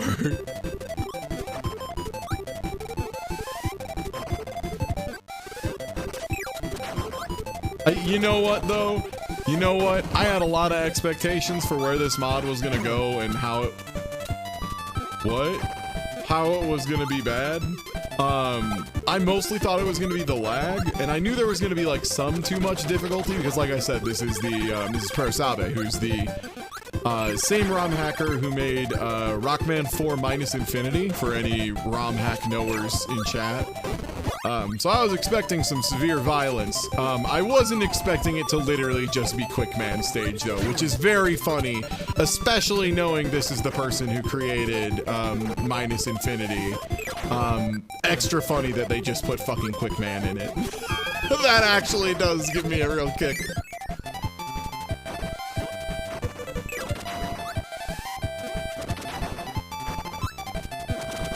Yeah, like, again, I don't ever plan on beating it, so I think it's just very funny that they put Quickman stage into Kirby. It's an incredibly bad idea.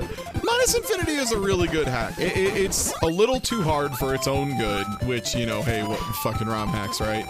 And that's, I will say, definitely don't be afraid to just save state the shit out of it. Like, it is obnoxiously and unnecessarily hard in some places. But it does a lot of really cool stuff, has a lot of neat ideas. Yeah, exactly. Voice a Dog, you basically nailed it in one, bud, which is just, I like it a lot, wish it were a bit easier. Because also it's punishing is the other thing. A lot of times it's not that it's difficult, it's that it's just unnecessarily punishing. Like, you make one mistake, you know, 20 minutes in, and thus you have to redo the whole 20 minutes. Less difficult, more punishing. Will you please press the cool button? Cool. You got it. You got it.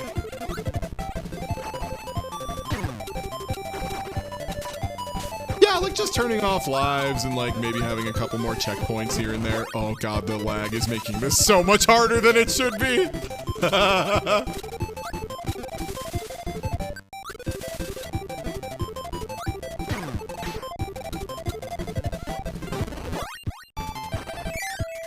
Yeah, there's definitely that too, of like, by the time you're at the level of ROM hacking, you might like, it's really easy to overestimate what your players will be doing.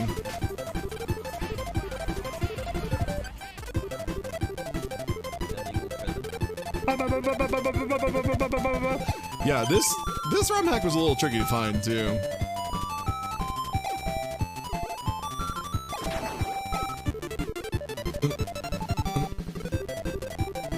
Oh boy, this is really tight. Okay, nice.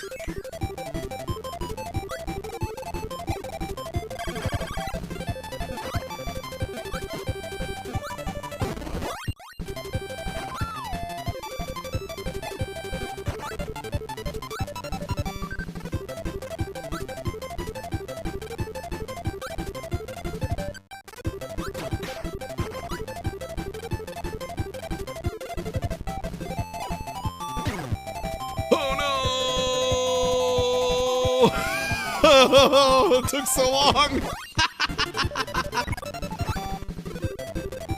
See you all in 100 years, campers.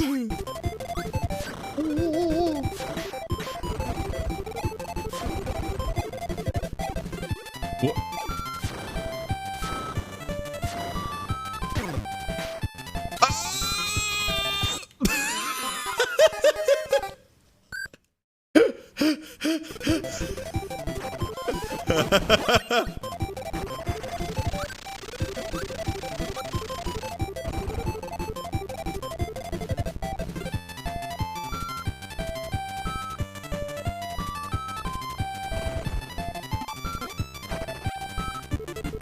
What? I guess there's a way you could get down into the backside.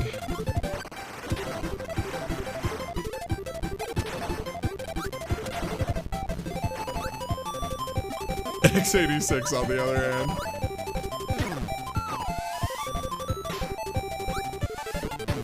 Yeah, I don't think I've ever had to deal with coding that would be considered quote-unquote assembly. Actually, yeah, that's an interesting question for anyone who's done like programming stuff in here. What's the most rudimentary programming language you've worked with? What is the most like core functionality, closest to just getting in there and touching the machine code that you've done? Because for me, it, LDPL, what is that? Z80 assembly?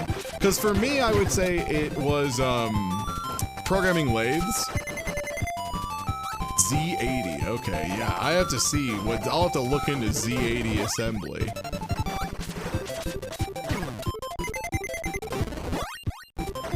Oh, LDPL is not it, okay, yeah. Because, yeah, for me, it was definitely, like, programming in the ways the lathe was supposed to use and literally just typing it into Notepad. Not even joking, by the way, that is how I did it, was we had to go type into Notepad, save it, and change what kind of file type it's saved as.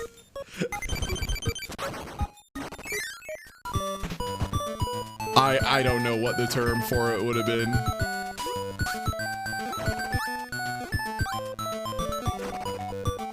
Small Mega Man 2 ROM hack with some assembly, if that counts? Absolutely it counts! Z80 is most TI series graphing calculator. Oh, okay, it's calculators. That, you know what? That tracks.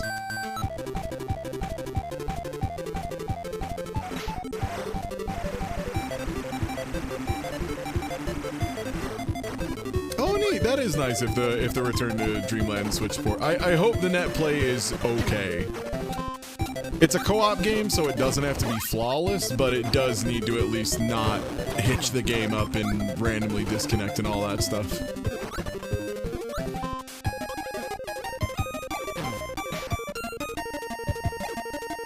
That'd be sick. Oh no! It just fell on through. VHDL is what I'm thinking of. Now, see, now I gotta listen to it. Now I accidentally asked a question that was too interesting. Stuff for programming FPGAs. Oh. Yeah, okay, that's a good point actually. Yeah, field programmable, what is it? Field programmable Gator, okay, Gatorades. Yeah, that's a really good answer. Z80 is still the most prolific CPU of all time? I would believe it. Okay, this is VHDL. I'm looking.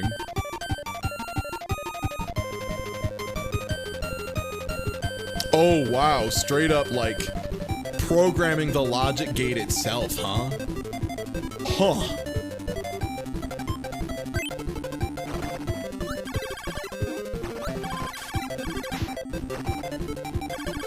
Interesting.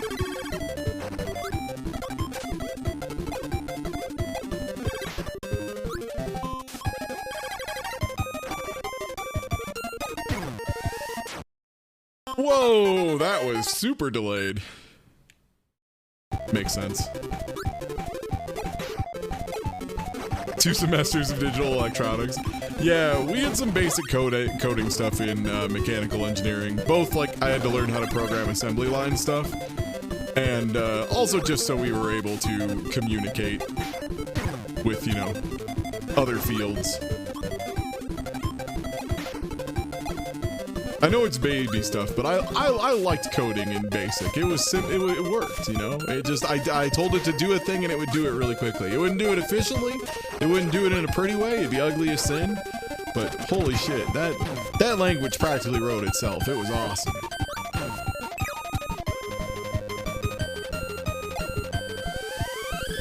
Want to watch Ben Eater stuff? Is Ben Eater like a programming YouTuber? I can go over some YouTuber programming. Whoa.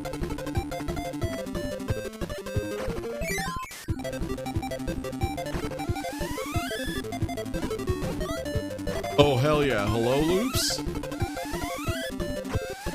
Oh, okay. Ah, making a breadboard computer. Nice. I remember that. Yo, that's great, Liz. Hello? Oh, shit. Hey, everyone. We're doing Kirby hacks. This is the third we're doing for Kirby's Adventure today.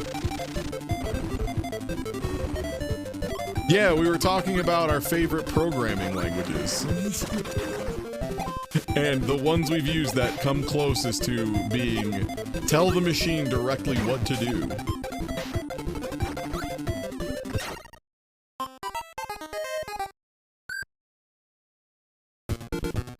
Alright, sick. I want to show y'all one level before we switch to our last ROM hack of the day. I played Satisfactory. Yeah, I played Satisfactory a bit. It's alright. Those games just don't do super well, stream-wise for me, sadly. Alright, so I want everyone to see this. So I've been playing Kirby ROM hacks. This one's too hard, and this is the level that definitely does it.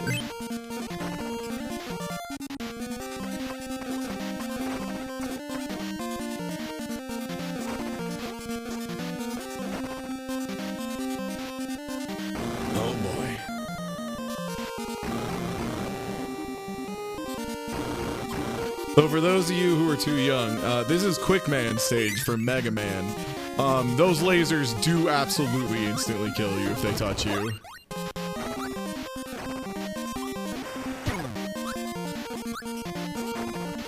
That first segment isn't actually too bad, but wait until the last part. This part is like actually just impossible. I mean, it's probably possible, but it is probably like the most Oh God, barely technically possible. So Kirby has a lot of issues with not being super tight to control compared to like Mega Man, for example. Like right there, Mega Man would have simply walked to the left and fell down, but Kirby decided to bounce his face off of it, which meant I ate the laser. Also, you have to double tap to dash at Kirby.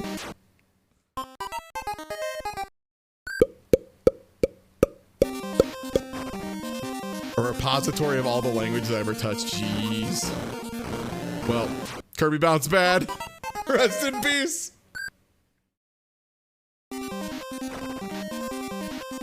Is this even possible? Almost certainly it just is probably just too precise. Too precise for its own good. Considering Kirby is not a super precise game, generally speaking. Yeah, you have to screen transition in the middle. Yeah, I think what they want me to do is fall off the left side holding right, because falling off the right side holding left, I just can't get in time. All right, let's take one more try at this.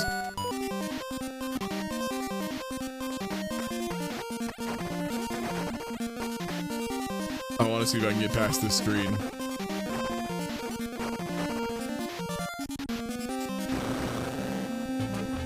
Yo, Urchin with the raid. Yo, all the Dead by Daylight gamers showing up. Yeah. Dead by middle of the day, I guess. Good.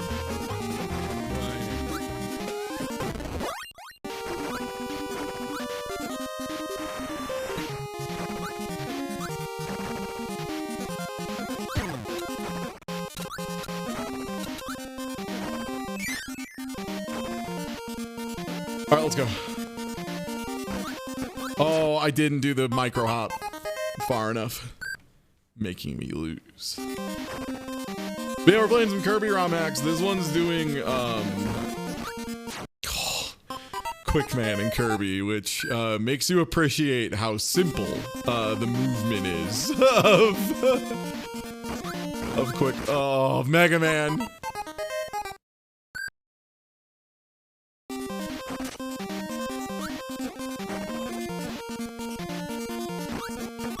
Oh, that time I got it.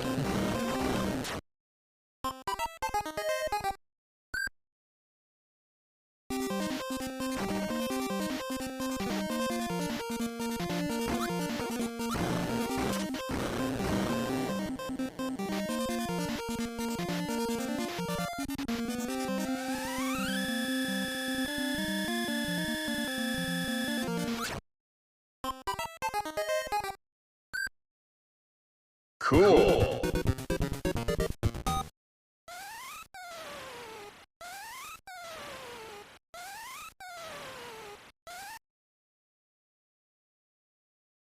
We got one more ROM hack to check out.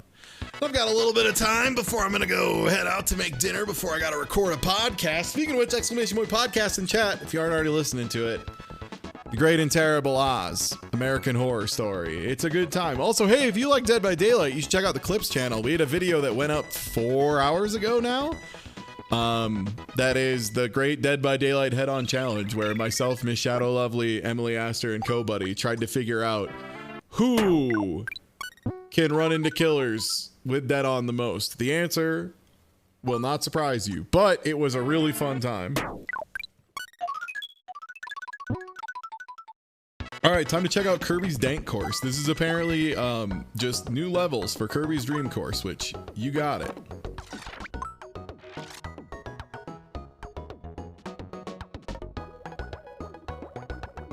Exclamation point Clips in chat if you want to check out the Clips channel.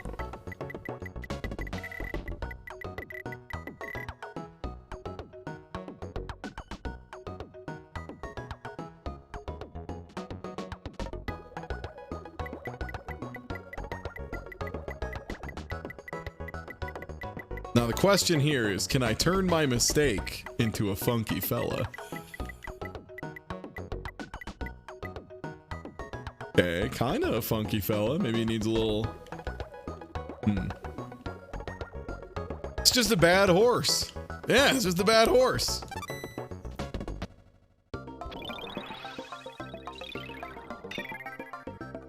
Cool. Nice horse. Yeah, the head-on challenge is gonna be so good. 30 hours of travel the next day. Oh my god. Yeah, strong agree. That is a great time to check out a podcast. Oh, they slightly changed the angle on these funky fellas. I think if I do it this way, at about 75%, is that the correct amount of gusto?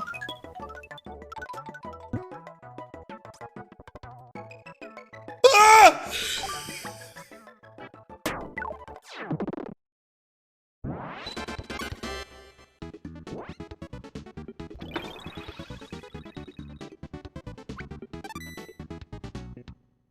Two. Hole in two.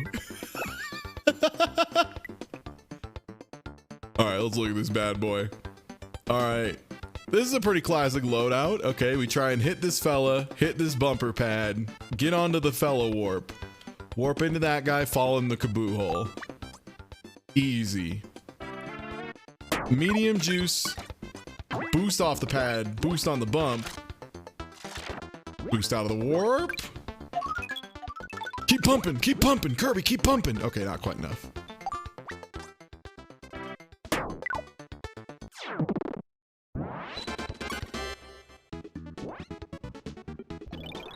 I love Kirby's Dream Course so fucking much, everybody. Do you know? Hey, have you played Kirby? Hey, have you played Kirby's Dream Course lately? It's fucking good. It's so good. Okay. I don't think I'm gonna be able to get away with doing this 1-in-1 here. Unless... No, that arrow goes that way. No way in hell. Alright, so we gotta land this one right. This is gonna take a very exact amount of gusto. 60% gusto. Fuck! Well... Wow! Big gusto. Oh boy.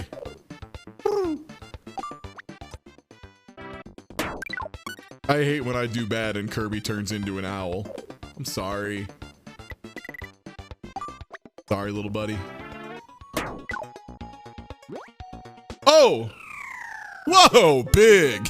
I totally whipped that arrow, huh? Whoa, big!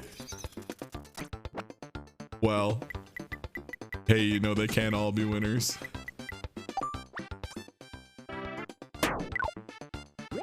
One pump. There it is.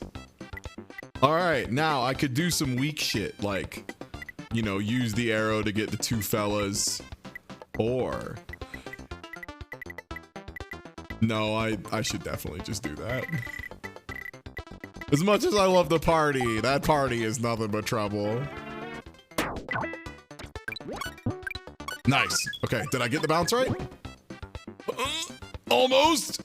No. Almost. All right. We can either go for Orewa Dunk or, you know, try and get the correct amount of juice across these arrows. I think it's like a 55% juice. Ooh, I might have shorted it. Yeah, had to get a pump on the arrow. Had to pump on the arrow or it was gonna be a bad time.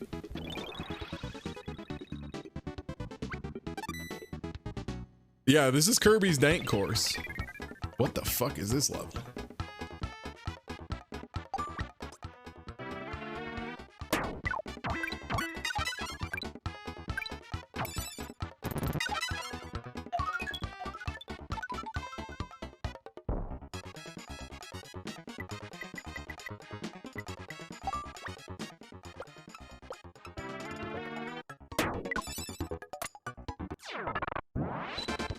So much more fun that way.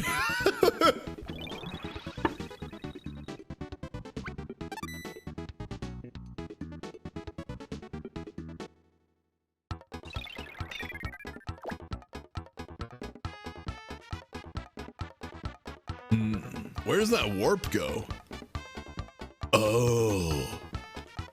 Okay.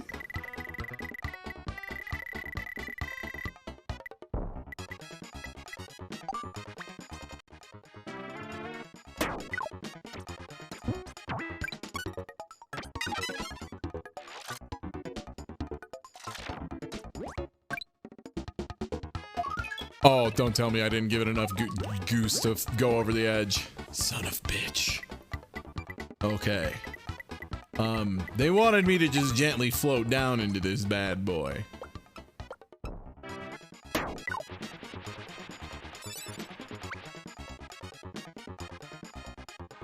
You end on the edge of the hole, I'm gonna shit, Kirby. Everyone will excuse me, I have to go clean my drawers.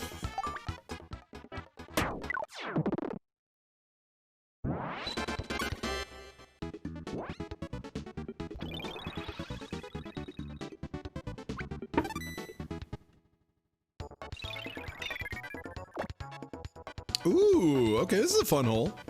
So the big thing here is Spike lets you stop on slopes, something Kirby normally is not very good at. Huh. Oh yeah, and that curve is definitely adding a little sauce to that, so I'm gonna need to uncurve here. Maybe one less? Okay.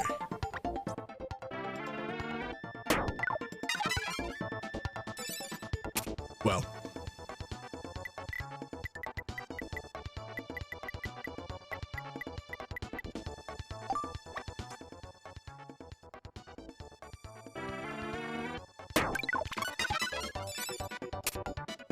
Okay, okay, I'm kissing him. Come on, I'm giving him a little kiss. You gotta, come on, I'm giving him a little kiss. Bong. Bong, bong. I would have gone in the hole if I hadn't. Son of a bitch.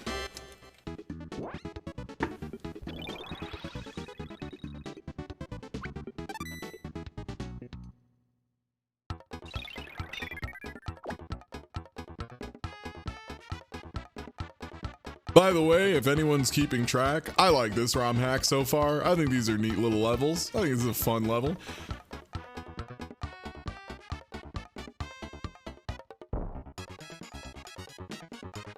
Oh man, like on paper, if I can turn off the spinny disc, that's gonna be the business, but it's gonna be easier said than done, gamers.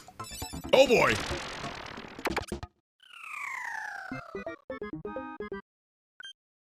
Oh boy. Oh boy. Yeah, someone made some cool levels for a good game.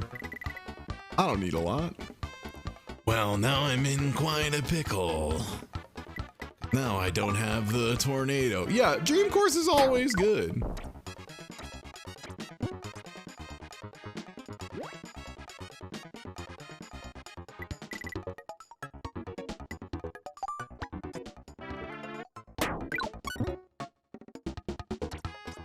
Uh-oh, uh-oh, uh-oh, uh-oh, uh-oh, uh-oh, uh-oh, uh-oh, uh-oh. Uh-oh.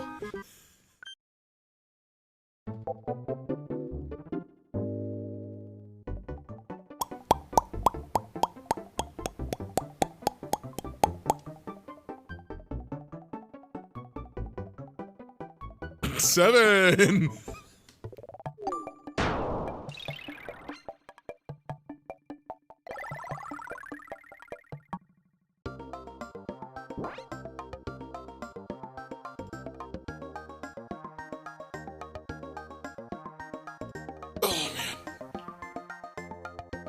Sorry, my abs. Like I said earlier, I was doing some like reverse slider sit-up things where I'm like pulling myself from laying on my face to stand it. It's a whole, my abs hurt. Yeah, Kirby died of golf. You really hate to see it, but yeah, hey everybody, I'm Ty. We got, let me put this up. Got a schedule the rest of this week. We've been going with the ROM hacks for about 4 or 5 hours tonight. I might be back a little bit later tonight with some more Dead by Daylight. We'll see. I've been trying to sneak some of that in. Well, Typing of the Dead tomorrow. Cyber Couch on Thursday, which should be a real good time. Hanging out with my good friend Voice of Dog playing Onimusha 2. Onimusha. And then Friday, Metal Hellsinger's coming out, which should be fucking awesome. That game looks so fucking cool. Holy shit. And then Saturday, we got a big marathon. We're going to have some sub goals. It's going to be a lot of watching food reviews on YouTube, watching like 5-minute crafts and Troom stuff. It's going to be a little bit of that Darmon that everybody knows and craves. A little bit of Riddle YouTube, a little bit of bar trivia, just all sorts of stuff. It's going to be a good time. You'll definitely want to be there. Yeah, Onimusha 2 fucking owns. But yeah, thanks for hanging out, everybody. I'm gonna go make a little dinner for myself and then get ready for recording. If you aren't already following though, please do. And yeah, check out the Clips channel, check out all that stuff. I would love it. Thank you. All right. Well, I am gonna go ahead and host y'all over to my good friend Ryudo. He's playing some platformers himself. So yeah, catch you probably later tonight for some Dead by Daylight. Take it easy, everybody. Have a good night.